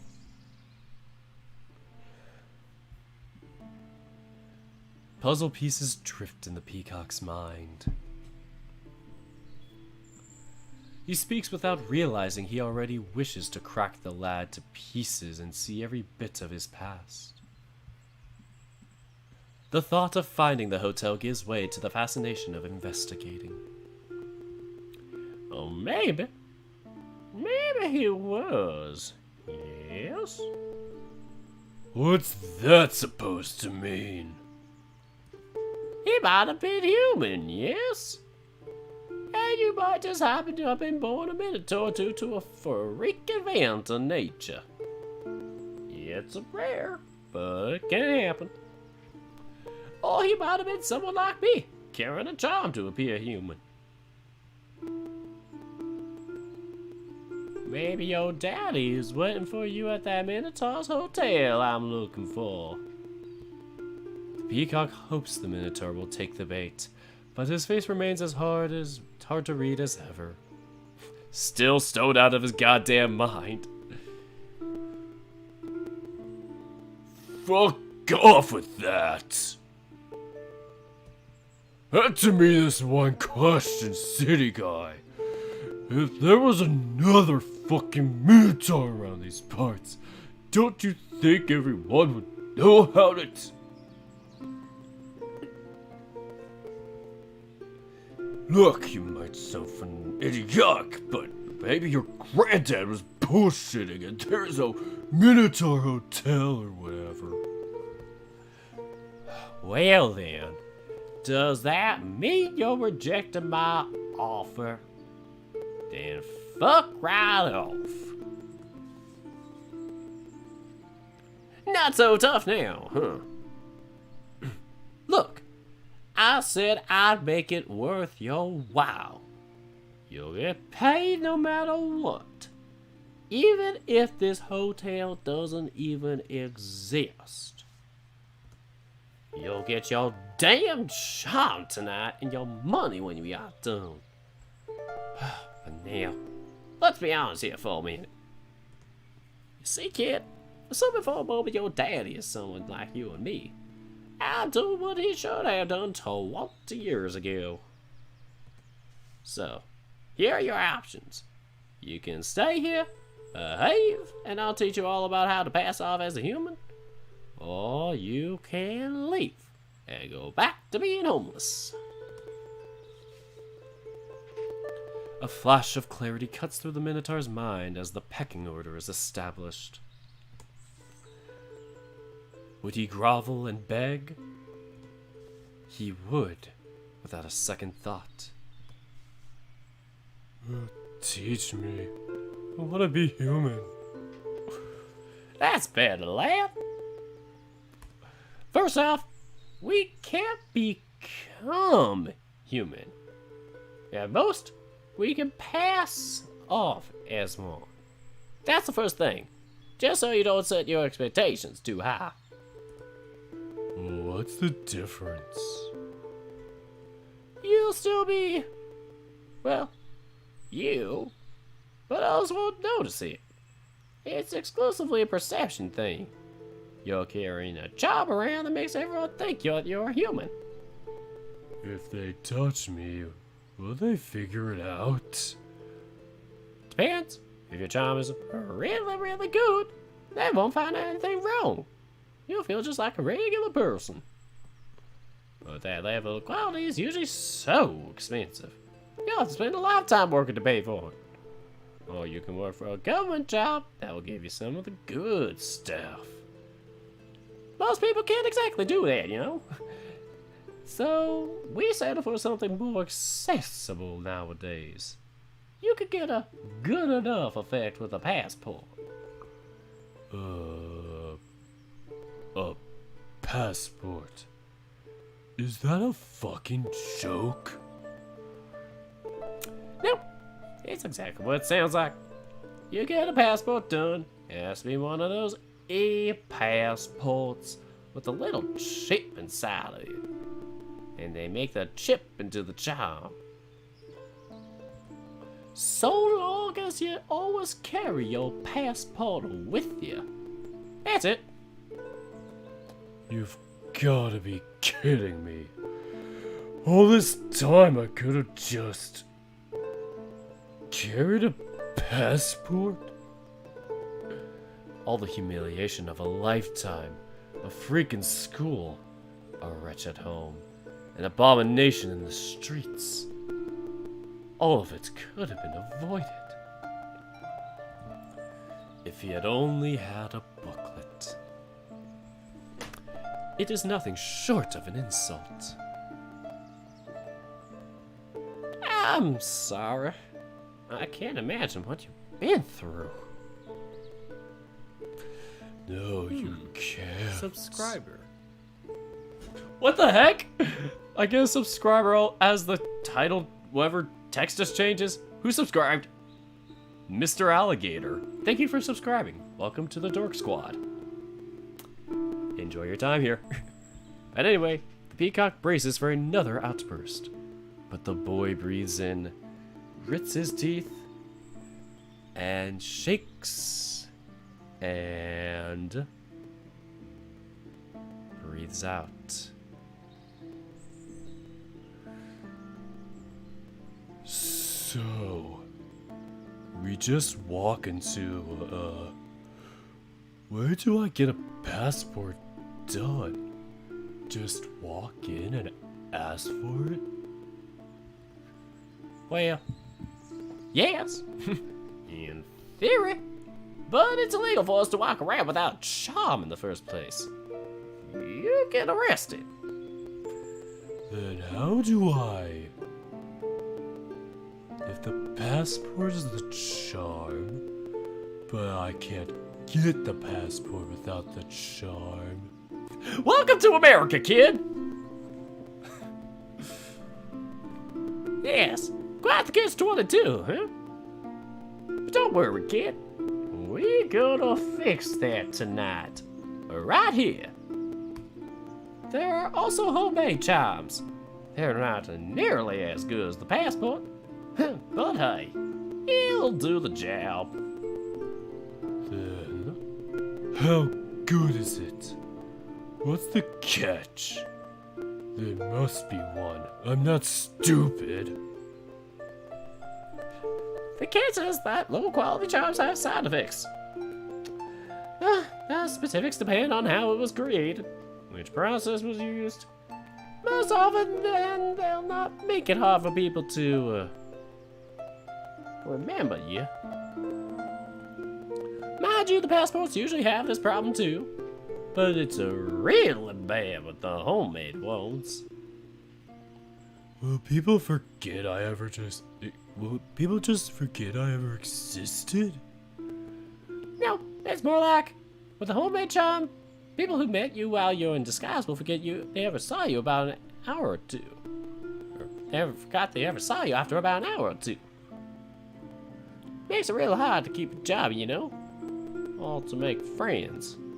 Date. No.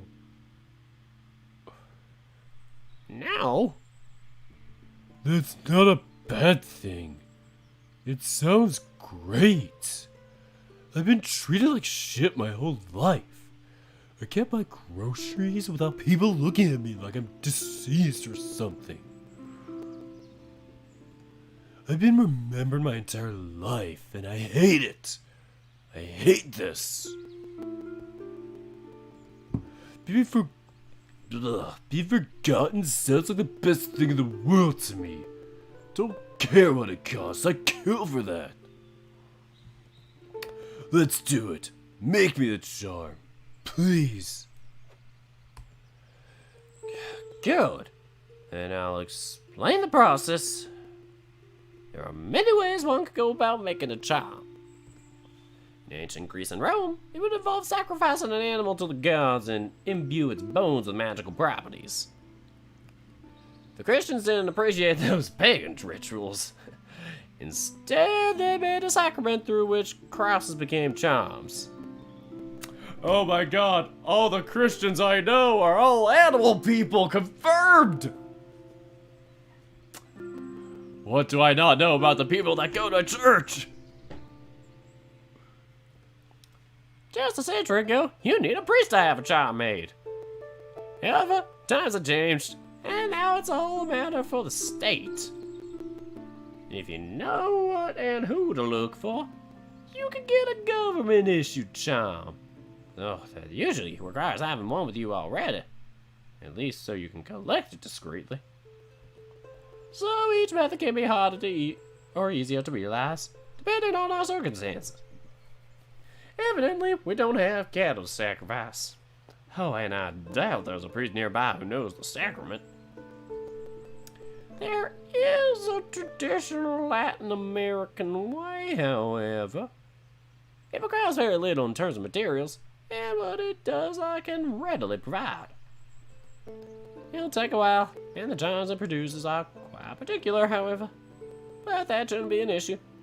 You'll have to follow my directions, too. Just say what I gotta do. Whatever it is, I'll do it. Join our church, become furry. Good. It's simple, really. We'll start a fire, and then we'll each tell a story.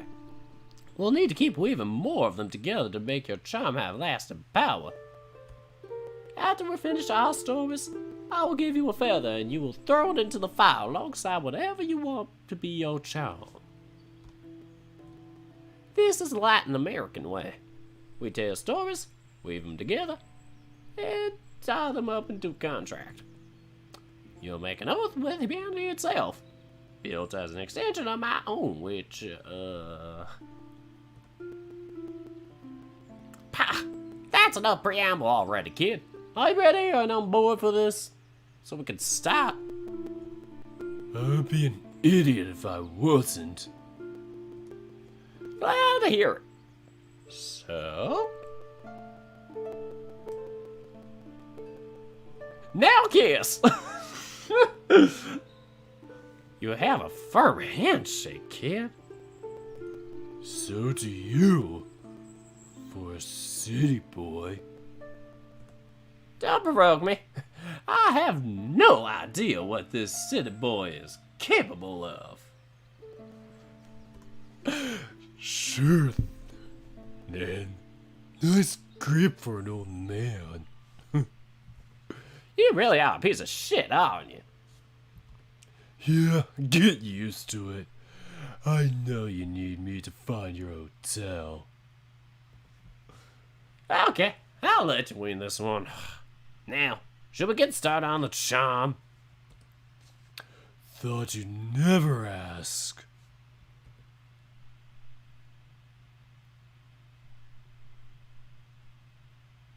The peacock knows that an oath is a tenuous thing, given power by the relation of one thing to another.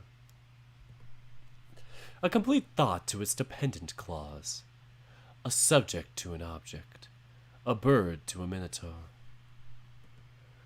What inconsequential fluff can he reveal to connect with this storm, this boy who holds the secret to his deepest wish under lock and key? An authoritative flick of a wing suffices to get the bull's attention, to make the wheels in the pair's head screech to a grinding halt. Since you be working for me, I'll begin with one story you need to know. Where to start?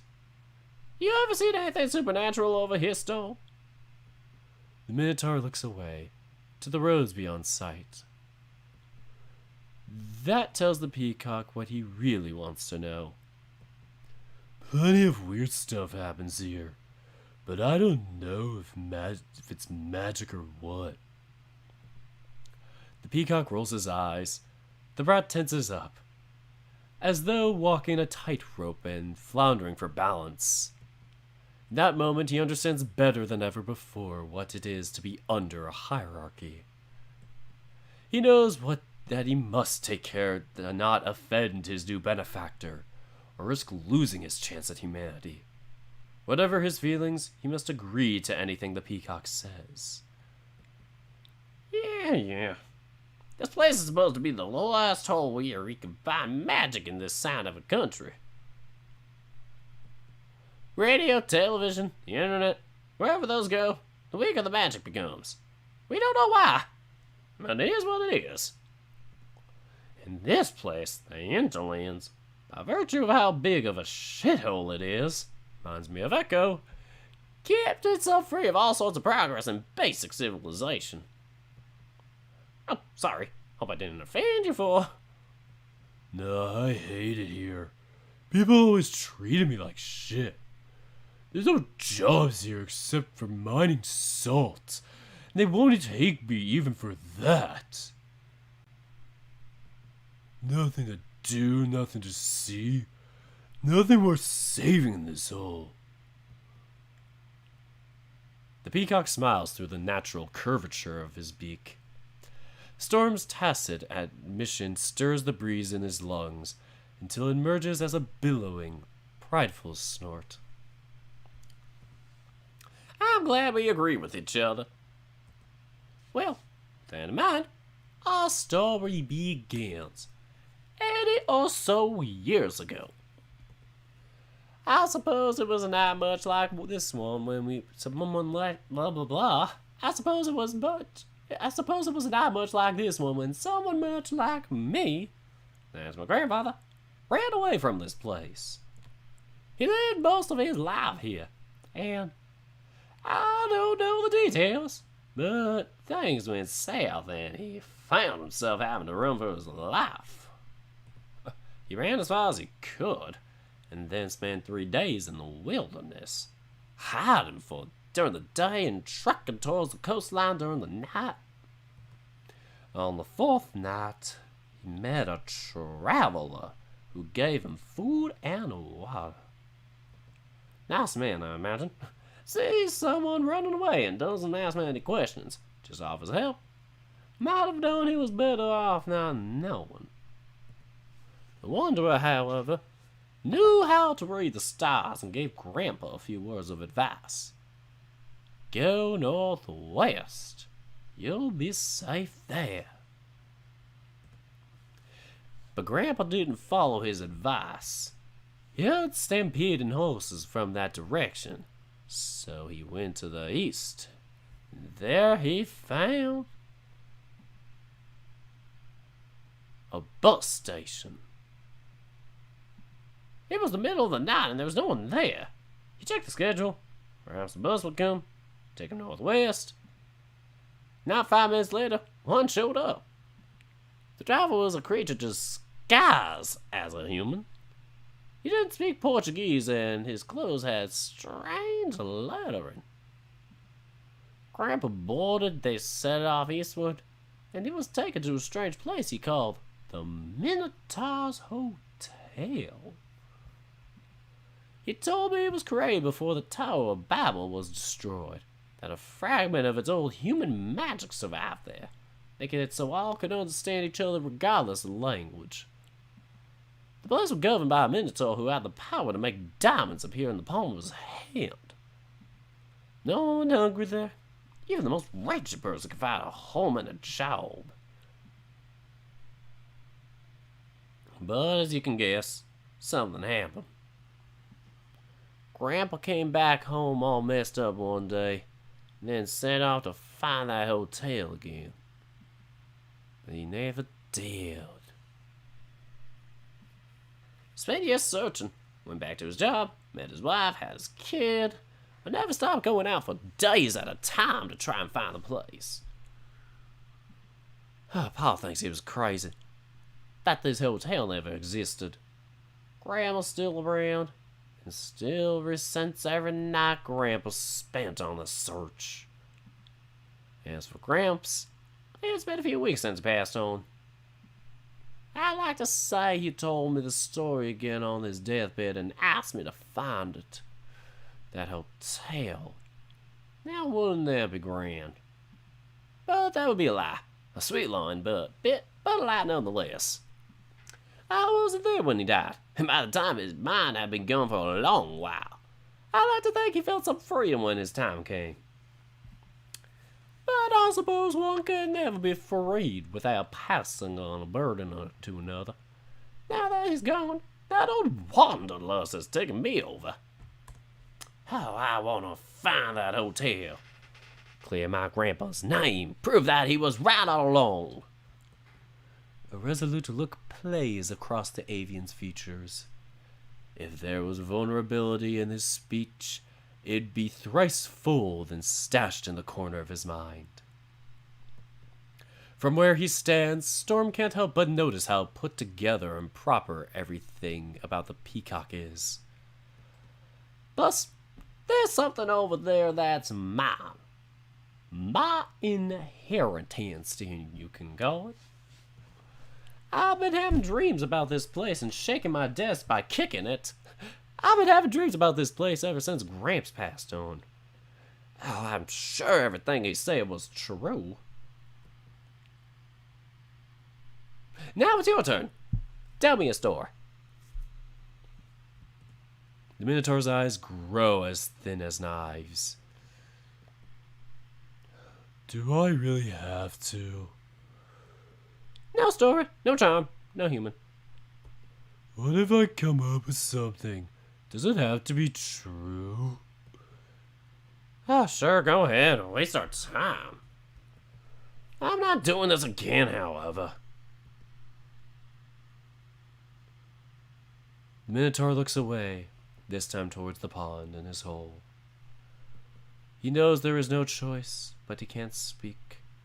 Not while the hummingbirds are pecking away at the back of his head, raising each strand of fur. He scratches his neck with both hands, digging in to make the skin red raw. But the peacock ignores it. His patience grows thin. Will you really force me to interrogate you, lad? The Minotaur shakes his head, trying to swat away all the critters flying around him. A grave moo escapes from his throat.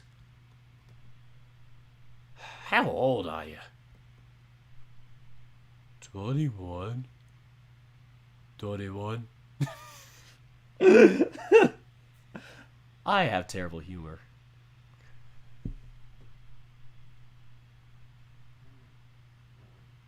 Just give me a minute. I'm thinking, okay? The peacock counts the seconds while the Minotaur loses sense of time. He keeps on scratching until whatever ailed him is gone. He draws a breath, shudders, and speaks. Mom said my father was a man. I didn't get to know him, but she always made it clear. So don't get the wrong idea. Again, no way it was a boy. That makes no sense. And if he was someone like me, he'd have gotten you a charm. Unless something happened to him or he doesn't know you exist. The Minotaur doesn't like the sharpness in the bird's voice, shrill and teetering on the edge of anger. But he breathes in the first sigh of true relief in his life, knowing that there is someone in this world who doesn't think he's the product of bestiality. Perhaps there is wetness in the Minotaur's eyes, glimmering with the fire. But the sharp-eyed peacock mistakes it for something else. Sorry for interrupting. Continue. Well, yeah. What was I saying? You did know your dad. Mom raised you, I assume. Yeah. Raised me and my 6 siblings.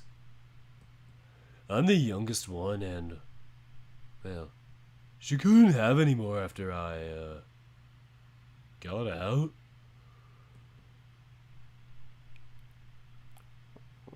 Ruined is what she said. You ruined me. Oh my god! You don't say that to your kid! What the fuck?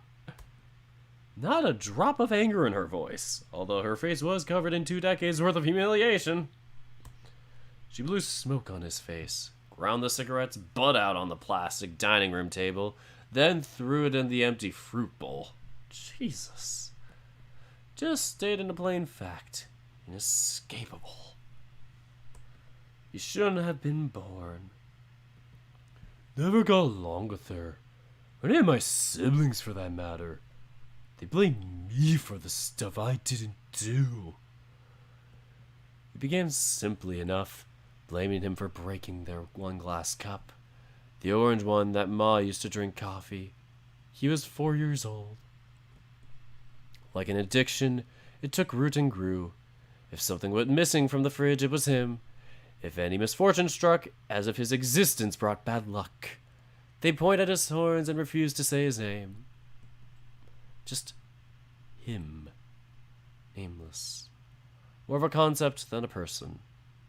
Eyes wide open and mind silent, numb, as it kept on happening.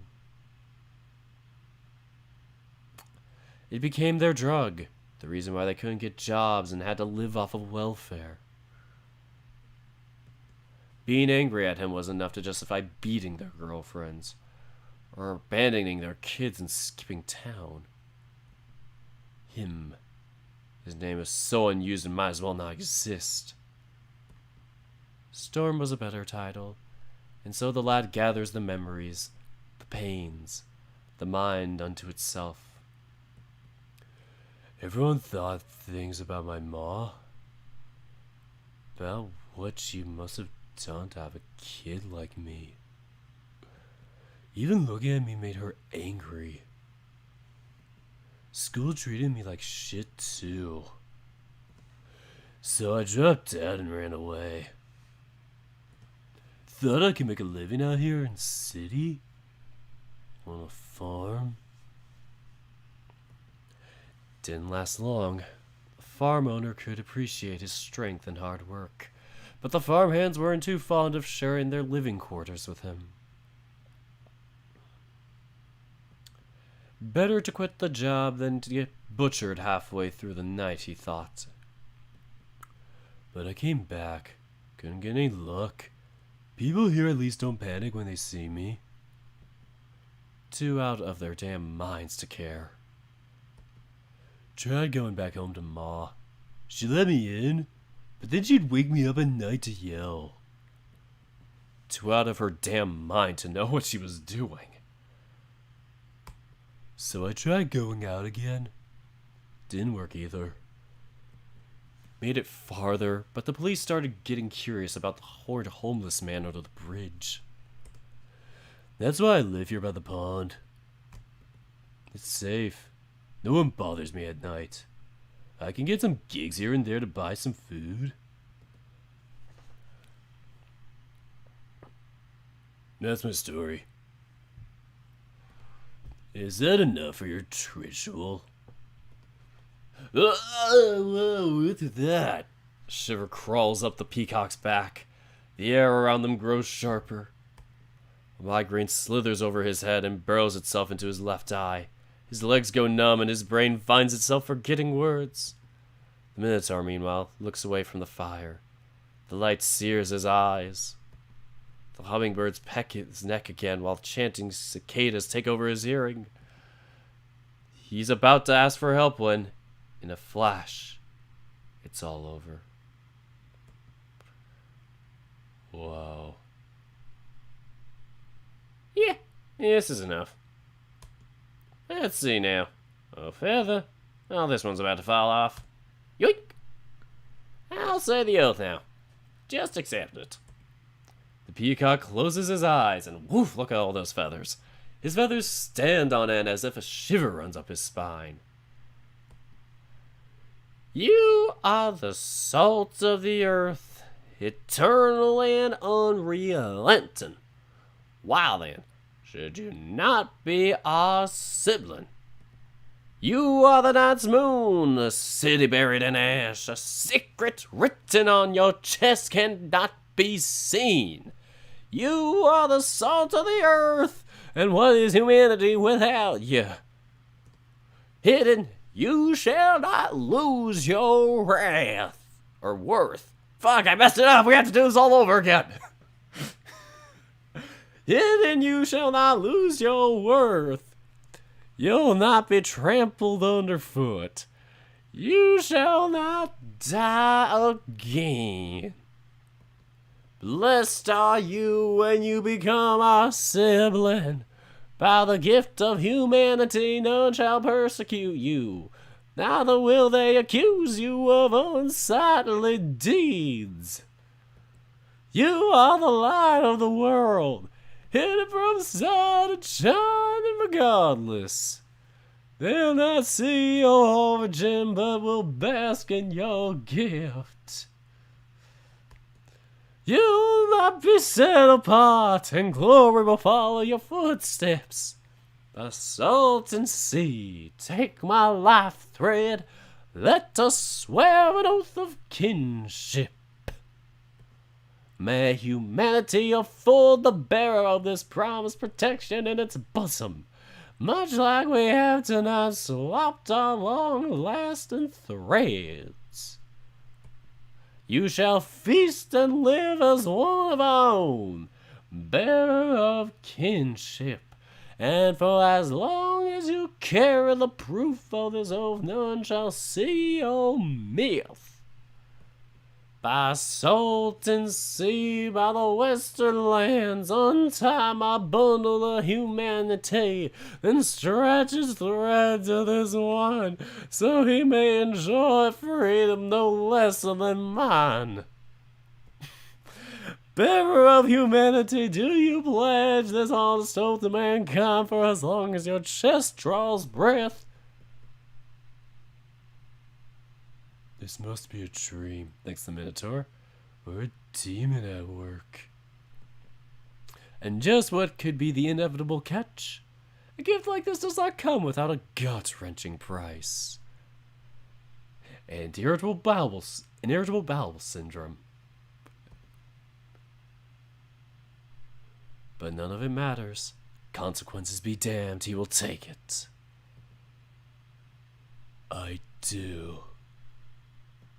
Throw the feather and your object on the flame. My gift will burn, so yours shall now.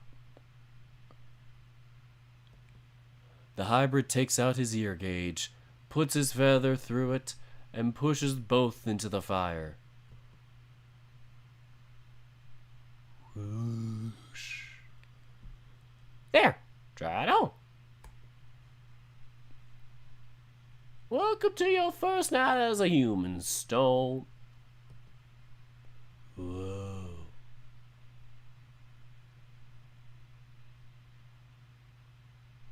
He turned into a dragon instead. Fuck! Ah! Gruggy, what are you doing here? And that's it. This was Build 0.4 Minotaur Hotel. Hope you enjoyed it. Thanks, Gruggy, but I need to save first. I can't be left on a cliffhanger like that! Ah! So we end at 5:03:30.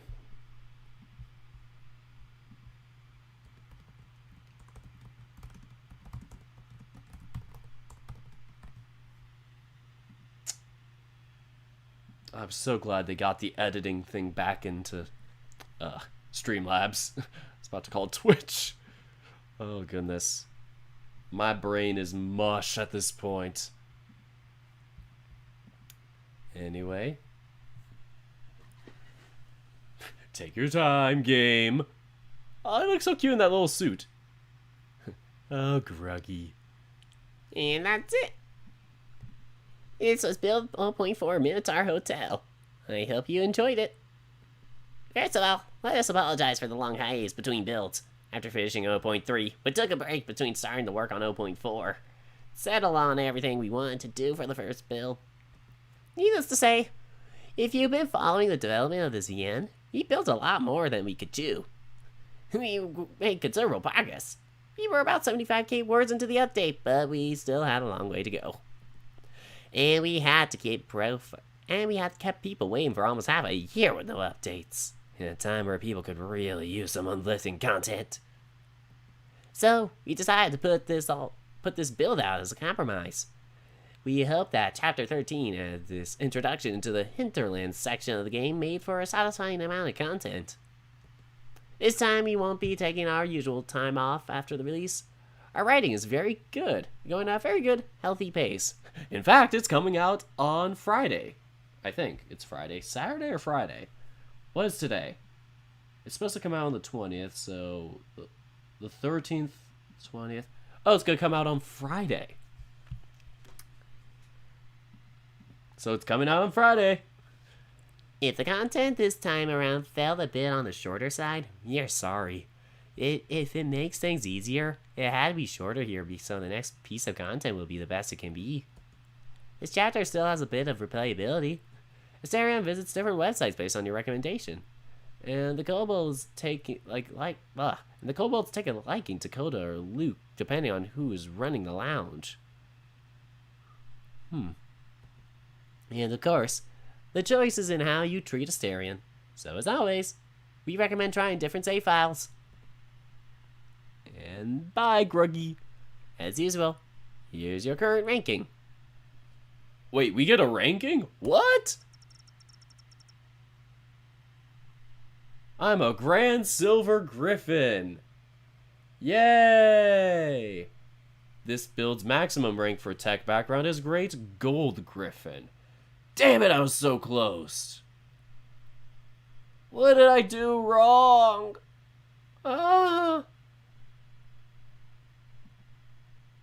It should have gone up, considering you've improved your relationship with Asterion quite a lot in this build. As usual, we'd like to ask you, what do you think of Minotaur Hotel so far? It's amazing. Nice. We are happy to hear that. That's what we want. I make a very remarkable experience. If you want to help us continue on that path and are willing to give us 2 or 3 minutes of time, there are 2 things you can help to do. First, it helps immensely when people rate our game on itch.io. Every 5-star rating, it makes Minotaur Hotel show up more often to more people. It also shows us how much more people are enjoying our game. I mean, life isn't easy, right? We want to make a good game that make people feel good. So seeing that confirmation means a lot to us. It means we are accomplishing exactly what we are set out to do. Besides, a lot of the success we found is due to the people who took the time to rate our game. I cannot overestimate how much it helps when it comes to attracting more players. Leaving a rating only takes a few seconds, I should add. You can click here, rate the Minotaur Hotel an itch. Writing a review helps, but it's not necessary. Oh, I meant to click on that. Let me click on it, damn it! No! God, jeez. No! That don't... I'm trying to hit the control button to right click and I can't. Ah!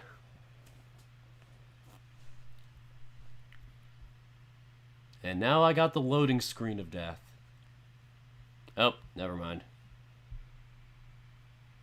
So, writing a review helps, but it's not necessary. Oh, and they couldn't find the page. God damn it. No! Oh, why must everything go wrong? And if you're willing to give us some extra help, you can also give Minotaur Hotel, Safe for Work Mode, a good rating too. If you already left a review, thank you so much. And if you still have some more time, you can also fill out our anonymous survey. Each of the surveys we did give us invaluable information on how to improve the game, and you want to keep checking in with how the experience is going. It shouldn't take you more than 2 minutes. It's just a few multiple choice questions. You can access the survey by clicking here. We also set up a thread of people to discuss the game. It's the best place to go if you want to go in detail about how the game should improve. Here it is. Once again, you can download this game, links in the description for itch.io and all that. You have a place for people to post fan art too. Now to close it up. Thank you very much for playing. As for when the next build comes out, a lot of work for the 0.5 is already done. We still need a couple of months. August 20th. But we still think it's going to pay off immensely when it's finally out. As usual, we suggest you replay the game. We put out a walkthrough on your itch.io pages for 0.3's content a while ago to give you suggestions on things you might have missed. You will now be kicked back to a safe spot to save the game for the next build. Oh, that is interesting. They could do that? Whoa. Whoa. Until then, goodbye.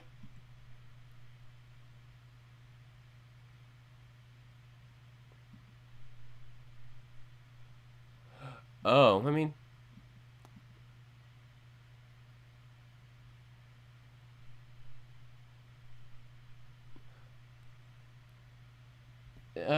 anyway. I wonder if I keep fast forwarding if it'll make me go back.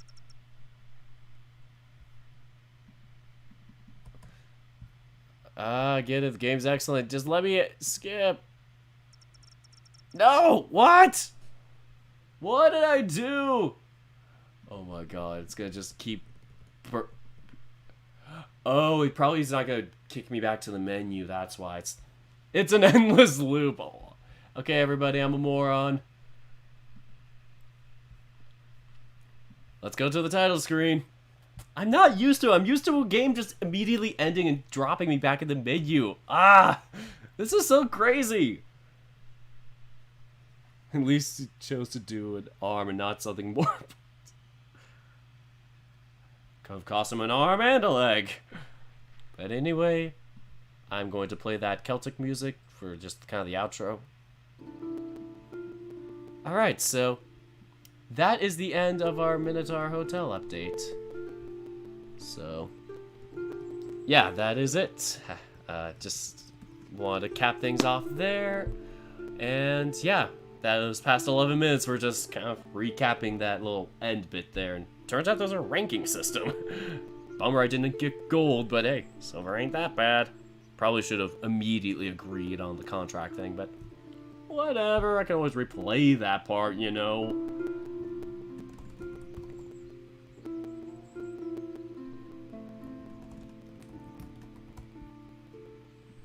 Alright, and that is the final bit.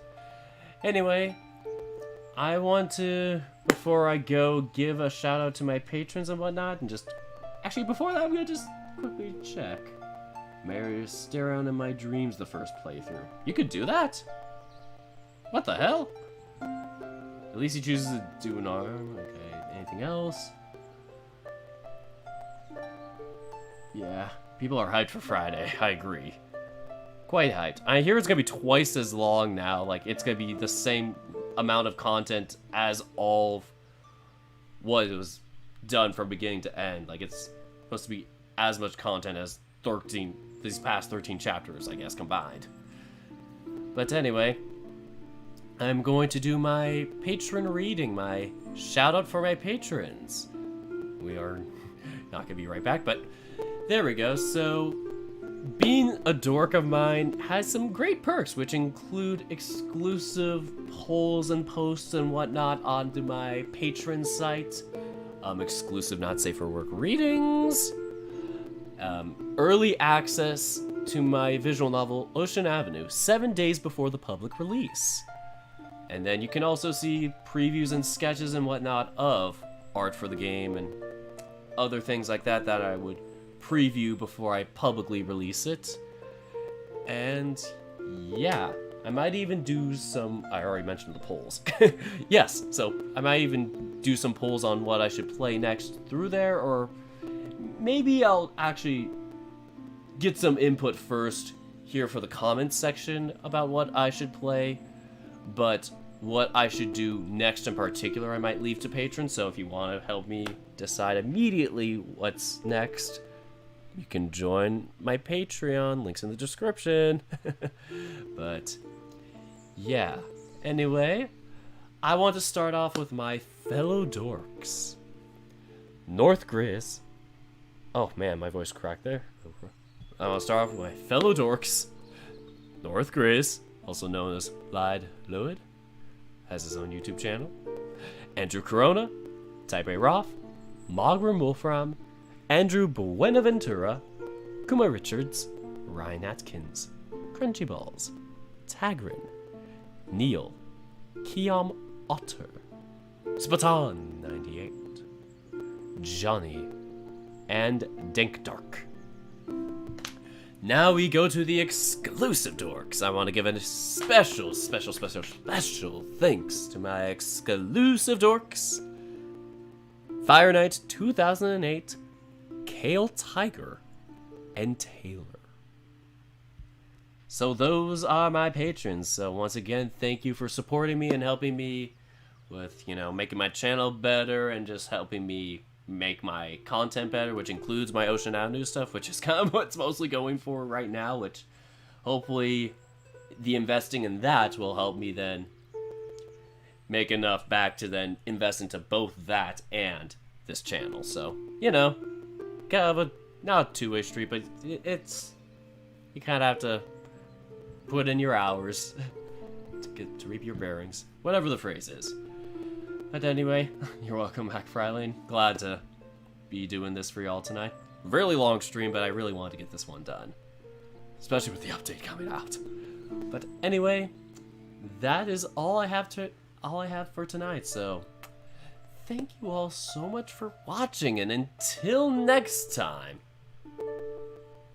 take care, folks.